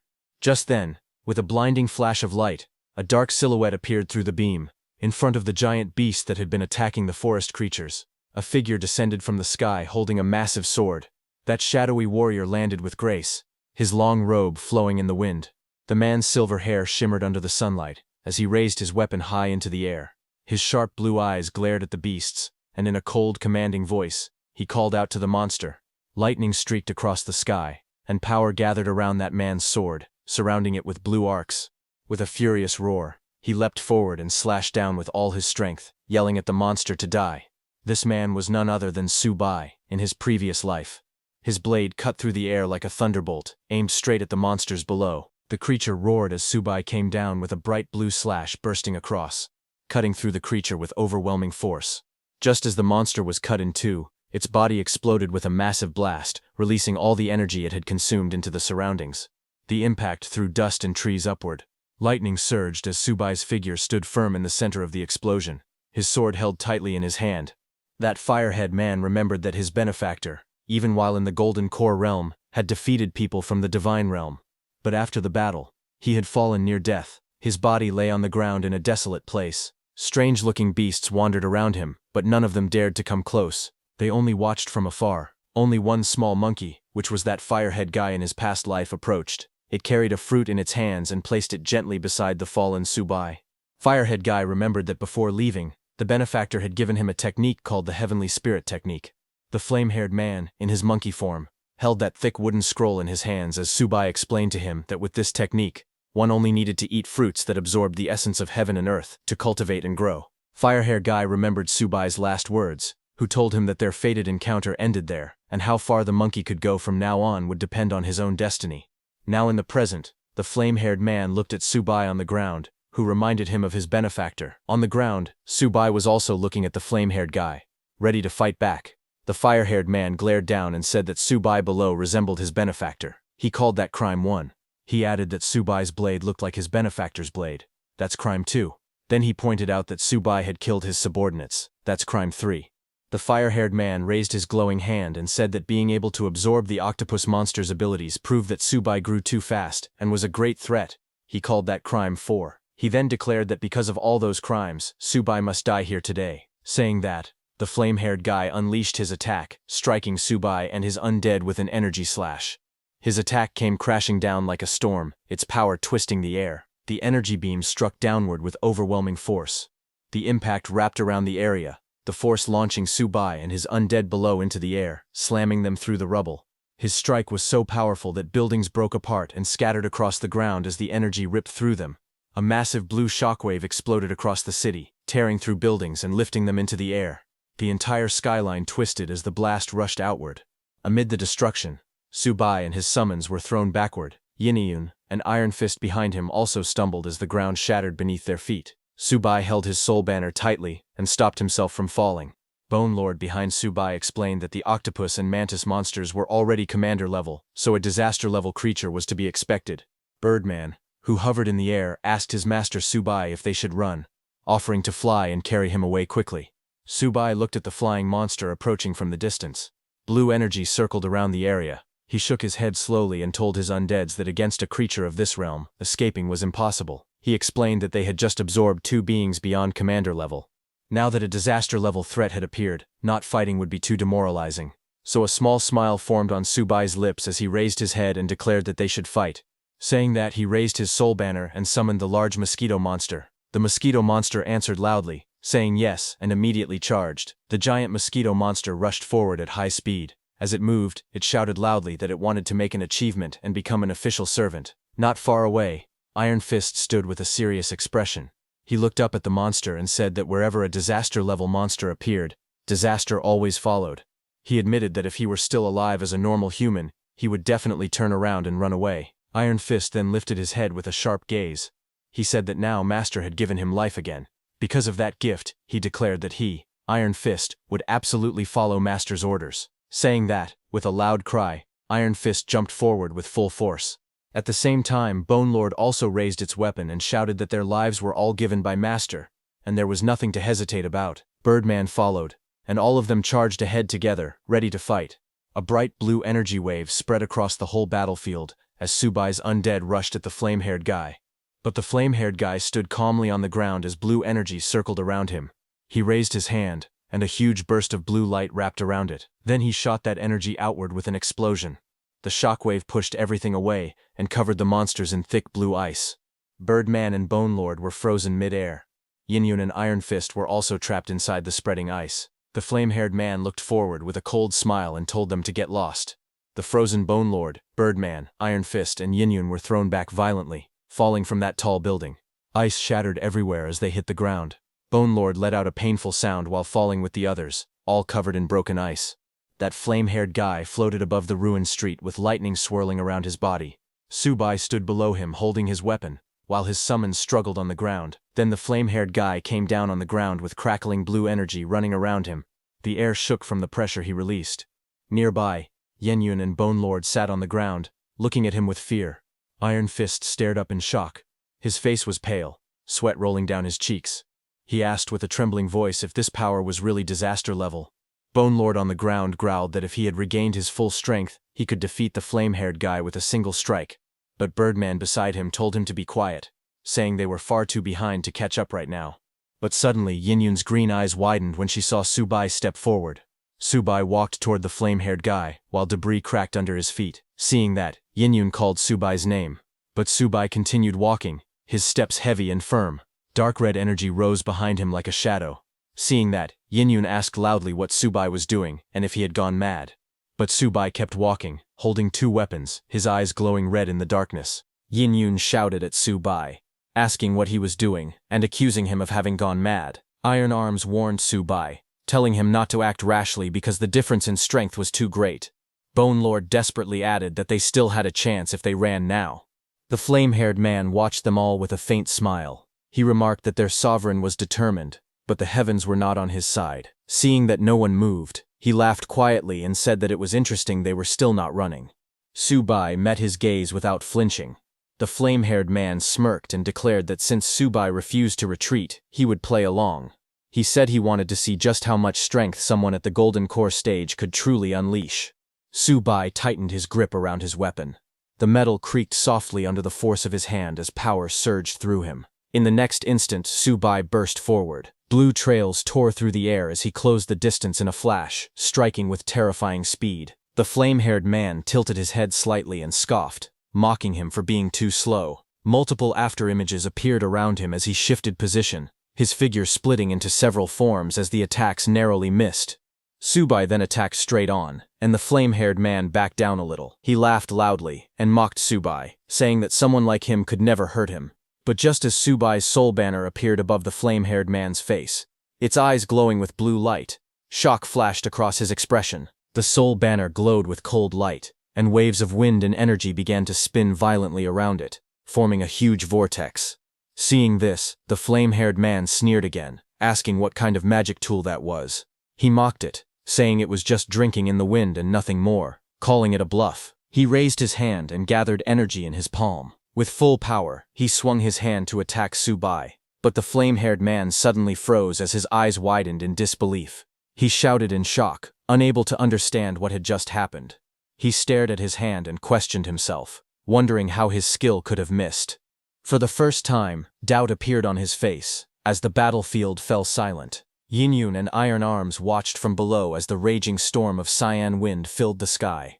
The flame-haired man, who had been attacking violently, suddenly stopped moving inside the swirling currents. Yin-Yun's eyes widened as she asked what was going on, wondering why the monster had stopped attacking. Iron Arms stared upward as well, confused, and questioned what kind of magic the sovereign had used on the monster. Above them, the flame-haired man hovered in the air, his expression uneasy. He looked at the soul banner's skull trapped within the rotating wind, and questioned how such a thing was even possible. He suspected it might be nothing more than a low-grade magic tool. Before he could think further, a sharp shout echoed across the battlefield. Subai's voice rang out, telling him there was no time to think as he called out to Birdman. Birdman, with green wings, instantly appeared. Subai jumped onto its back, and at full speed, they charged toward the flame-haired man. Seeing this, the flame-haired man's expression twisted in irritation. He told himself to stop overthinking it. In his mind, Subai was nothing more than someone at the Golden Core stage. Snarling, he thrust his hand forward and used his windwall skill, but nothing happened. Sweat rolled down his face as disbelief crept in. He stared at his hand, unable to understand how such a thing could happen. But before he could understand anything, Subai reached the flame-haired man and pierced his chest with his sword. Blood splattered as the weapon pinned him in place. The flame-haired man's thoughts echoed in shock as he wondered how this had happened at all. Seeing Subai's sword pierce the flame-haired man's body, Yin-Yun and Subai's undead were left in shock. They realized just how strong Subai truly was. On the other hand, the moment Subai pierced the flame-haired man's body with his sword, the flame-haired man's blue soul burst out from his body. Seeing this glowing soul, the flame-haired man screamed in confusion, demanding to know why this had happened. Then Subai spoke calmly. He explained that wind, fire, thunder, and lightning were all forces of nature. With red glowing eyes, he told the flame-haired man that what the forces of nature relied on was air. Subai explained that his banner did more than absorb souls. He said it could also draw the surroundings into a vacuum. Hearing this, Bone Lord laughed loudly, finally realizing the truth. He told the others that for the flame-haired man, the environment needed to cast spells was completely gone. Hearing that, Yin-Yun clapped her hands in excitement, praising Subai, and saying he truly lived up to her expectations and was mighty. But Iron Arms beside her remained tense. He warned that while this was true, the skill was extremely draining. He said the sovereign had already endured far too much. Suddenly, a strange laugh echoed through the storm. The flame-haired man admitted that he had been careless. Then he sneered and questioned whether Subai truly thought he could win with just that blade. He declared that such confidence meant Subai was gravely underestimating the gap between their realms. Crimson energy erupted as the flame-haired man's body expanded into a terrifying form. It roared that it only needed to detonate part of its cultivation. With a furious shout, it declared that none of them would leave Yangshi City alive. Just as he said that, a blinding glow spread across the sky. Seeing this, Bone Lord shouted in panic that a calamity-level monster's self-detonation could destroy the entire city. Yin-Yun lamented that the realm gap was far too vast. Even though Subai was brave and smart, it seemed useless against this kind of power. In the sky, Birdman urgently yelled for Subai's orders, saying it could quickly get him out of there. Others shouted at Subai to retreat immediately, insisting that as long as he lived, there would still be hope. Subai, however, turned his head slightly and smiled calmly. He said that since the flame-haired man's realm was higher, he certainly could not kill him. But then he calmly asked if the flame-haired man truly intended to self-detonate. As the flame-haired man continued to swell, Subai raised his arm and spoke firmly, telling him to just hold it in. Blue wind and lightning surged around Subai as he prepared to act, his expression sharp and unwavering. The flame-haired man froze in confusion as Subai began chanting strange words. Streams of glowing blue runes suddenly poured out from Subai's sword, forming countless sealing chains in the air. The giant looked shocked and asked what this was. As those sealing chains surrounded the flame-haired man from all directions, realization soon hit him as he questioned whether Subai's sword could also seal things. He recalled that his benefactor had once used a sealing technique as well to tie down a monster. He looked at Subai, standing firm on the skeletal winged mount, and asked what his sword's name was. Hearing that, Subai lowered his head and with a smile, said it was called the God-Sawing Blade. In the next instant, Subai's eyes glowed with red light as he shouted the command to seal. The blue runes tightened around the flame-haired man's body. The sealing light wrapped around him layer by layer, suppressing his power and stopping the detonation. The giant roared in fury as the seal fully took hold, his overwhelming strength forcibly locked in place. At that moment, he remembered that his benefactor had said his sword was called Nameless. Realizing this, he understood that the man before him was not the benefactor, and that he had been overthinking things, but it was already too late. The sealing chains tightened, and the flame-haired man's soul slowly shrank down. From a distance, the others finally relaxed. Yin-Yun clenched her fist in excitement and shouted that it was great news. Iron Arms declared that the crisis was finally over and praised the sovereign for his brilliant move. With the battle decided, Subai descended from the sky with the flame-haired man's soul sealed. He slammed the tip of his weapon into the ground, sending a shockwave through the surface. Then he turned toward the flame-haired guy, his expression cold and unquestionable. Looking down at the restrained flame-haired guy's soul, he gave his command without hesitation.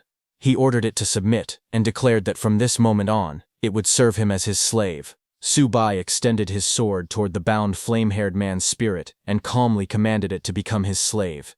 Just as Subai said that, his soul banner reacted at once. Its skull flared with blue light as it issued a single order, declaring the target to be captured. Chains burst forward in a flash of blue energy. They shot through the air, clattering loudly as they wrapped tightly around the glowing flame-haired man's spirit. One chain after another locked into place, binding its arms, body, and legs. The flame-haired spirit struggled, but the chains only tightened, dragging it forcefully across the ground. Seeing this, Subai's expression shifted slightly. His eyes narrowed as he saw something confusing. From above, the soul banner hovered as more chains poured out, surging like a torrent. The glowing flame-haired man's spirit was completely restrained, pinned to the ground by layers of sealing chains that radiated cold blue light. But the flame-haired man was not giving up that easily. The chains continued to rattle and pull, their movement echoing through the battlefield as the capture was completed. The chained flame-haired man's soul let out a low, mocking hum. Even while sealed, it stated that its nascent soul was not something a mere golden core stage cultivator could collect using a broken banner. Blue light exploded outward. The bound flame-haired man's spirit roared, straining as the chains trembled violently. One by one, cracks spread through the bindings as the flame-haired man's soul power surged. With a violent burst, the chains snapped apart and scattered through the air. The force of the backlash sent shockwaves across the battlefield. The flame-haired man's blue soul twisted free, its aura flaring like raging flames as fragments of chains fell away. Seeing this, Subai clenched his teeth. He acknowledged that the difference in realms was too great. He realized that the 10,000 Souls banner truly could not subdue this being. Still, he raised his weapon and spoke coldly. He told the flame-haired man's spirit to enter his banner and promised that it would regain its freedom. He warned that otherwise, the soul would be sealed forever within the sword, spending endless years trapped like eternity in purgatory. Hearing that, the flame-haired man's blue spirit turned its head, eyes blazing. It laughed and questioned whether Subai truly believed he could collect it. The flame-haired man's spirit's expression grew sharp and resolute. It declared that ever since it cultivated a human form, it had sworn that only its true benefactor was worthy of becoming its master. The flame-haired man's blue soul glared forward, its face twisted with rage. It shouted at Subai, calling him unworthy. Subai looked up calmly. His expression did not change. His eyes were cold and steady. He raised his hand and brought out the sword sheath. Blue light wrapped around his arm and the blade as he made his decision. He said that if this was the case, then the flame-haired man's soul would spend its time inside the sword case. Saying that, Subai raised his sword. In the next moment, he threw it into the sky as the sword fell toward its case. Blue flames and energy swirled around the blade as it flew through the air. The flame-haired man's soul screamed and refused, shouting again and again that it would not accept this.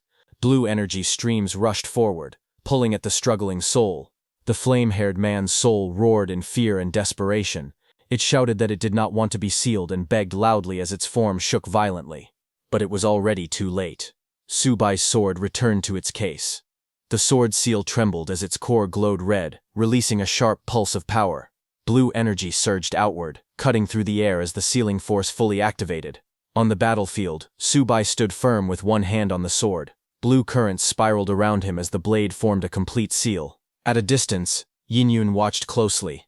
Her eyes widened as the energy faded.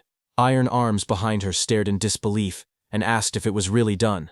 She remained silent for a moment, then turned her head slightly. With a calm smile, she confirmed that it was finished. Subai lowered the sword and looked ahead. Yinyun behind him shouted excitedly that it was finally over and praised the result. Iron Arms called it incredible. The group gathered around Subai. Bone Lord stood tall, raising its arm in approval. Birdman circled above, shouting praise and declaring how magnificent the outcome was. Yinyun followed, saying it was amazing and that she had always believed Subai would succeed. Iron Arms said that now Yangshi City was finally free, having lost the rule of the calamity-level monster. But Yinyun stepped closer and placed her hand on Subai's shoulder. She said there should still be commander-level monsters nearby. She added that only after they were all killed could Yangshi City truly be free. Hearing that, Subai lifted the sword and looked at it in silence. Then he asked the flame-haired man's soul trapped within the sword how many commander-level monsters were still in Yangshi City, and where they were located. The flame-haired man's sealed spirit appeared again in front of the sword, sitting cross-legged with its arms folded. It laughed and asked why it should tell him. Hearing that, Subai looked down at it without expression. He said never mind, He added that even if the flame-haired man's spirit did not tell him, he could still kill them all the same. The flame-haired man's spirit spoke again. It said that it did not matter. It explained that those monsters were only vessels used to gather the spiritual essence of the world. Now that it was sealed, they were useless to it. Hearing that, Subai frowned slightly and said that there were no trees or fruits here, only humans. He asked if the flame-haired man's spirit was taking the blood essence of humans as the spiritual essence of the world. The blue flame man's spirit replied that there was no spiritual energy in this world at all. It said it had to raise its strength in order to return to its own world, so it had no other choice. Hearing that, Subai realized this flame-haired man's spirit did not belong to this world. He then asked if the cultivation method the spirit practiced was the path of immortal cultivation that absorbed spiritual energy. The flame-haired man's spirit responded that even if it was, Subai talked too much. While Subai stood with his companions, from a distance someone was watching him using a periscope that was coming out of the ground. Underneath the ground, many humans gathered and watched in shock. The man who was watching what happened outside said it was unbelievable and incredible. The man holding the periscope spoke loudly and told the others that there was a young man who had cut down a demon with a single saber strike. Someone asked which demon it was. They asked if it was the praying mantis or the monster that had taken human form. The man with the periscope turned and answered that the young man had cut down all of them. His words hit the crowd hard. People stared at one another, stunned. Someone stammered, asking if that meant even the monster in human form was dead. A woman, tears welling in her eyes, struggled to speak and asked if that meant they were finally free. The answer was clear and loud. They were free. The realization swept through the crowd like a wave. People began to cry, laugh, and shout. Some raised their fists into the air, others collapsed in relief, and some embraced each other tightly. Voices rang out again and again, cheering for freedom, shouting that they were finally free, celebrating with unrestrained joy as the long nightmare finally came to an end. The man with the periscope looked again and spoke seriously. He said that the heroic young man had promised to kill all the monsters in Yangshi City. However, he also said that the heroic young man could not find where the monsters were hiding. The man told everyone that they needed to give the heroic young man information. He asked everyone who was willing to go and deliver the intelligence. Hearing that, everyone hesitated. One person worried that it might be another trick. He said the monsters were too cunning. Another person agreed and said that was true. The crowd fell silent. Faces turned uneasy, and fear spread among them. No one stepped forward at first. Just then, a young boy climbed up, carrying the information with him. Looking above, the young boy wearing a cap said that he would go. He said that if it was a trick, then he would die. But if it was not a trick, then everyone would truly be free. His face was firm, and his eyes were full of resolve. He said that if he succeeded, freedom would finally belong to all of them. The scene shifted outside, where Subai and his companions stood among the ruined streets. A voice called out to him, asking him to wait. The boy approached carefully and bowed slightly. He thanked Subai and his companions for helping them kill the monsters. He said that the people of Yangshi City would forever remember them. The boy then held out a rolled map with both hands. He explained that it contained all the information on the monsters in Yangshi City. He offered it to Subai, saying that he hoped it would help him slay demons and fiends and save the people. As Subai looked at the boy, he noticed something unusual. There was a faint glow on the child's forehead. In that moment, Subai realized that this boy carried the sign of a chosen one. Subai reached out and accepted the map.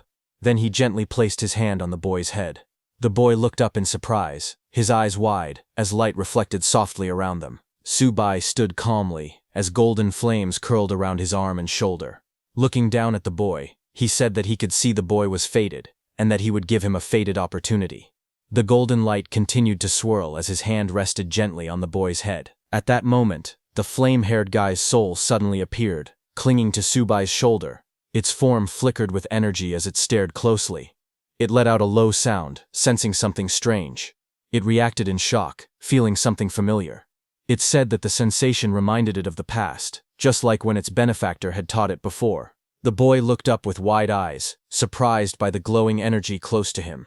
Subai turned his head slightly and asked the flame-haired soul what it was being restless about, saying that the people around were no longer containers. Subai then gave the blueprint to Iron Arms and ordered him to give the blueprints to everyone. Iron Arms stepped forward and received the rolled document. Nearby, the boy who had awakened stared in amazement and whispered in awe, saying that it was magical. Iron Arms then went to the group gathered together and gave them the blueprint. Subai told Birdman, Bone Lord, Iron Arms, and Mosquito, that the four of them would split up and head in different directions: east, south, west, and north. Their task was to round up and eliminate the remaining commander-level monsters, still hiding in Yangshi City. Su Bai stood quietly as his companions checked the blueprints. He then spoke calmly, telling them that they could absorb the souls of the defeated monsters themselves. Hearing that, all four companions reacted at once. Birdman, Bone Lord, Iron Arms, and the Mosquito Creature all spoke with confidence. They declared that the Sovereign could rest assured, and promised that the mission would be completed without fail. Moments later, the Birdman and the Mosquito took to the sky. As they flew off in opposite directions, one of them laughed, saying that he had been thirsty for this opportunity for a long time. Another shouted, telling Su Bai to wait for his good news. Below them, Bone Lord and Iron Arms turned away as well, preparing to depart. Su Bai remained standing, watching them go. The young boy looked up with bright, determined eyes and called out softly, addressing Su Bai as hero. He said that he would remember the hero's face. Su Bai turned his head slightly, gazing into the distance. His expression remained calm and steady. In response, the boy clenched his fists and spoke with resolve, declaring that one day he would become just as mighty as the hero. Meanwhile, in a distant location, Yunbin, dressed in long robes, sat alone at a stone table beneath a dark, swirling sky filled with strange markings and shadows. He paused in his movements and let out a low hum, as if he had sensed something unusual happening far away. A bead of sweat slid down his face as he sensed the change in the battlefield. He realized that a calamity-level beast had fallen. However, he could still sense that its physical body had not been completely annihilated. Yunbin let out a low breath, his lips curling into a faint smile. He muttered that his master truly made him suffer. Still, once he obtained the physical body of that calamity-level beast, that would be the moment of his master's downfall. Back on the battlefield, a massive turtle-like monster roared in fury. Its eyes glowed red as it opened its enormous mouth and lunged forward. Bone Lord did not retreat. With a heavy roar, it charged straight at the beast, its spiked weapon raised high. It slammed down with overwhelming force, the impact shaking the ground as the beast's massive body collapsed. Green, ghostly energy surged from the fallen monster. Bone Lord stood over the corpse, its mouth opening wide as it absorbed the escaping soul. The green light flowed into its body like smoke being swallowed. Bone Lord let out a satisfied laugh, saying that the old turtle's soul smelled incredibly good. Afterwards, Bone Lord took the turtle monster's shell and laughed loudly. It praised the turtle's shell, calling it excellent, and declared that it would take it first. At the same time, Iron Fist shouted, as he swung his iron arms. The strike lands cleanly, slamming into a twin-faced wolf beast and sending it crashing back with a cry. After killing that monster, Iron Arms starts absorbing the monster's soul. Red energy erupts around Iron Arms as he stands firmly on the ground. He is frenzied by the barbaric strength. He feels his strength and speed increase greatly as power surges through his body. After absorbing the soul, Iron Arms takes out the monster's claws. Looking at the glowing claws, he identifies the three-headed wolf's claw as a true treasure. He confidently states that Iron Arms will definitely not disappoint the Sovereign. Later, Iron Arms, Bone Lord, Birdman, and the Mosquito Monster gather to report to Su Bai. Birdman announces that the great earthworm in the south has been killed. Iron Arms reports that the three-headed wolf in the west has been dealt with. Bone Lord also confirms that the old turtle in the east has been struck down. Su Bai listens quietly. He is meditating with his eyes closed and responds with a calm sound of acknowledgement. Bone Lord crouches down and places the old turtle's shell with both hands. Beside him, Iron Arms drops to one knee and places the glowing red wolf claw. Bone Lord calmly tells Yunyun that this is the old turtle's shell and asks her to see if she can absorb it. Iron Arms then points out the wolf claw as well and tells her to try absorbing that too. Yunyun's eyes light up. She laughs happily and says that Bone Lord and Iron Arms truly understand her. She reaches out and grabs the wolf claw with one hand and the turtle shell with the other.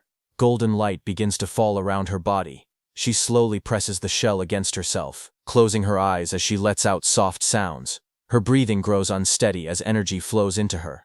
She murmurs softly, savoring the feeling, saying that the shell feels wonderful and extremely comfortable. Her body trembles slightly as the absorption continues.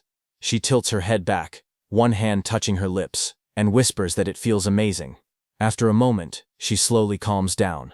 Turning her head, she softly calls out to Bone Lord and Iron Arms and thanks them. Iron Arms scratches his head and laughs awkwardly. He tells her that she should thank the sovereign instead, because he is the one who gave the orders.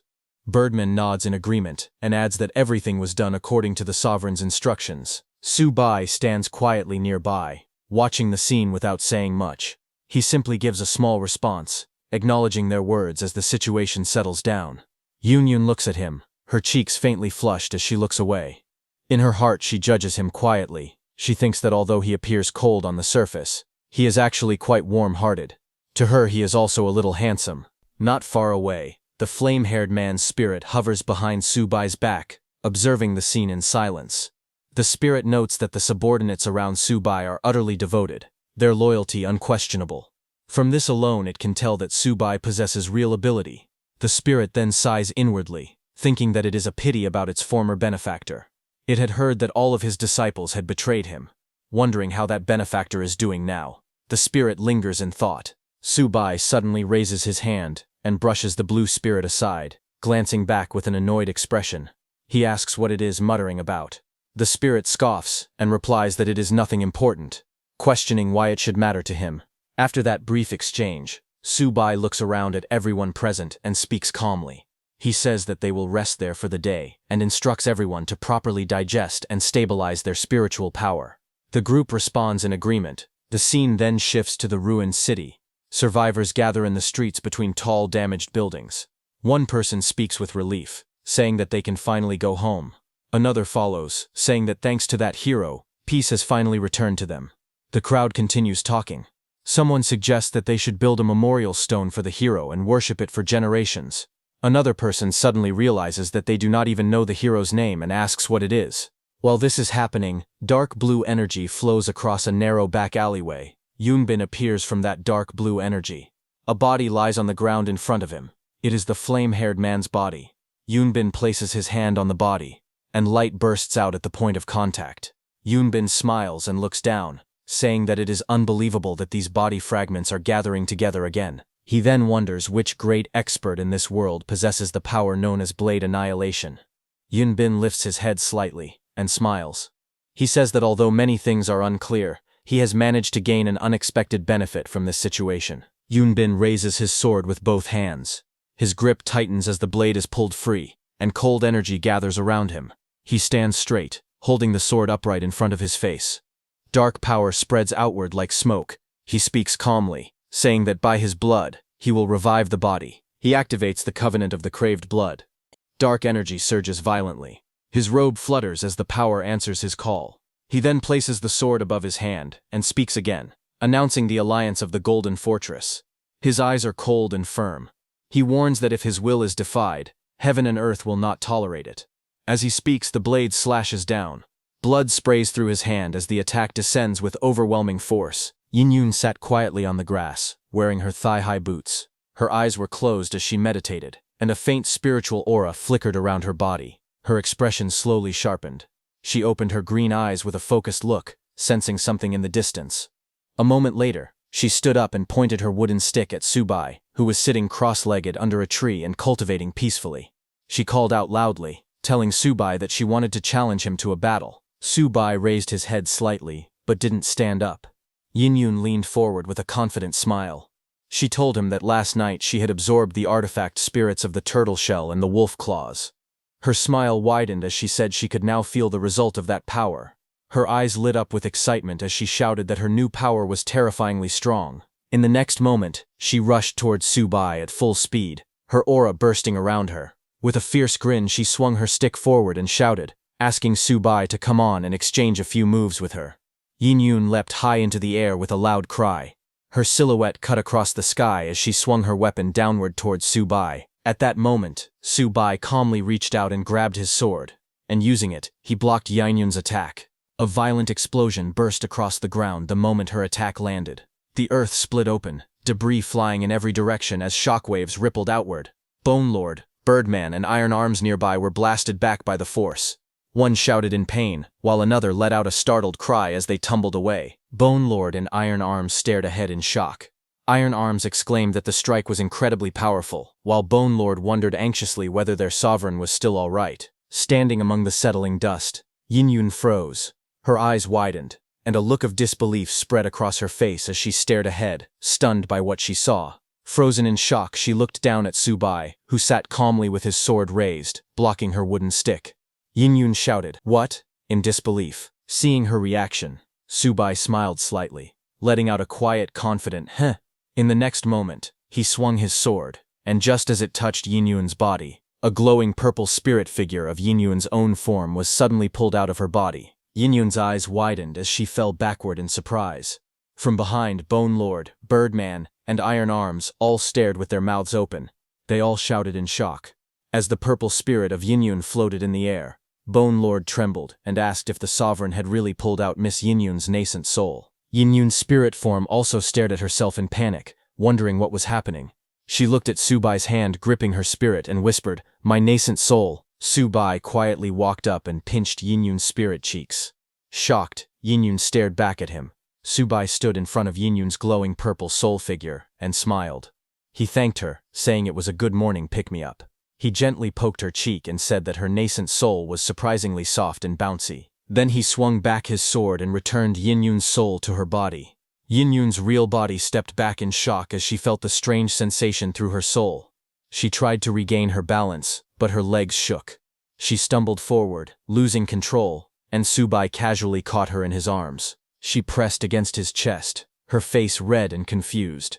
She let out a soft "ah" while holding onto him tightly. Subai looked calm, while Yin clung to him, still blushing and breathing unevenly. Seeing this, a short distance away, Bone Lord, Birdman, and Iron Arms awkwardly turned around. Iron Arms waved his hands and said they should leave, telling the others that there was nothing to see here. They all walked away with embarrassed faces, but suddenly Yin, who had been blushing, looked down with a troubled expression. Her green eyes seemed unfocused, and her lips pressed together slightly as she stayed quiet. She then pulled herself back from Subai and let out a small sigh as both of them remained still for a moment. After that, she folded her arms and walked away slowly. Her steps were stiff and heavy. Subai watched her from behind, saying nothing. As Yin walked forward, her thoughts appeared clearly. She believed that even if she couldn't defeat Mr. Subai, she should at least be able to trade a few blows with him. But she never imagined she wouldn't even be able to withstand a single move. She looked ahead at the distant mountains, thinking about Shenen City. Suddenly, a memory flashed in her mind. In that memory, Yin looked completely different. She ran through the streets of the city, pulling along a young boy. Behind them, a group of zombies chased after her. A woman who looked just like Yin blocked the zombies with her body and shouted to Yin, telling her to take care of her brother. The younger boy cried out, calling for his mom as they ran. The boy screamed while trying to run toward the woman blocking the zombies, calling her mom, but Yin grabbed him. Both of them cried out, calling for their mother again and again. Behind them, their mother stood in front of a rushing group of zombies. Blood covered her clothes as she spread her arms wide. She shouted for them to run. She told them to run now. Yin clung to her brother while crying as she ran. Her little brother yelled for his mom not to go. Behind them, zombies rushed in from every direction. The siblings ran down the empty street. In front of them, a body lay on the ground. A sword was stabbed into the corpse. The little boy pointed at it and told his sister that there was a sword over there. Yin saw it, an abandoned sword stuck in a corpse. She rushed over and grabbed the handle tightly, but as soon as she lifted it, something strange happened. The blade began to break apart in her hand. She stared in shock, asking what was happening. Blue sparks danced around her as she held her little brother over her shoulder. Then a dark shadow rushed toward them. Her eyes widened as she quickly turned to shield her brother. The zombie closed in from behind. The little boy screamed as one reached out. He yelled for his sister. Yin turned and shouted back in fear. Her voice cracked as she screamed. The next second, Yin's personality flicked completely. She swung her arm with full force, smashing her fist into the zombie's face. Blood burst out as the zombie's head snapped backward. Just as she killed that zombie, more zombies rushed toward her from every direction. They jumped to attack the little boy on her back. But just as they came close, Yin struck again, slicing down another zombie into two with just her hand. Their bodies fell around her one after another as she pushed forward without stopping. But suddenly, a huge deformed zombie charged at her from behind, its two faces screaming loudly.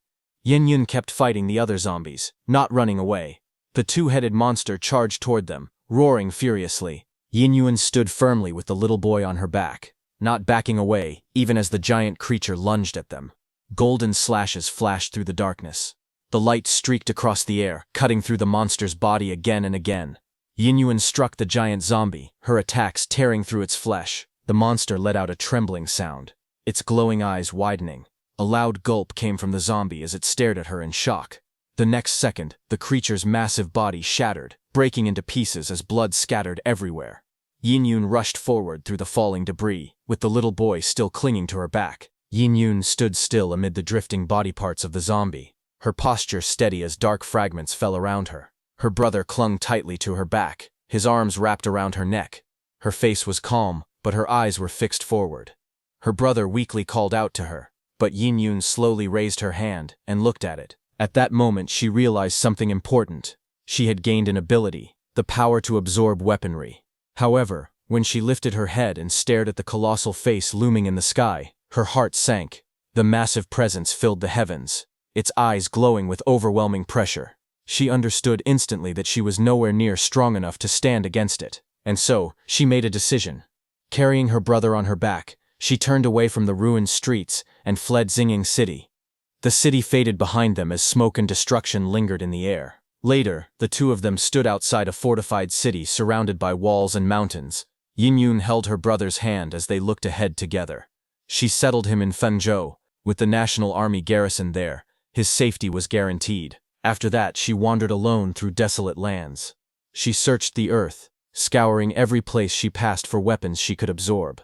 Battle after battle followed. Each fight made her power surge. People who knew of her ability to consume armaments began to fear her.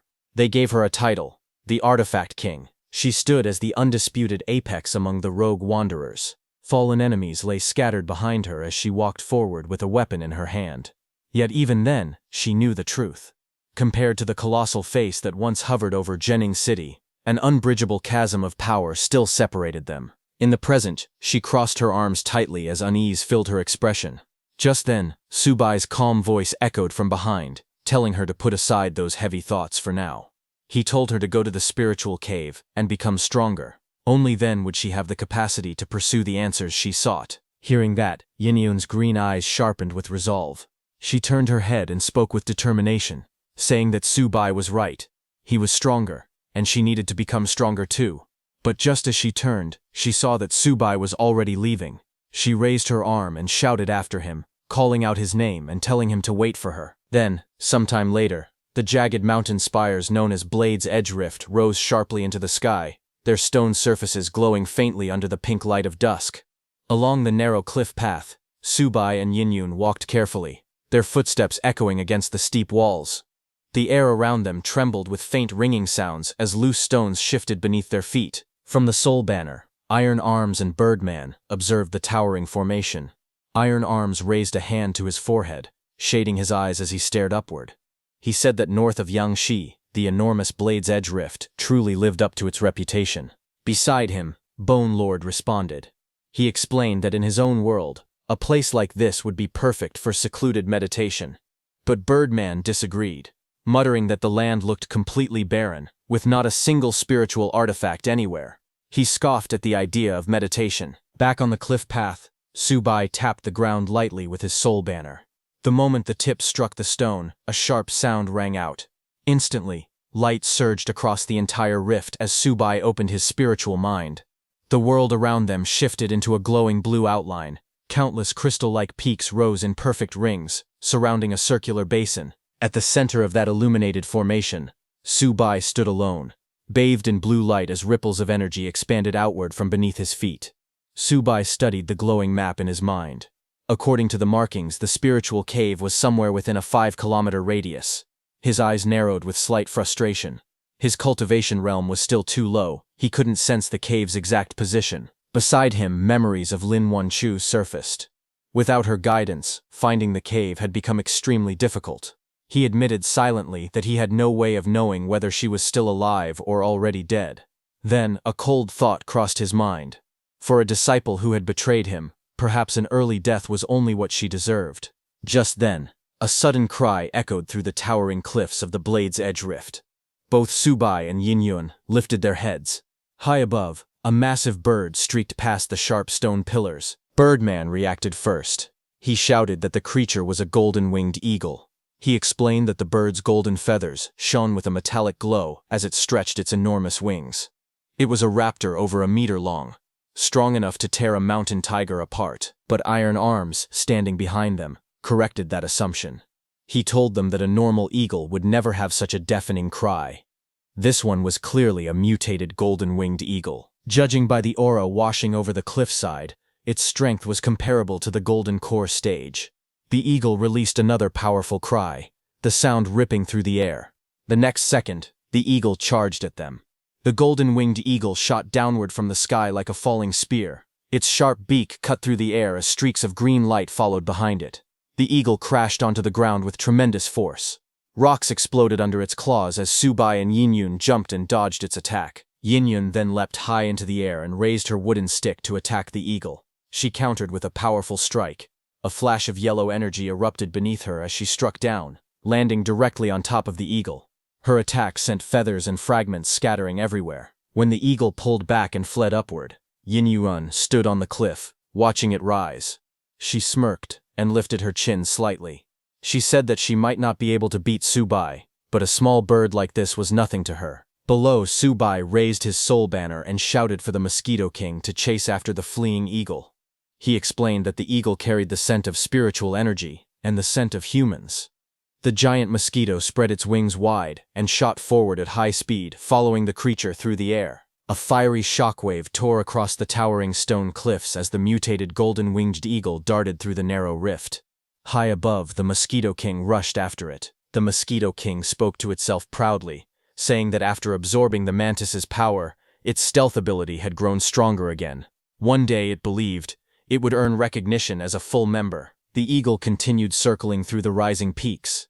The Mosquito King pursued from behind, weaving between the tall rocks. Soon, the eagle descended toward the ground. Before a dark cave entrance, a lone figure stood waiting with a crimson flaming spear in hand. The man looked up calmly as the eagle landed before him. He greeted the eagle by name, Ah Deo, and commented that it had led an enemy straight to their doorstep. His voice remained steady as he added that he could not blame Ah Deo, since the intruder's realm was far stronger than its own. The fiery red spear glowed in the young man's hand as he stepped forward with determination. He lifted the spear over his shoulder, readying himself for battle. A sharp throw followed. The blazing spear shot across the rocky cavern like a streak of fire, rushing toward the approaching Mosquito King. The Mosquito King darted aside with incredible speed, narrowly escaping the incoming strike.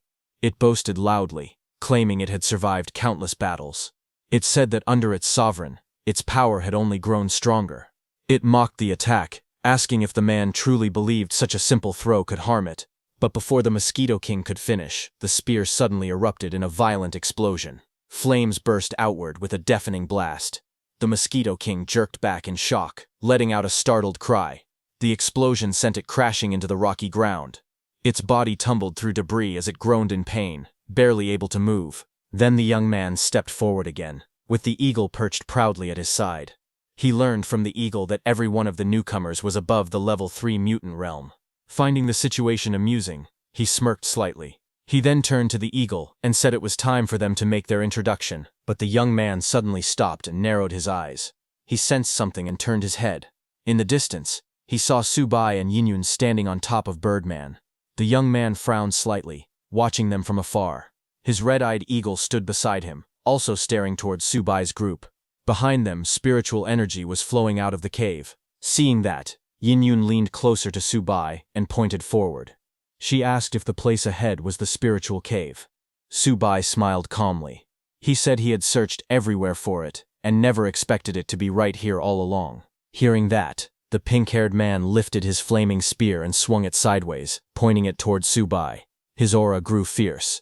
He said that Subai had arrived sooner than he expected, but warned that if Subai dared touch his spiritual cave, the consequences would be clear. He launched himself forward with incredible speed. Flames swirled behind him as he charged straight towards Subai. He shouted that Subai had chosen death. Seeing him coming, Subai didn't flinch. He calmly reached for the sword strapped to his back, gripping the handle as the young man's attack closed in. The next moment, the two weapons collided. A burst of white and red energy exploded between them. The pink-haired boy's attack was extremely powerful, but Subai blocked it with his sword. The pink-haired boy's body flipped through the air as fiery aura trails twisted around him. Subai raised his sword just in time, blocking the flaming spear that was aimed directly at him. But suddenly, his expression changed to shock as the spear sparked on impact. The next second, a huge explosion erupted right in front of Subai as the young man's attack hit. Flames burst across the rocky valley, sending Subai, Birdman, and the others flying. It was terrifying as the shockwave rippled through the air. Subai and his undead, along with Yenyun, were blasted backward and slammed into the rocks behind them. The impact was so strong that they tore through the cliffside. Rocks shattered around them as Yenyun clung to Subai, her body lifted by the force of the attack. Birdman couldn't fly in time and hit the ground with a solid impact, rocks and debris scattering around it. Subai somehow stopped himself from falling and grabbed Yenyun in his arms.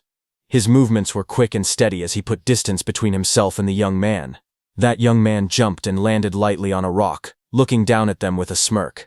He raised 2 fingers and spoke proudly, saying that Subai wasn't bad and actually had some skill. Subai looked at the young man with raised suspicion. His voice echoed through the cliffs as he asked who he was. Iron Arms, standing behind, spoke calmly, saying he recognized the man. He told Subai that the newcomer was the leader of the Western region's rogue wanderers, the Spear King. He explained that the man was known as a martial fanatic and that his spear techniques were extremely strong. Hearing that, Yenyun turned slightly towards Subai, surprised that the rumors were true. She told Subai that it was said the Spear King had once slain a commander-level beast with a single thrust, becoming famous instantly. She added that after that achievement, the man had mysteriously disappeared.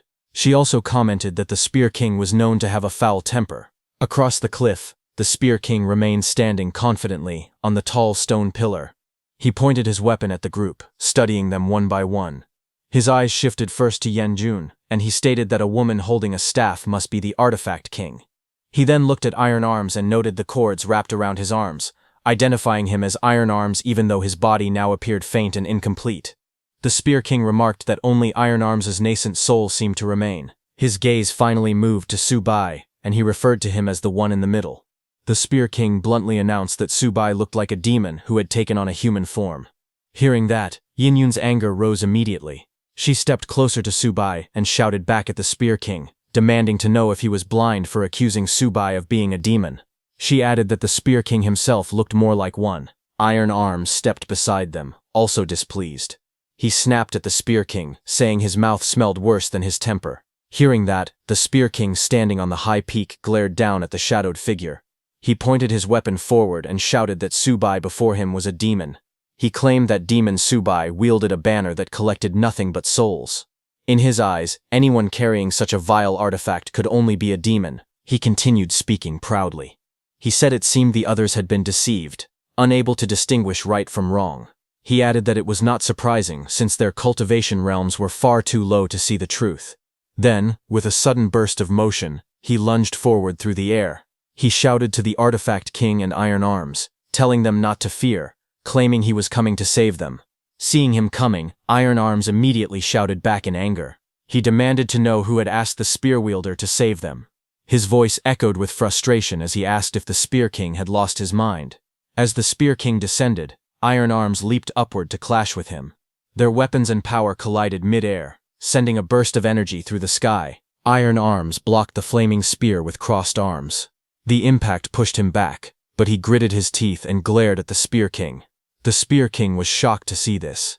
Iron Arms told the Spear King coldly that his own cultivation was more than enough to block the strike. Just then, Yenyun lifted her staff and shouted angrily. She told the Spear King that she would knock some sense into him. She jumped toward him with force. The Spear King quickly raised his spear to block her attack. Her staff slammed down as he braced himself, while Iron Arms stood behind them, ready to move. Subai, Iron Arms, and Yenyun all watched the Spear King's speed in shock. Yenyun whispered that he was so fast. Subai quietly stared, noticing the power in the blow. Iron Arms muttered that the strength was incredible. Then Yenyun and Iron Arms rushed forward together. They swung their weapons again and again, clashing with the Spear King in a blur of fast movements.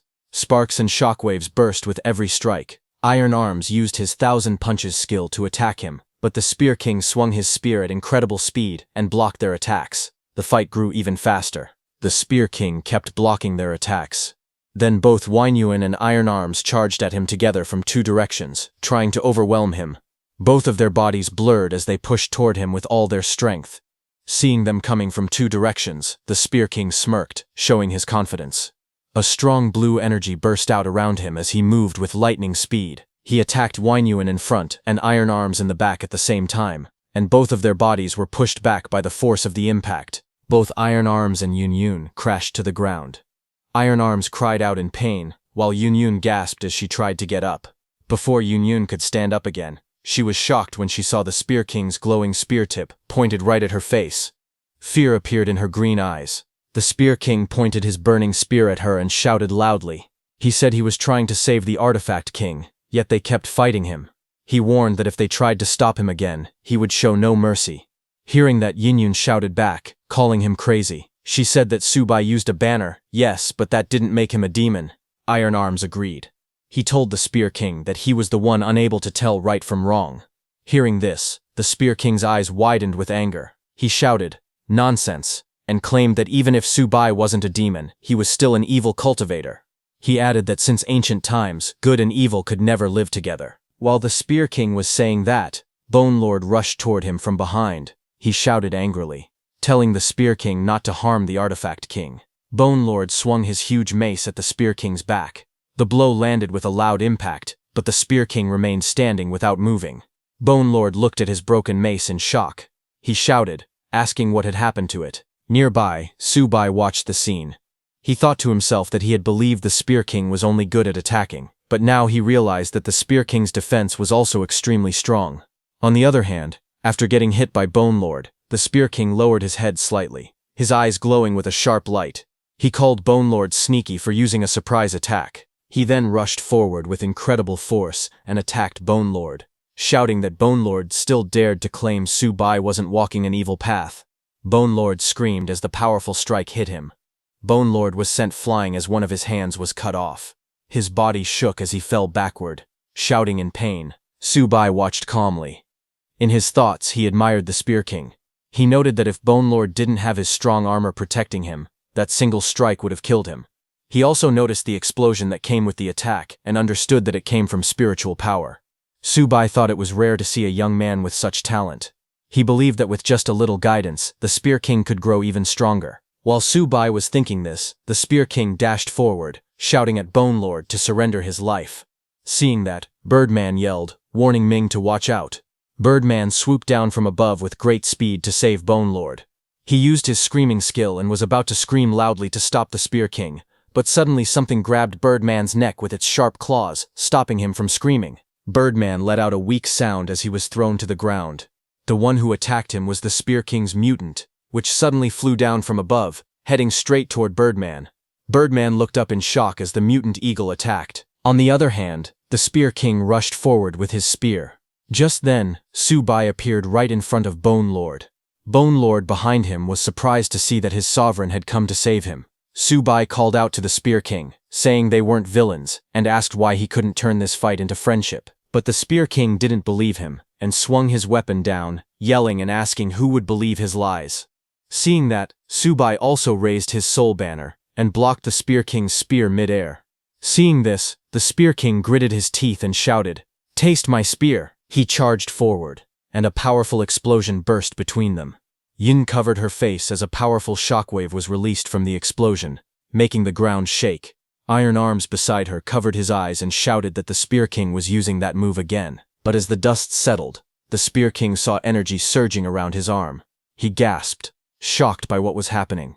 Subai lifted the soul banner high with one hand.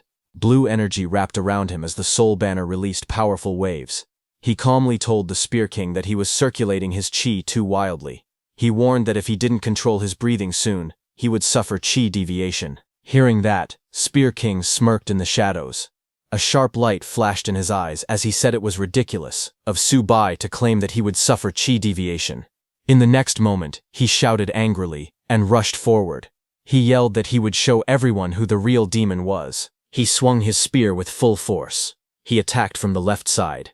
Flames and light burst from the strike as his attack exploded forward. But Subai blocked it with his soul banner. He attacked again from the right side, but it was once more blocked by Subai's soul banner.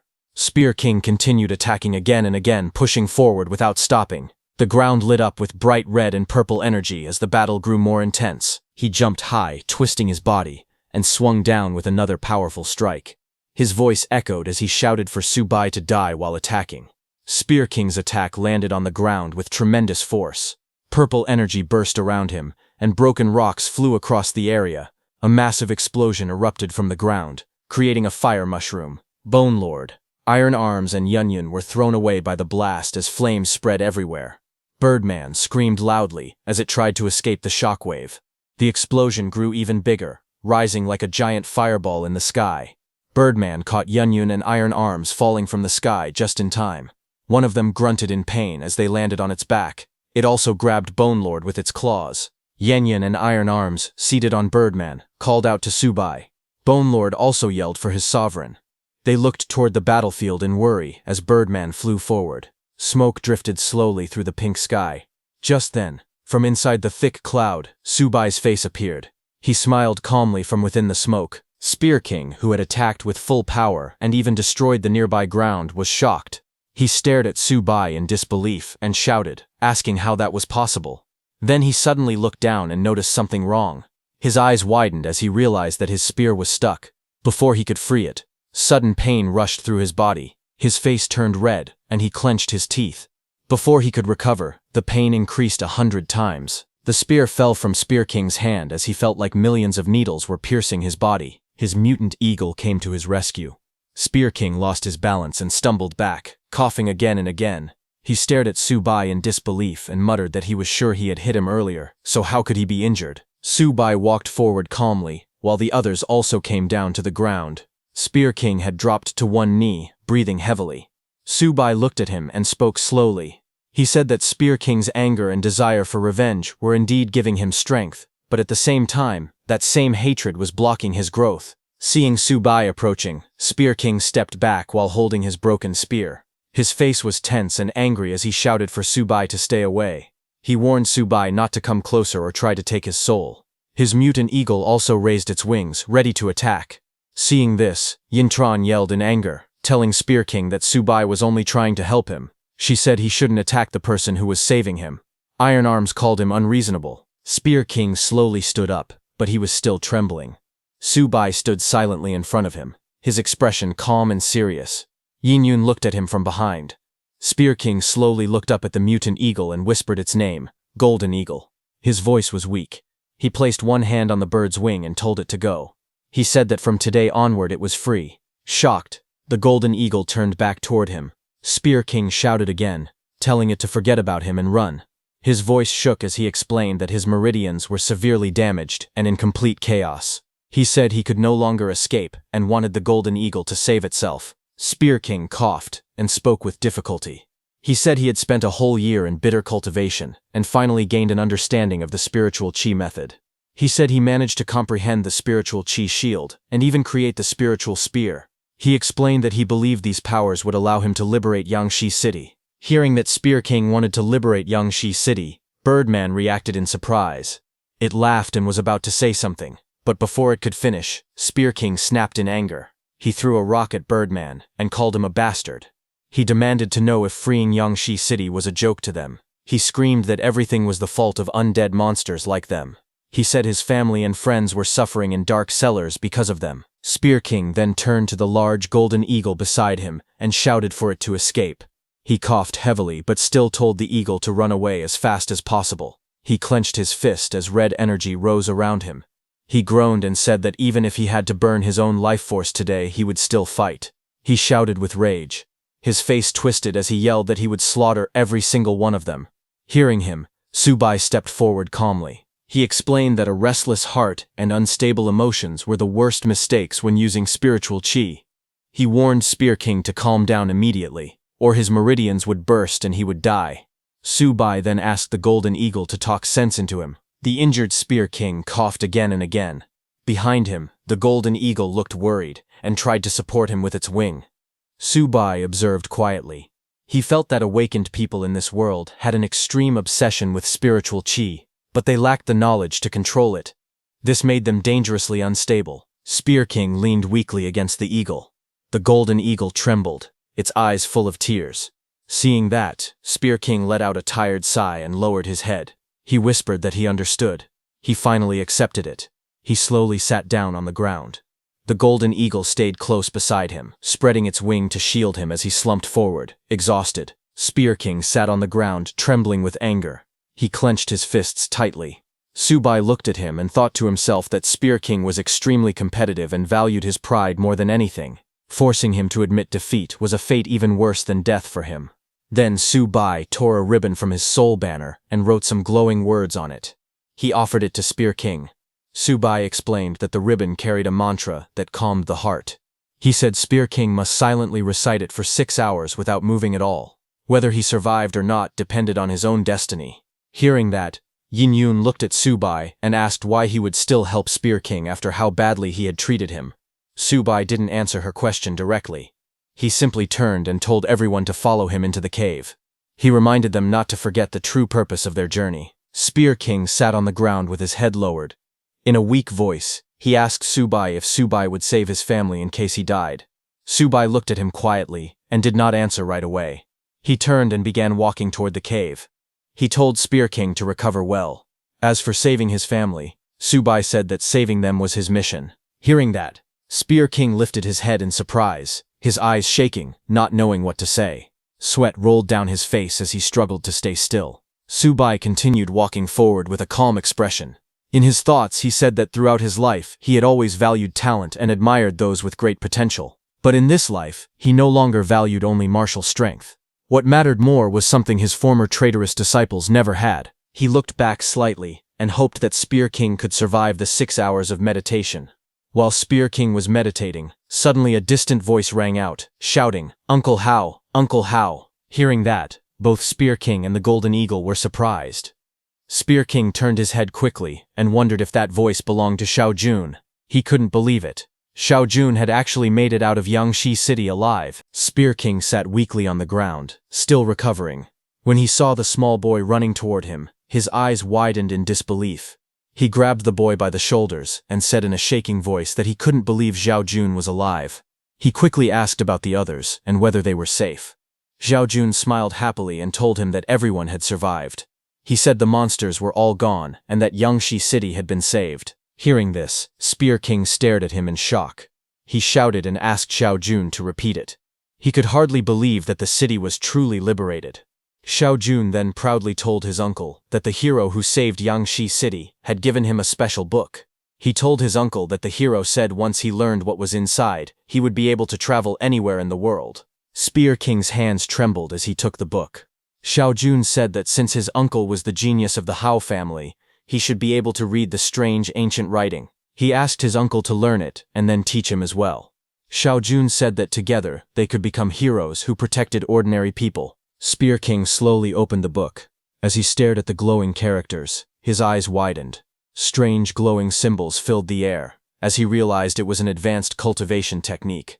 The method absorbed the essence of the sun and moon and turned it into powerful spiritual energy. It was so strong that it could suppress or even steal the spiritual chi of people using weaker techniques. As Spear King read this part of the book, he suddenly remembered something. During his fight with Subai earlier, he had felt his own spiritual power weakening, as if it were being pulled away from him. He wondered if Subai had mastered this technique as well. Spear King then looked at Xiao Jun and asked if the hero who saved Yangshi City was the one who had given him this cultivation method. Xiao Jun nodded and said yes. Spear King then asked if he remembered the hero's face. Xiao Jun happily said that he did, and immediately started drawing on the ground. As he drew, Spear King watched quietly. When he saw the finished sketch, his eyes widened in shock, his heart jumped, and sweat ran down his face. He stared at the drawing and shouted that it was him. It was Subai. Spear King was shocked as he slowly understood the truth. He realized that the Subai he had suspected was actually the one who liberated Yangshi City. That hero had even saved Xiao Jun and given him a cultivation method. He lowered his head, blaming himself and thinking that he had wrongly accused the hero of being an evil cultivator. He then held Xiao Jun's shoulders and asked for a moment to recover. After that, he wanted Xiao Jun to take him to meet the hero. Xiao Jun looked confused. But before he could say anything, Spear King suddenly sensed danger and turned sharply. A figure with blazing hair rushed toward them from above. Spear King shouted for the golden eagle. The giant eagle spread its wings and flew up to block the attack. The golden eagle and the enemy clashed violently in midair. As Spear King watched, he asked in fear why that enemy had appeared again. He recognized the attacker, the calamity-level lord of Yangshi City, the burial ape king.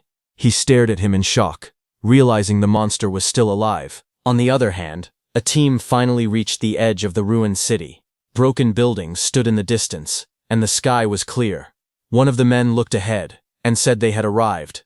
Another man stared at the entrance sign and explained that this place was known as Yangshi City, a true hell on earth. It was Subai's disciple Lin Wanchu's new team. The man who read the city entrance sign added that if Sister Wanchu hadn't mentioned a spiritual cave deeper inside the city, he wouldn't have agreed to come so easily. But now that they were here, he believed they could help liberate Yangshi City. As they walked in, the group looked around carefully. The man with the shield said the place was full of danger. He warned everyone to stay alert and be ready to fight at any moment. Soon the people of Yangshi City appeared in front of them. One of the survivors stepped forward and asked if they were a rescue team from the outside world. He welcomed them to Yangshi City. Lin Wanchu looked around in confusion. You asked if this place wasn't supposed to be hell on earth, wondering if she was imagining things. Another person wondered if it might be a monster's illusion. But Lin Wanchu focused for a moment, and then told the others that she could sense everything clearly. All the people around them were ordinary humans. She also added that she couldn't feel any monster stronger than commander level inside Yangshi City anymore. Hearing this, another teammate told their team captain that Wanchu's ability was perception, so if she said it, it had to be true. Their leader, a masked man, said that whether it was true or not, he would find out by asking. He stepped forward and politely asked a man from the city if this really was the hell on earth called Yangshi City. The man nodded. He explained that it used to be like that. But a few days ago, a hero killed the 4 great demon kings and the demon god who ruled this place. Now Yangshi City had been freed and had become a peaceful land. Hearing this, the armed man was shocked and asked which powerful person had done all of that. Their leader also wondered how the calamity-level lord of Yangshi City had died so easily. The local man proudly said that they had even built a monument to honor the hero, and that the hero would always be remembered. Then he invited the group to follow him so he could show them the hero and offer them warm hospitality. Workers continued building a huge stone statue. The figure stood tall, holding a staff, while people worked on the scaffolding around it. It was Subai's statue. Wanchu looked up at the statue in shock. She stepped closer and whispered to herself, asking if the person it represented was really her master. She couldn't believe he was the one who liberated Yangshi City. Beside her, you stared at the statue as well. She asked Lin Wanchu if they had met this person before. She said she had a strange feeling as if this man was someone who had committed all kinds of evil. Hearing this, the local man nearby quickly stepped in and told her to be careful with her words. He said the person in the statue was their hero. Without him, everyone would still be trapped in the darkness of the catacombs. Hearing this, you suddenly felt a sharp pain in her head. She grabbed her head and groaned. She told Wanchu that her head hurt badly, bending forward as the pain grew stronger. But Lin Wanchu stood quietly, deep in thought. She remembered everything she had seen and learned so far. She thought about Subai. People said he had committed every kind of evil, yet he was the one who saved Yangshi City. Now everyone treated him like a hero. Then she thought about her eldest senior brother. People called him kind and moral, yet he had harmed her again and again. Her heart felt confused. She wondered who was truly righteous and who was truly evil. Beside her, you pressed her hands against her head, still shaken by the strange pain she had felt earlier. Lin Wanchu looked at her anxiously and said that maybe they had misunderstood their master. You turned to her, surprised, and asked what she meant. But Lin Wanchu had already made up her mind. She turned and said she had to find her master and ask him the truth about what really happened in the past. She quickly walked away. You reached out, calling for her not to go. Another person nearby also asked where she was heading, but she kept moving forward without stopping. Lin Wanchu repeated in her heart that her master had liberated Yangshi City. She was sure he must have gone to the spiritual cave. She had to find him. On the other hand, far away, inside the glowing cave of burning red stones, Subai walked beside Yinyun. The air around them was hot, flames rising from the crystal-like rocks. Yinyun complained softly that it was very hot. Subai looked around calmly. The heat didn't surprise him. He said that the place was filled with the aura of fire. Inside the fiery cave, Subai and Yinyun continued walking forward. The path was filled with spirit stones. Yunyun looked around and said that every spirit stone on the walls looked like it was burning. Subai calmly explained that the stones were not actually on fire. They were fire attribute spirit stones. Watching from inside Subai's soul banner, Iron Arms said it made sense why the Spear King's attacks had always exploded, because the Spear King had been absorbing the power of these fire stones. Bone Lord then told Subai that if they absorbed the entire wall of fire attribute spirit stones, their strength would grow quickly. Hearing this, the Ape King's spirit on Subai's sword became excited. He said it was unbelievable that such a powerful spiritual cave existed so close to Yangshi City. He added that the high quality of the stones meant there must be a fire essence bead hidden deeper inside. The Ape King's spirit grew greedier. He said that if he could absorb that fire essence bead, this sword would no longer be able to contain him. However, he also warned that if he went any deeper right now, his soul might burn away, so he would quietly absorb energy from where he was. The Ape King's spirit laughed and thanked Subai for bringing him to a place with so much fire energy. Meanwhile, Subai and Yinyun continued walking. Yinyun asked if there was a spiritual spring ahead. She complained that the temperature felt extremely high, maybe 70 or 80 degrees. Suddenly Subai raised his hand and stopped her. Yinyun was startled, but before she could understand anything, a huge fire creature formed ahead of them, made entirely of flames and shaped like a beast. It roared wildly as flames burst around it, filling the entire tunnel with blazing heat. The giant fire serpent roared loudly. It shouted that all outsiders must burn to death. A huge wave of flames rushed toward Subai and Yinyun. Subai grabbed her quickly and jumped back as the fire swallowed everything. Yinyun screamed that she was burning. She said the flames were all over her. Subai looked calm, but he noted in his mind that training in a place like this explained why the Spear King's spiritual energy was so unstable. Just then, Iron Arms and Bone Lord rushed in. Iron Arms shouted at the fire serpent, telling it not to harm his sovereign. Bone Lord charged in too, yelling for the monster to taste his hammer. But as Iron Arms hit that python, his fist passed through it. Iron Arms was shocked seeing that. Bone Lord tried the same thing, but his hammer also passed through the fire python's body. He was also shocked. They looked up at the creature and realized something terrifying. The fire serpent didn't have a real body. It was made entirely of flames, and that made it even more dangerous. Just then, Birdman jumped onto that fire python. He looked at the fire python and spoke proudly. He said that the monster was a spirit without a real body, and its sonar ability was made to suppress spiritual chi. Birdman then flapped his wings and screamed, using its sonar attack. A blast of energy waves shot toward the fire python.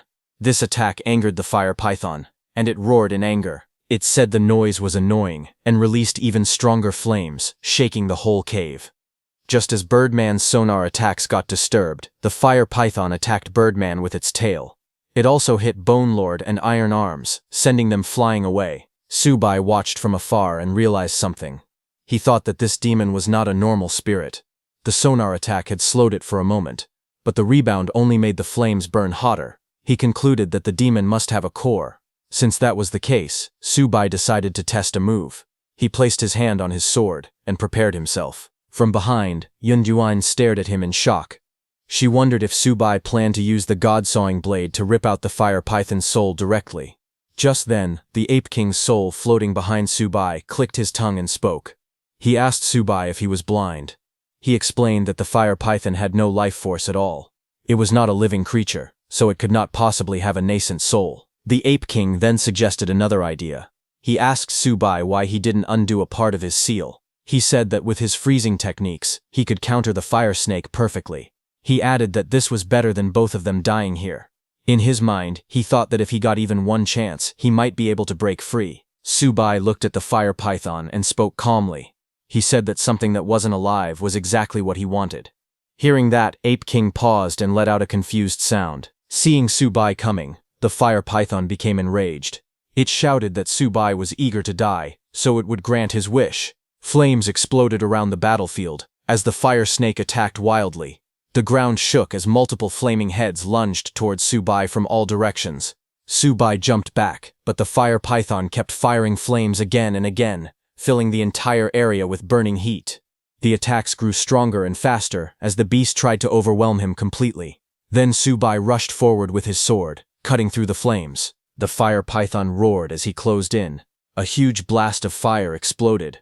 Iron Arms, Bone Lord, Birdman, and Yan Yun behind him shouted in panic, calling out to Subai. The fire python rose from the flames again, its body glowing brighter as it covered the whole cave with fire. But suddenly the fire python was shocked as it looked ahead. It was Subai, who was completely unharmed. He then swung his blade with full force. The sword lit up with a bright red aura as he attacked. The fire python tried to swallow the attack, but Subai's sword pushed straight toward its fiery mouth. The fire snake spirit thrashed wildly and screamed that this was impossible. Flames wrapped around its body as it lost control. Down below, Subai held his sword high. A bright spiral of fiery energy wrapped around him. Ape King was shocked as he looked at Subai's attack. He said he knew this power. This was the same heavenly spirit cultivation method he practiced. Ape King watched with shock. He finally understood. The fire python had no real body because it was born from pure elemental energy and turned into a spirit.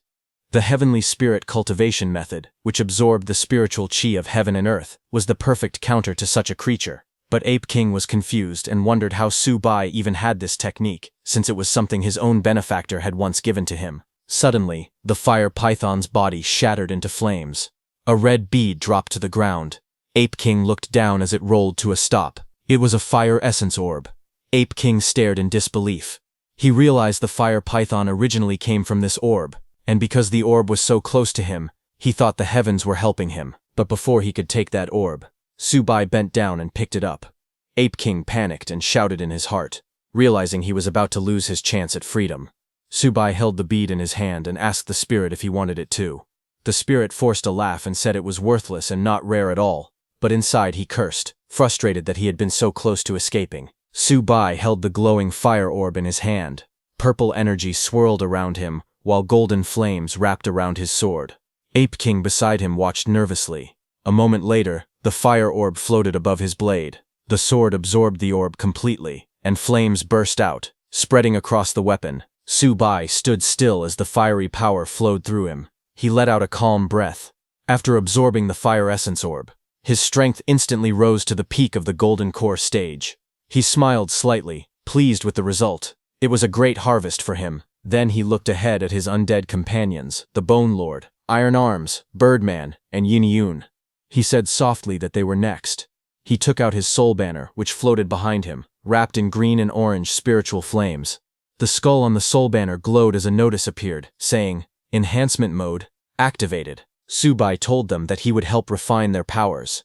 He explained that the fire attribute spiritual energy inside the spirit stones was too hot and dangerous.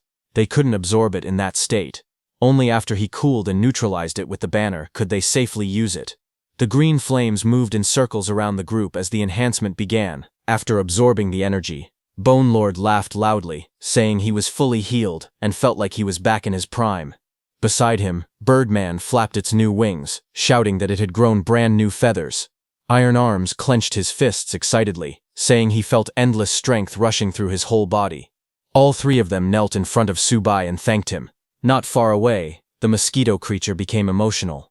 It cried softly that the sovereign favored it so much, and that it would work twice as hard to become a full member soon. Then Yin Yun walked up to Subai and looked at him. She asked quietly if there was a share for her too. Subai turned to her and explained calmly. He said that she was not his servant, so he could not use the 10,000 souls banner to send spiritual chi directly into her body. Then he added that her share was right here, and he touched her side with one glowing finger. Yin Yun's face turned red as his finger slid across her skin, and she gasped, calling out his name in surprise. Subai sent her some spiritual energy through his fingers, directly into her body. Immediately, Yin Yun knelt on the ground, breathing heavily. She said it was intense. Subai looked around and said that everything here was done, and they should move on to the next spiritual cave. Suddenly, a young boy's voice rang out from outside, calling for the Spear King. Then the Spear King's voice came, telling that boy not to worry about him and to run quickly. Hearing that, Subai and Yin Yun turned toward the sound. She suggested they should check what happened. They both ran down the rocky path while Yin Yun asked what was going on, but suddenly she stopped in shock as something appeared ahead. The Spear King's golden eagle fell with a loud crash. Seeing that, Yin Yun shouted in disbelief, asking how this was possible. Then Ape King covered in flames appeared. Its eyes glowed red. Seeing that, Yin Yun and the others grew confused, asking how the buried Ape King had resurrected. Su Bai and Yun Yun walked out of the rocky cave. In the distance, Spear King and his golden eagle faced the flaming Ape King in confusion. Spear King called out, asking what was happening. Hadn't they said all the monsters in Yangshi City were supposed to be gone? Ape King's spirit was shocked, asking if his physical body had come looking for him. Spear King's nephew pointed at the Ape King, saying something was wrong. They had clearly seen the monster get killed by the hero earlier.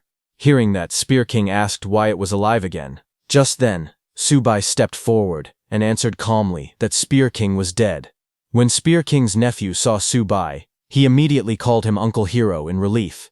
Hearing that, Spear King quickly bowed and apologized, saying he had been blind to Su Bai's strength before and hoped for forgiveness. Su Bai told him not to worry about it, but warned him to avoid acting rashly in the future. Spear King nodded and said he would remember the lesson. His nephew then asked Su Bai why the monster was still attacking them if it was already dead. Su Bai explained that the creature was now only an empty body without a spirit. Someone else was controlling it from behind the scenes. Hearing that, Ape King's spirit reacted in shock, asking who the controller could be. Su Bai looked ahead with a serious expression. He raised his hand and formed a gesture. He calmly explained that the technique being used was a beast-driving art from the demonic path. He said this art was normally used to control monster beasts after their minds had been erased. He added that the person using this technique was without a doubt someone he already knew. Su Bai's eyes glowed blue as he used his power to sense the source.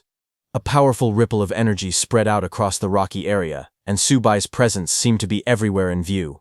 Far away, on top of a tall, sharp peak, a man sat cross-legged. Su Bai called his name Shen Yunbin. Su Bai's voice rang out as he said that it really was his good disciple. Hearing that voice, Yunbin leapt down from the peak. Purple demonic energy rose behind him like a shadow. Seeing that his position was already exposed, he finally came out. Through a portal, his image appeared above the Ape King. He laughed softly, saying it was just as he expected from his master. He admitted that Su Bai had seen through his beast-driving art with only one glance. Yunbin narrowed his eyes and smiled coldly. He said that simply recognizing the technique meant nothing, because wherever a calamity-level beast appeared, disaster always followed. Beside him, Ape King trembled as purple energy wrapped around it. He raised his hand, strengthening his control over the Ape King. He asked Su Bai how he planned to fight the buried Ape King with his current strength. Ape King roared and rushed forward with blazing fire and lightning. Shen sent the Ape King straight towards Su Bai's group. Seeing it coming, Spear King shouted for Su Bai to look out. He threw himself forward with his staff to block the Ape King's charge. The two collided with a loud crash. The impact sent the Ape King flying back, crying out in pain. It tumbled across the ground, barely catching itself. Panting, Spear King held his side and slammed his staff on the ground for support. He cursed, saying that after a whole year of hard cultivation, he still couldn't withstand even one hit from a mere puppet Ape King. But then he froze. He frowned and wondered why the Ape King's strike felt so weak for something said to be a mighty calamity-level beast. Su Bai, standing beside him, explained that the buried Ape King's body was only an empty shell now. Although it still carried the name of a nascent soul beast, its true strength was only equal to a peak golden core. He said his servants were more than enough to hold it back. He raised his staff and gave a single command: attack. At once Birdman, Bone Lord, Iron Arms, and Mosquito Beast rushed forward. Bone Lord shouted for Su Hong not to worry and said they would handle everything. Across the field, Ape King crouched low, surrounded by a huge purple aura. Yunbin mocked them, saying a few stray ghosts were foolish to think they could fight a calamity-level creature. As he spoke, the Ape King's aura exploded outward.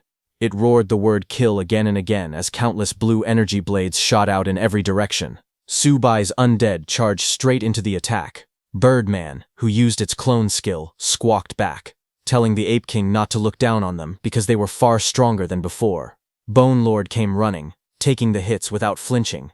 He laughed loudly and said attacks like these felt no different from a tiny tickle. Yin Yun also rushed into the battlefield with a big smile. She shouted that things were getting exciting and that there was no way they could leave her out.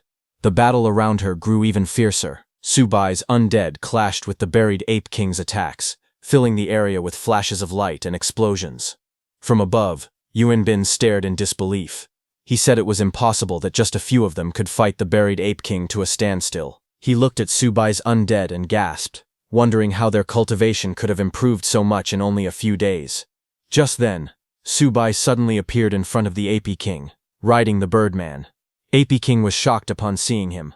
Subai then grabbed his sword and smiled calmly. He asked his disciple Yun Bin why he was so surprised. He told him that if his master could kill this monster once, then doing it a second time was natural. Hearing that it was Subai's second time, Yun Bin trembled. He asked if the expert who killed the buried Ape King, who wiped out the commander-level monsters, and who saved Yangshi City, was actually his master. He was shocked, and before he could react, Subai's blade flashed down from above. He shouted that Yun Bin was correct. The one who had killed the buried Ape King before truly was his master. His strike cut through the Ape King's body, sending flames and spiritual energy scattering. Behind him, the Ape King's spirit floated at his back and spoke softly. When it heard Yun Bin calling Subai master and attacking him, it remembered that his benefactor in the past had also been betrayed by his own disciple. It questioned whether such a coincidence could really exist in this world. Far away, Yun Bin, controlling the Ape King from the top of a tall stone pillar, coughed blood as Subai killed the Ape King. He was shocked by how quickly the tide had turned. He cursed under his breath, as he hadn't expected all his effort to amount to nothing. He complained that he had even suffered heavy backlash from using the beast-driving art, but even after being injured, he stood up again, knowing that his master Subai's spiritual consciousness was locking onto him. Fear filled his face as he realized that if he didn't escape now, it would be too late. But before he could move, Subai appeared before him, standing on the Birdman. Subai spoke in a calm voice, calling him his obedient disciple. He said they were finally reunited, and asked if he was really in such a hurry to run away. Yun Bin stared at Subai in shock. He said it was impossible that Subai's spiritual consciousness now covered such a huge area.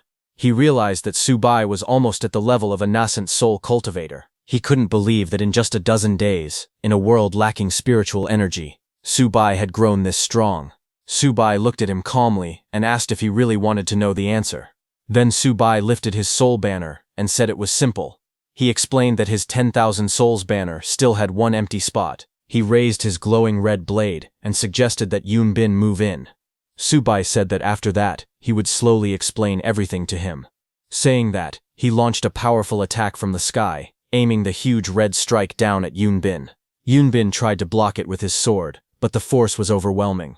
The impact exploded against him, knocking him back hard.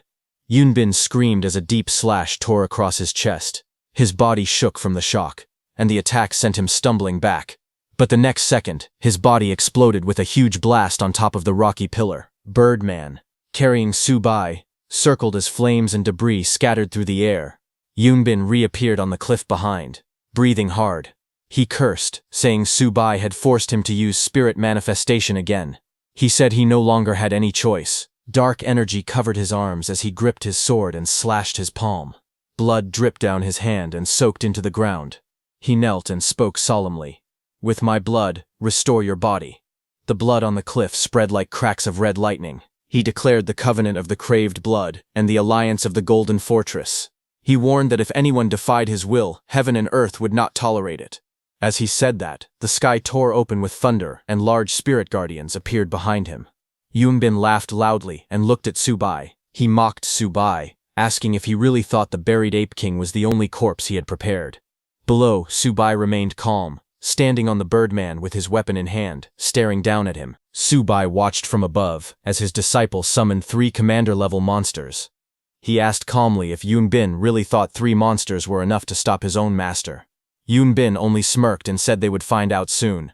He then shouted an order for Little White to strike. Subai looked up in surprise. Little White leaped into the air and answered, saying she would handle it. She spun as bright energy gathered around her body. Purple light burst from her as she prepared her attack. Golden streaks of energy shot outward as she flew towards Subai. The monsters around her also charged forward as the golden energy fell all around them. In the next second, a giant golden coin-shaped formation appeared high above Subai and the 3 monsters. Its surface glowed with symbols, and light poured down from the sky as it activated. Subai looked up at the huge glowing formation above him and spoke calmly. He said the Xuanwu copper coin array was once a powerful defensive formation, but now they were trying to use it to trap him. He also noted that Little White's spellcasting was still smooth and unpredictable, just like before. Above him, his two disciples began to retreat.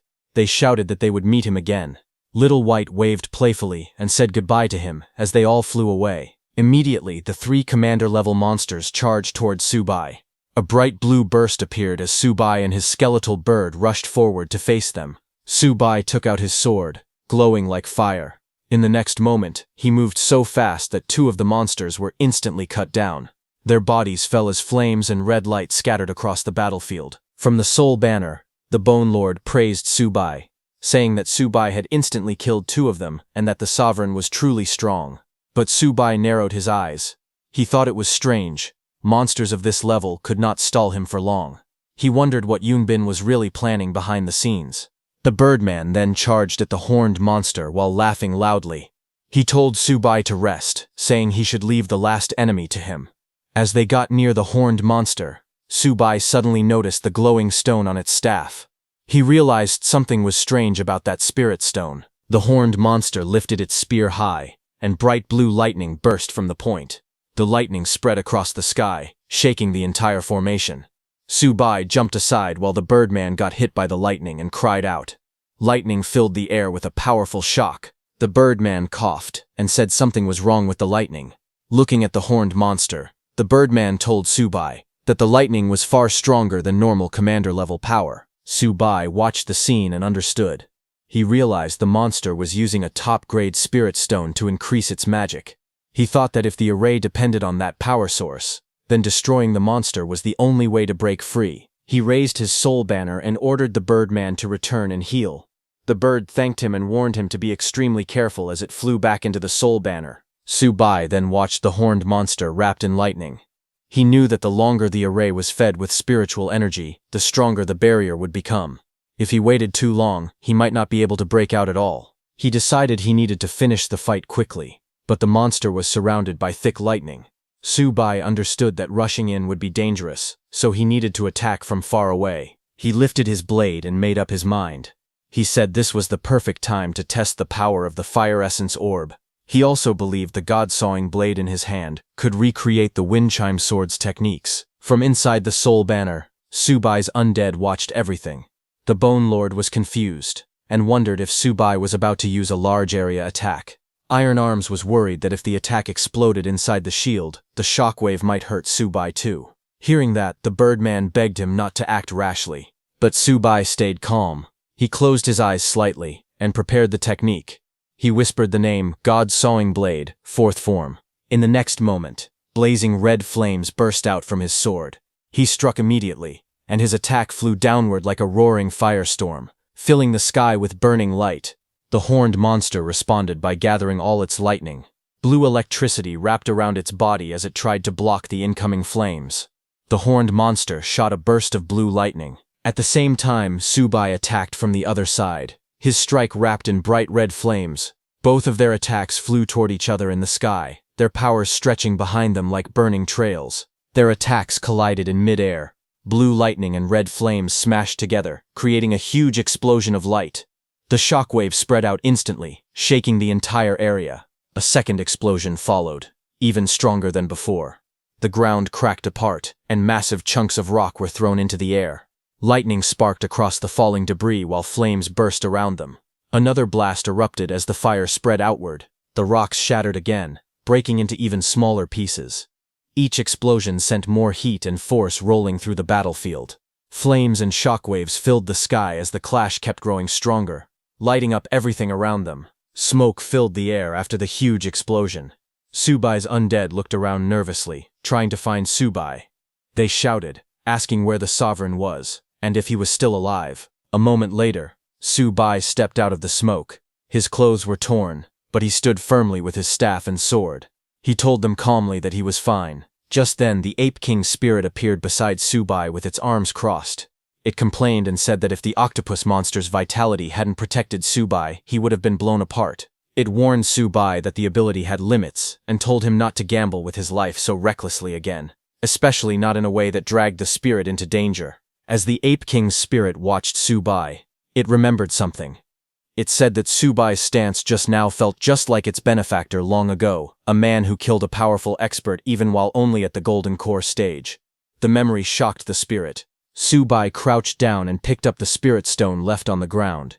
He tried sensing with his spiritual consciousness but couldn't detect Yunbin anywhere. He realized that Yunbin had escaped. Su Bai looked at the stone and thought that for Yunbin to abandon a spirit stone of such high quality, he must have paid a heavy price to run away. Then blue energy rose around Su Bai's soul banner, which glowed as streams of power moved toward it. Su Bai stood calmly, watching the soul banner absorb the remaining energy.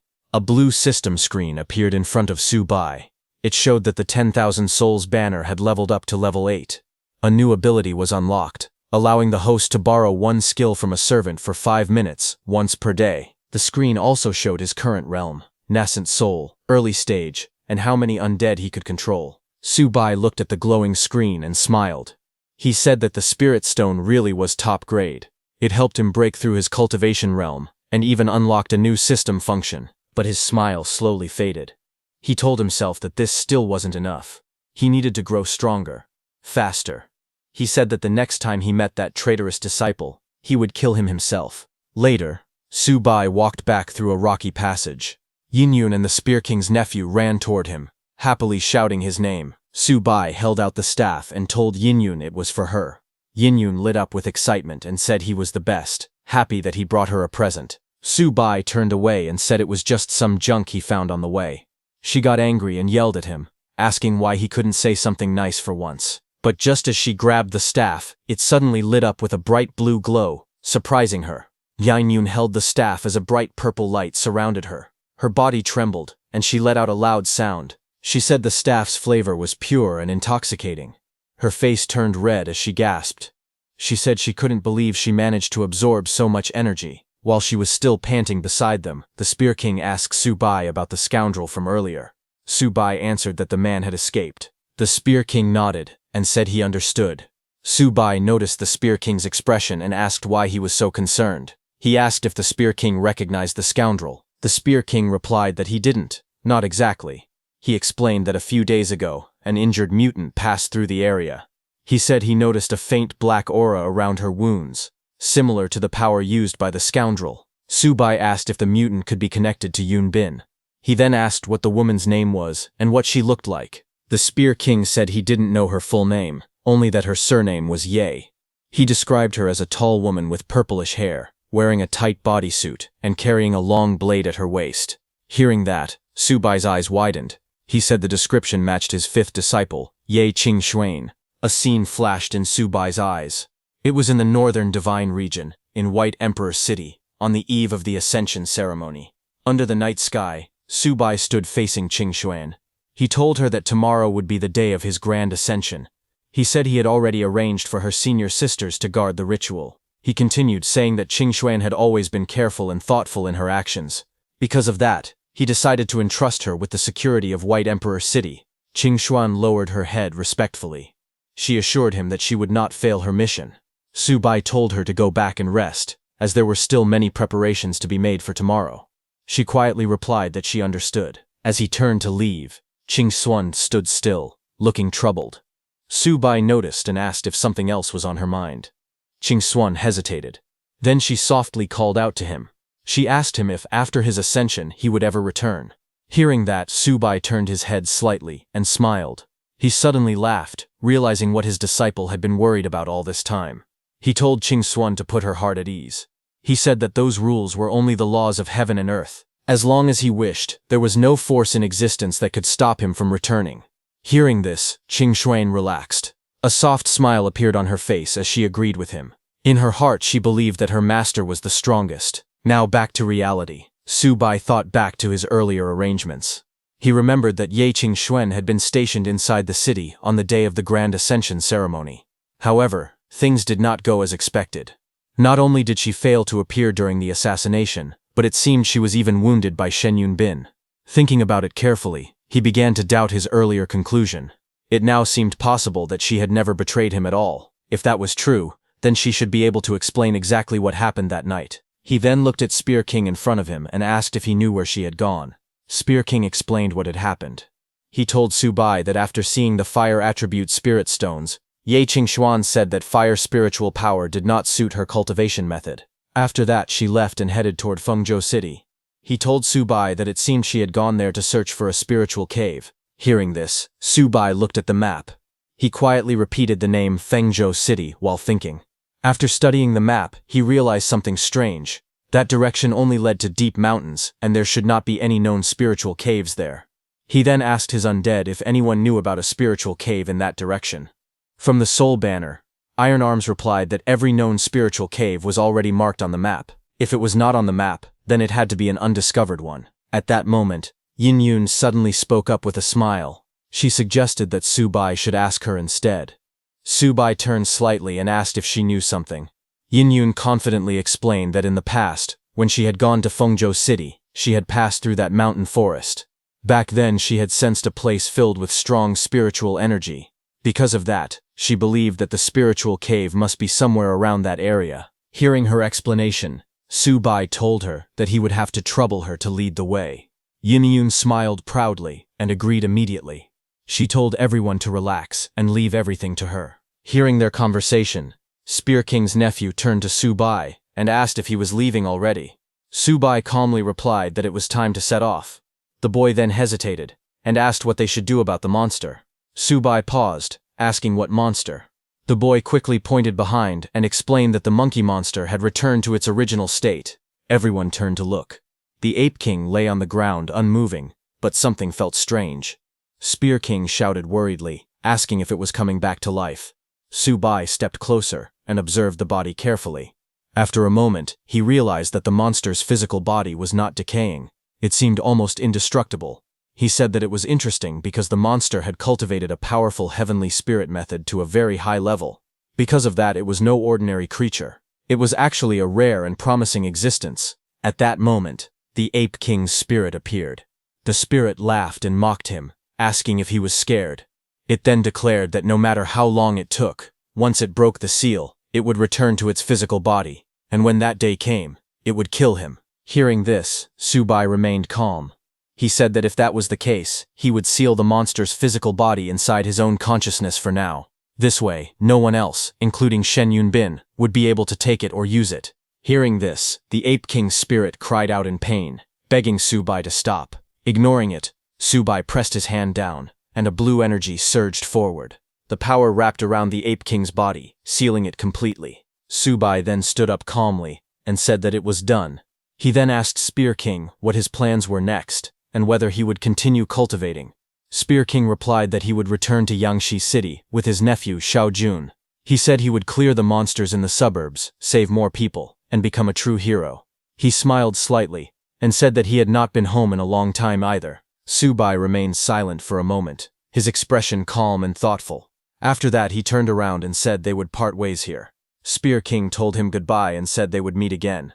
Spear King's nephew waved his hand and said goodbye to his uncle, the hero. On the other hand, Yunbin, who was running away, suddenly fell on the ground. Little Fox quickly asked her senior brother if he was all right.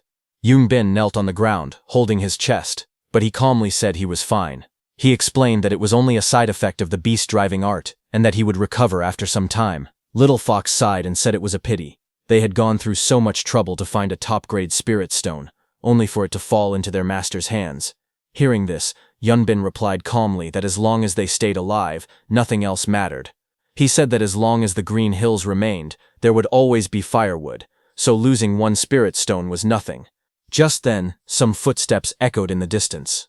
A woman's voice called out, asking Lin Wanqin, Sister Wanqin, why she was walking so fast. Hearing that, Little Fox paused. Yunbin looked ahead and said that someone was coming. He wondered if it could be their master. Both of them hid behind a rock to observe. However, it was not their master, Su-bai, but Lin Wanqin's new team. Walking ahead, she told you that if they were not fast, their master might leave. Hearing that, Yu asked who this master really was. Yunbin was surprised to see that it was actually junior sister Lin and junior sister Yu. Standing behind Little Fox, he said that it seemed senior sister Lin had already recovered her memories. They immediately walked out from behind the rock and called Lin Wanqin, junior sister.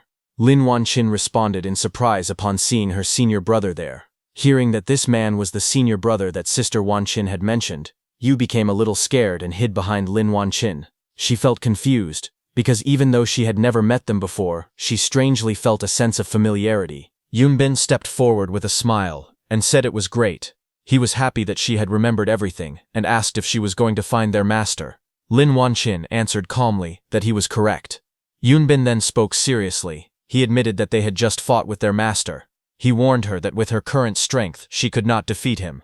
He then suggested that she should return with him. He said they could train together, improve their cultivation, and make a proper plan for the future. But hearing this, Lin Wanqin's expression turned cold. She reminded him that the last time they met, he had tried to kill her using a mental attack. She questioned how she could trust him now. Hearing that, you realized that the one who had ruthlessly attacked Sister Wanqin mentally was him. She could not process all this information at once. At that moment, Yu suddenly held her head in pain. She felt confused, saying that the more she thought about these things, the more her head hurt. All of her teammates standing beside her became worried and asked what was wrong. Lin Wanqin tightened her grip on her sword and spoke firmly. She said she could not understand him. She reminded him that while he had been killing fellow disciples and plotting against their master had been out there saving people. She questioned whether such a master, who saved people, could really be an evil person capable of doing terrible things. Little Fox then came forward and tried to convince her again. She asked if Lin Wanqin had not seen with her own eyes what the master had done. She questioned her if she still planned to stand on the master's side even after knowing everything. Lin Wanqin immediately answered firmly, saying no, and declared that she did not stand on anyone's side. She stood on the side of the truth. She continued speaking calmly but seriously. She said it felt strange that the master would do such terrible things that caused suffering to the world. Because of that, she believed they had a duty to find the master and uncover the truth. Hearing this, Yunbin silently observed her. He realized that junior sister Lin had changed. He thought that if he kept arguing, it would be hard to gain her trust. At the same time, he noticed something important. His junior sister Yusu had not yet been influenced by the master since her crossing. He began to think that if she recovered her memories, things might become troublesome. In the next moment, he moved forward at great speed. Lin Wanqin's group was startled as he suddenly appeared in front of them. Before anyone could react, he reached out toward his junior sister Yu. With a faint smile, he called her name, saying he would help her remember everything. Seeing him approach, Yu became very scared. Suddenly, a sharp voice echoed in the air as Yu cried out, shouting that she did not want this. In the next second, something strange happened. A powerful force spread across the area like a wave. Everyone froze in place. Yunbin was shocked and wondered what had happened. He realized he suddenly could not move his body at all. Yunbin felt sweat running down his face as he sensed something terrifying. Lin Wangqiu raised her sword as a loud cry echoed through the sky. It was the cry of a phoenix. Yunbin clenched his teeth when he felt that strong sense of oppression. Lin Wangqiu warned him coldly that if he dared to harm even a single hair on Yuzu's head, he should not blame her for being impolite. At that moment, the little foxwoman spoke calmly. She said it was fine if her senior sister wanted to search for the so-called truth, but she questioned whether she had the right to take away Yu's choice. Hearing that, Lin Wangqiu became angry and shouted that it was nonsense. She pointed out that Yu was clearly scared and asked how they could not see that. She then turned and gently told Yu not to be afraid. She assured her that her senior sister was there and that no one could hurt her. She told her that whether Yu trusted her senior brother or not, the choice was hers. Yu trembled, holding her head in confusion. She stuttered, unable to form proper words. She cried out that her head was a mess and that she could not understand what they were saying. She said she did not want to think about those things, calling out to Sister Wangqiu and senior brother. She said they all looked so pained, and she did not want to become like that. Lin Wangqiu caught Yu as she weakened and held her tightly in her arms. The little fox and Yunbin watched in silence. Seeing the little fox worried for Yunbin clicked his tongue and thought that they could fight in their current state, and whether they could win or not was another matter. But if he hurt them and lost the little fox's trust, it might affect his later plans. After a brief pause, Yunbin said that in that case, he would naturally respect the wishes of his two junior sisters. However, he reminded them not to forget that they had betrayed their master after all, and given his character, he would definitely not forgive them. As he turned to leave, he told them that their senior brother was here, and they were always welcome back. But Lin Wangqiu remained silent, as she continued holding Yu in her arms. Yu suddenly cried out, calling for her sister. Lin Wangqiu gently comforted her, telling her that everything was all right now. But seeing them, Yunbin let out a cold hum. thinking that if they wanted the truth so badly, then they should go and find it. He added that in the end, they would only discover that besides killing their master, they had no other choice. The reason he was so confident was because he had left some kind of dark energy on her head. The scene shifted to a forest, as leaves fell from the trees in the hot weather. While walking, Subai told Yinyun that he could sense a faint spiritual energy and concluded that the spirit cave should be nearby. He immediately took out his undead and ordered them to work in pairs and carefully explore their surroundings to find the entrance to the spirit cave. Bone Lord, Birdman, Iron Arms, and the Mosquito King all charged forward, saying yes. Their search began immediately. The Mosquito King hurried forward, thinking that he had to seize this opportunity and strive to become a full-time employee. Following from behind him, Bone Lord shouted for him to wait. While moving ahead, the Mosquito King suddenly noticed something strange on the ground. There was a dark hole ahead.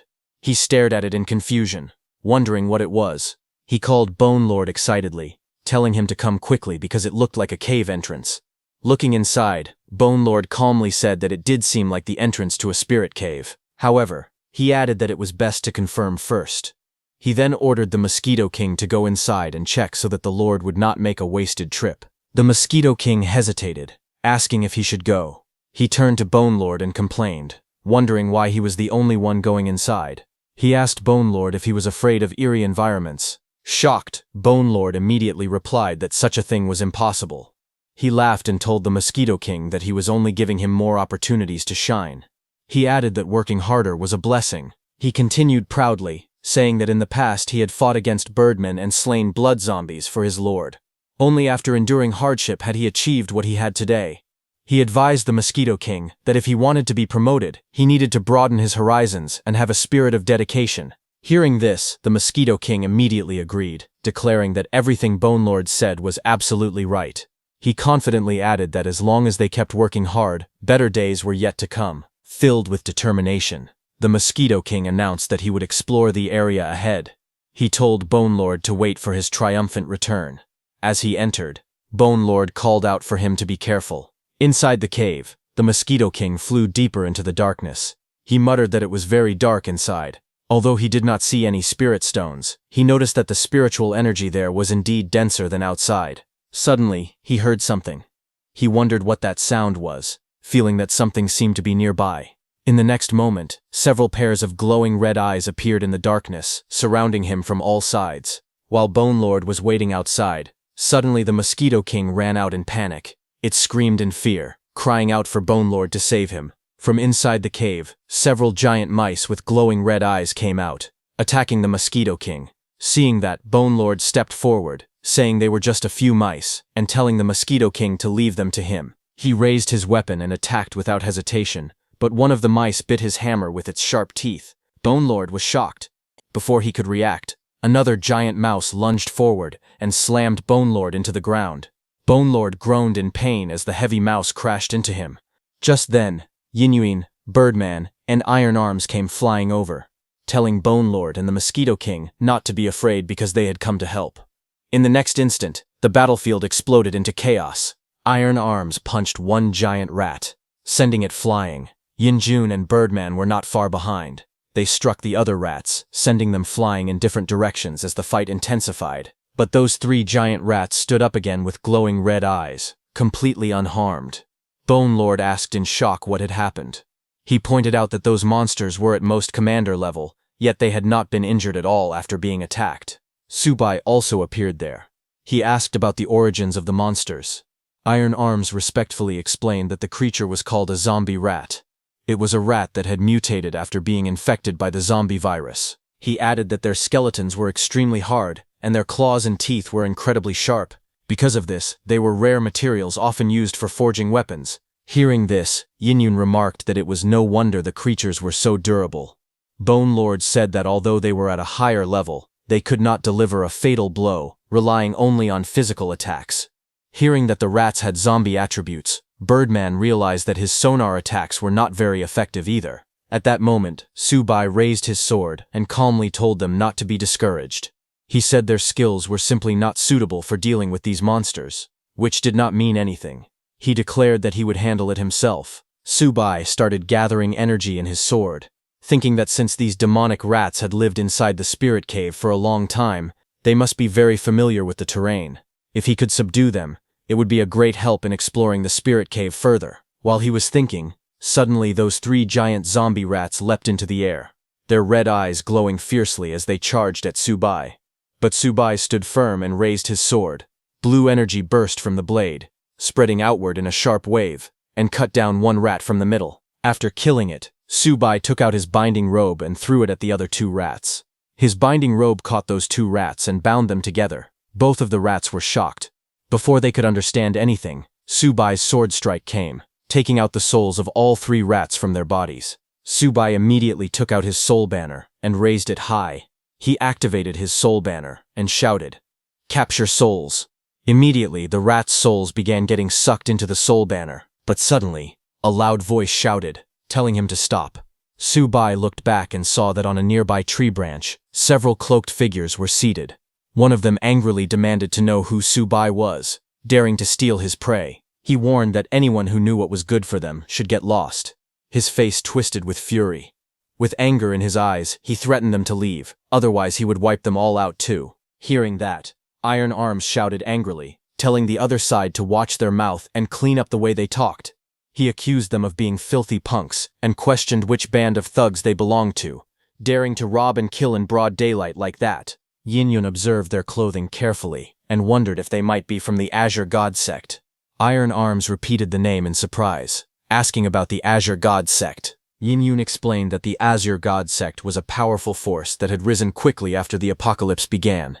They had gathered many outstanding disciples under their banner. She added that they specialized in collecting rare cultivation materials, and most of the southern materials trade had to pass through them.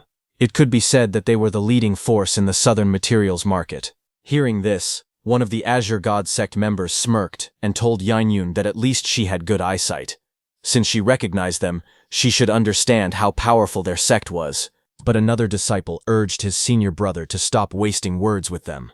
Since the others refused to leave, that made them their prey. Saying that, in the blink of an eye, he suddenly appeared behind Yin-Yun and attacked her with his blade. Subai was surprised, realizing it was teleportation. In the next instant, he threw his soul banner with incredible speed. That attacker's strike was interrupted mid-motion, and he gasped in disbelief, stunned by how fast Subai's movements were. Subai stood calmly amid the swirling blue souls of those giant mice, and in a cold voice, he questioned whether they had ever considered that they were actually the prey. Seeing that, one of the Azure God sect members widened his eyes in disbelief. He muttered that it was impossible. The demon rats were still alive.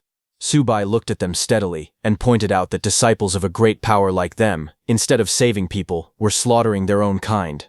He released those massive rat souls at that man and questioned how they were any different from the monsters of the apocalypse. The Azure God sect disciple braced himself and backed down swiftly, dodging those rat souls. In the distance, another disciple observed the fight and told his senior brother that Subai's skills were not bad. He judged that he was at least an S-class ability user. His senior brother added that the banner in Subai's hand was strange, as it could actually control monster souls. Then one of the Azure God sect disciples declared that it was fine. They would attack together, and with their teamwork, they could definitely defeat him. He reminded the others not to forget what their master had said. This spirit cave belonged to the Azure God sect alone, and no outsiders were allowed to touch it.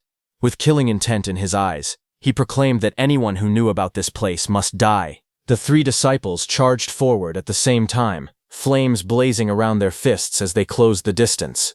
One of them unleashed his spirit chi fist and attacked those rat souls. A powerful burst of energy exploded outward, shaking the ground. At the same time, another disciple formed hand seals and activated his ninjutsu thorn technique. In the next instant, sharp thorny vines burst from the ground and spread rapidly across the battlefield, twisting and snapping as they rushed toward Yin-Yun. The disciple controlling them sneered and laughed darkly, telling her that he would let those thorns torment her slowly. The thorny vines coiled tightly around Yin-Yun's body, binding her arms and legs as they tried to restrain her. However, she let out a cold snort and declared that they dared to attack her with something so weak. With a sharp motion, she swung her mace in a wide arc. The thorns shattered apart, splintering into fragments as she cut through them effortlessly. Suddenly, another Azure God sect disciple appeared behind her. Yin-Yun sensed danger from behind. realizing someone was attempting a sneak attack. But before that disciple could strike, Bone Lord emerged, its hollow eyes glowing as it lunged toward him. Its strike crashed down from above, hitting the ground with tremendous force. The impact shook the area and disrupted that disciple's assault. With a mocking voice, Bone Lord laughed, saying that he also knew how to sneak attack. Yin Yun steadied herself and thanked Bone Lord. But suddenly that Azure God Sect disciple attacked again with thorny vines. Yin Yun swung a thick wooden log with force, trying to break those thorny vines, but this time when she struck them again, her log broke apart. Her eyes widened in shock. She couldn't understand how it could be happening. In the next moment, the vines exploded outward with a loud impact. Bone Lord and Yinan were struck and screamed in pain as the attack connected. Nearby, the Azure God Sect disciple who was attacking with the thorny vines called out to his senior brother, who was fighting Subai, saying that the two opponents there could no longer fight and that he would lend a hand. His senior brother asked whether he was not going to finish them off. His junior brother replied that he wanted to keep Yin Yun alive to have some fun. Hearing this, that senior brother said he would leave her to his junior brother. Meanwhile, Subai watched carefully. He found it strange that Yin Yun's attacks had been breaking the thorns earlier, yet they had suddenly stopped working. He also noted that Bone Lord clearly possessed the turtle shell ability, and his defense should not have been broken so easily. Remembering the one who had tried to attack Yin Yun from behind, he concluded that the Azure God Sect disciple's skill seemed strange, and that something about it was unusual. The fire user Azure God Sect disciple noticed Subai's distraction and shouted angrily, asking how he dared to look around while fighting. He declared that if Subai was so eager to die, he would gladly fulfill that wish. He rushed forward, launching a powerful strike towards Subai. However, Subai backed away and attacked that fire user with soul flames. That fire user Azure God Sect disciple broke through Subai's soul flames and asked if that was all he had. But the next second, those soul flames struck the thorny vines user disciple. That fire user disciple shouted in alarm, calling out to his junior brother, but it was already too late. A loud scream echoed across the battlefield as the blue flames engulfed the thorny vines user, burning fiercely and consuming him whole. Seeing this, the fire user disciple pointed angrily at Subai and shouted, calling him a little punk and saying he had been aiming for his junior brother from the very beginning. He accused him of playing tricks. Subai remained calm and replied that it was simply called using strategy in battle. On the other hand, at Iron Arms and Birdman's side, Birdman cursed in frustration. He complained that one of their enemies could teleport while the other specialized in grappling. Because of that, they could not land a single hit. Watching the situation unfold, Iron Arms grew tense and thought that if this continued, their lord would have to clean up the mess again. He forced himself to calm down and reminded himself that as a servant, he had to share the lord's burden. He then realized something important. He questioned why the opponent had not used teleportation earlier when he was attacked by the demon rats. He wondered if the skill had a cooldown and could not be used repeatedly. Judging from the earlier clash with their lord, he concluded that speed was not the opponent's strong point. If that was true, they might actually have a chance. With renewed determination, he shouted for Birdman to back him up with sonar support. One Azure God Sect disciple laughed in a mocking voice and said that their struggle was useless. If they kept this up, their spiritual power would soon be drained. But the next second, Birdman screamed loudly and told those Azure God Sect disciples to bring it on. His scream echoed in the arena, and suddenly one of the Azure God Sect disciples realized something was wrong. In shock, she shouted that her spiritual power was being suppressed. Panic filled her voice as she called out for her second senior brother to help her. Immediately, her second senior brother teleported behind Iron Arms to attack, saying that he had planned to play with him a little longer, but since he was so eager to die, he would finish it now. But at that moment, Iron Arms shouted for the Mosquito King to act immediately. Suddenly, a sharp attack struck him from behind. The Mosquito King moved swiftly, piercing through his defense with terrifying speed. That Azure God Sect disciple fell to the ground. Watching the outcome, Iron Arms remarked that it was just as expected. Without teleportation, and without help from his teammates, the man's attack speed was far slower than the Mosquito King's. Birdman admitted that his realm was too low. He could not hold the enemy down with sonar for long, and the grappler had already escaped. At that moment, the grappler called out to her fire user senior brother and told him that her second senior brother had made a mistake. The fire user, who was fighting Subai, snorted and said that it was because he had been fooling around too much. However, He confidently declared that everything was still under his control. The grappler asked if that was really the case. The fire user replied firmly that of course it was. On the other hand, Iron Arms, Birdman, and Mosquito King appeared beside Subai, saying they were there to help. Seeing them safe, Subai said it was good that they were all okay. But suddenly, with a faint smile, the fire user disciple revealed that their fourth junior brother's cooldown had finally ended and that he was going to use his ability next. Just as he said that, another of their brothers appeared behind Subai's team. In the same instant, he attacked Birdman and Mosquito King, then launched forward with fierce speed and touched Iron Arms. He next extended his hand to reach out to Subai, trying to grab him before he could react, but Subai moved faster and dodged in one smooth motion. However, that man turned swiftly and, in the end, touched Subai's clothes with one finger.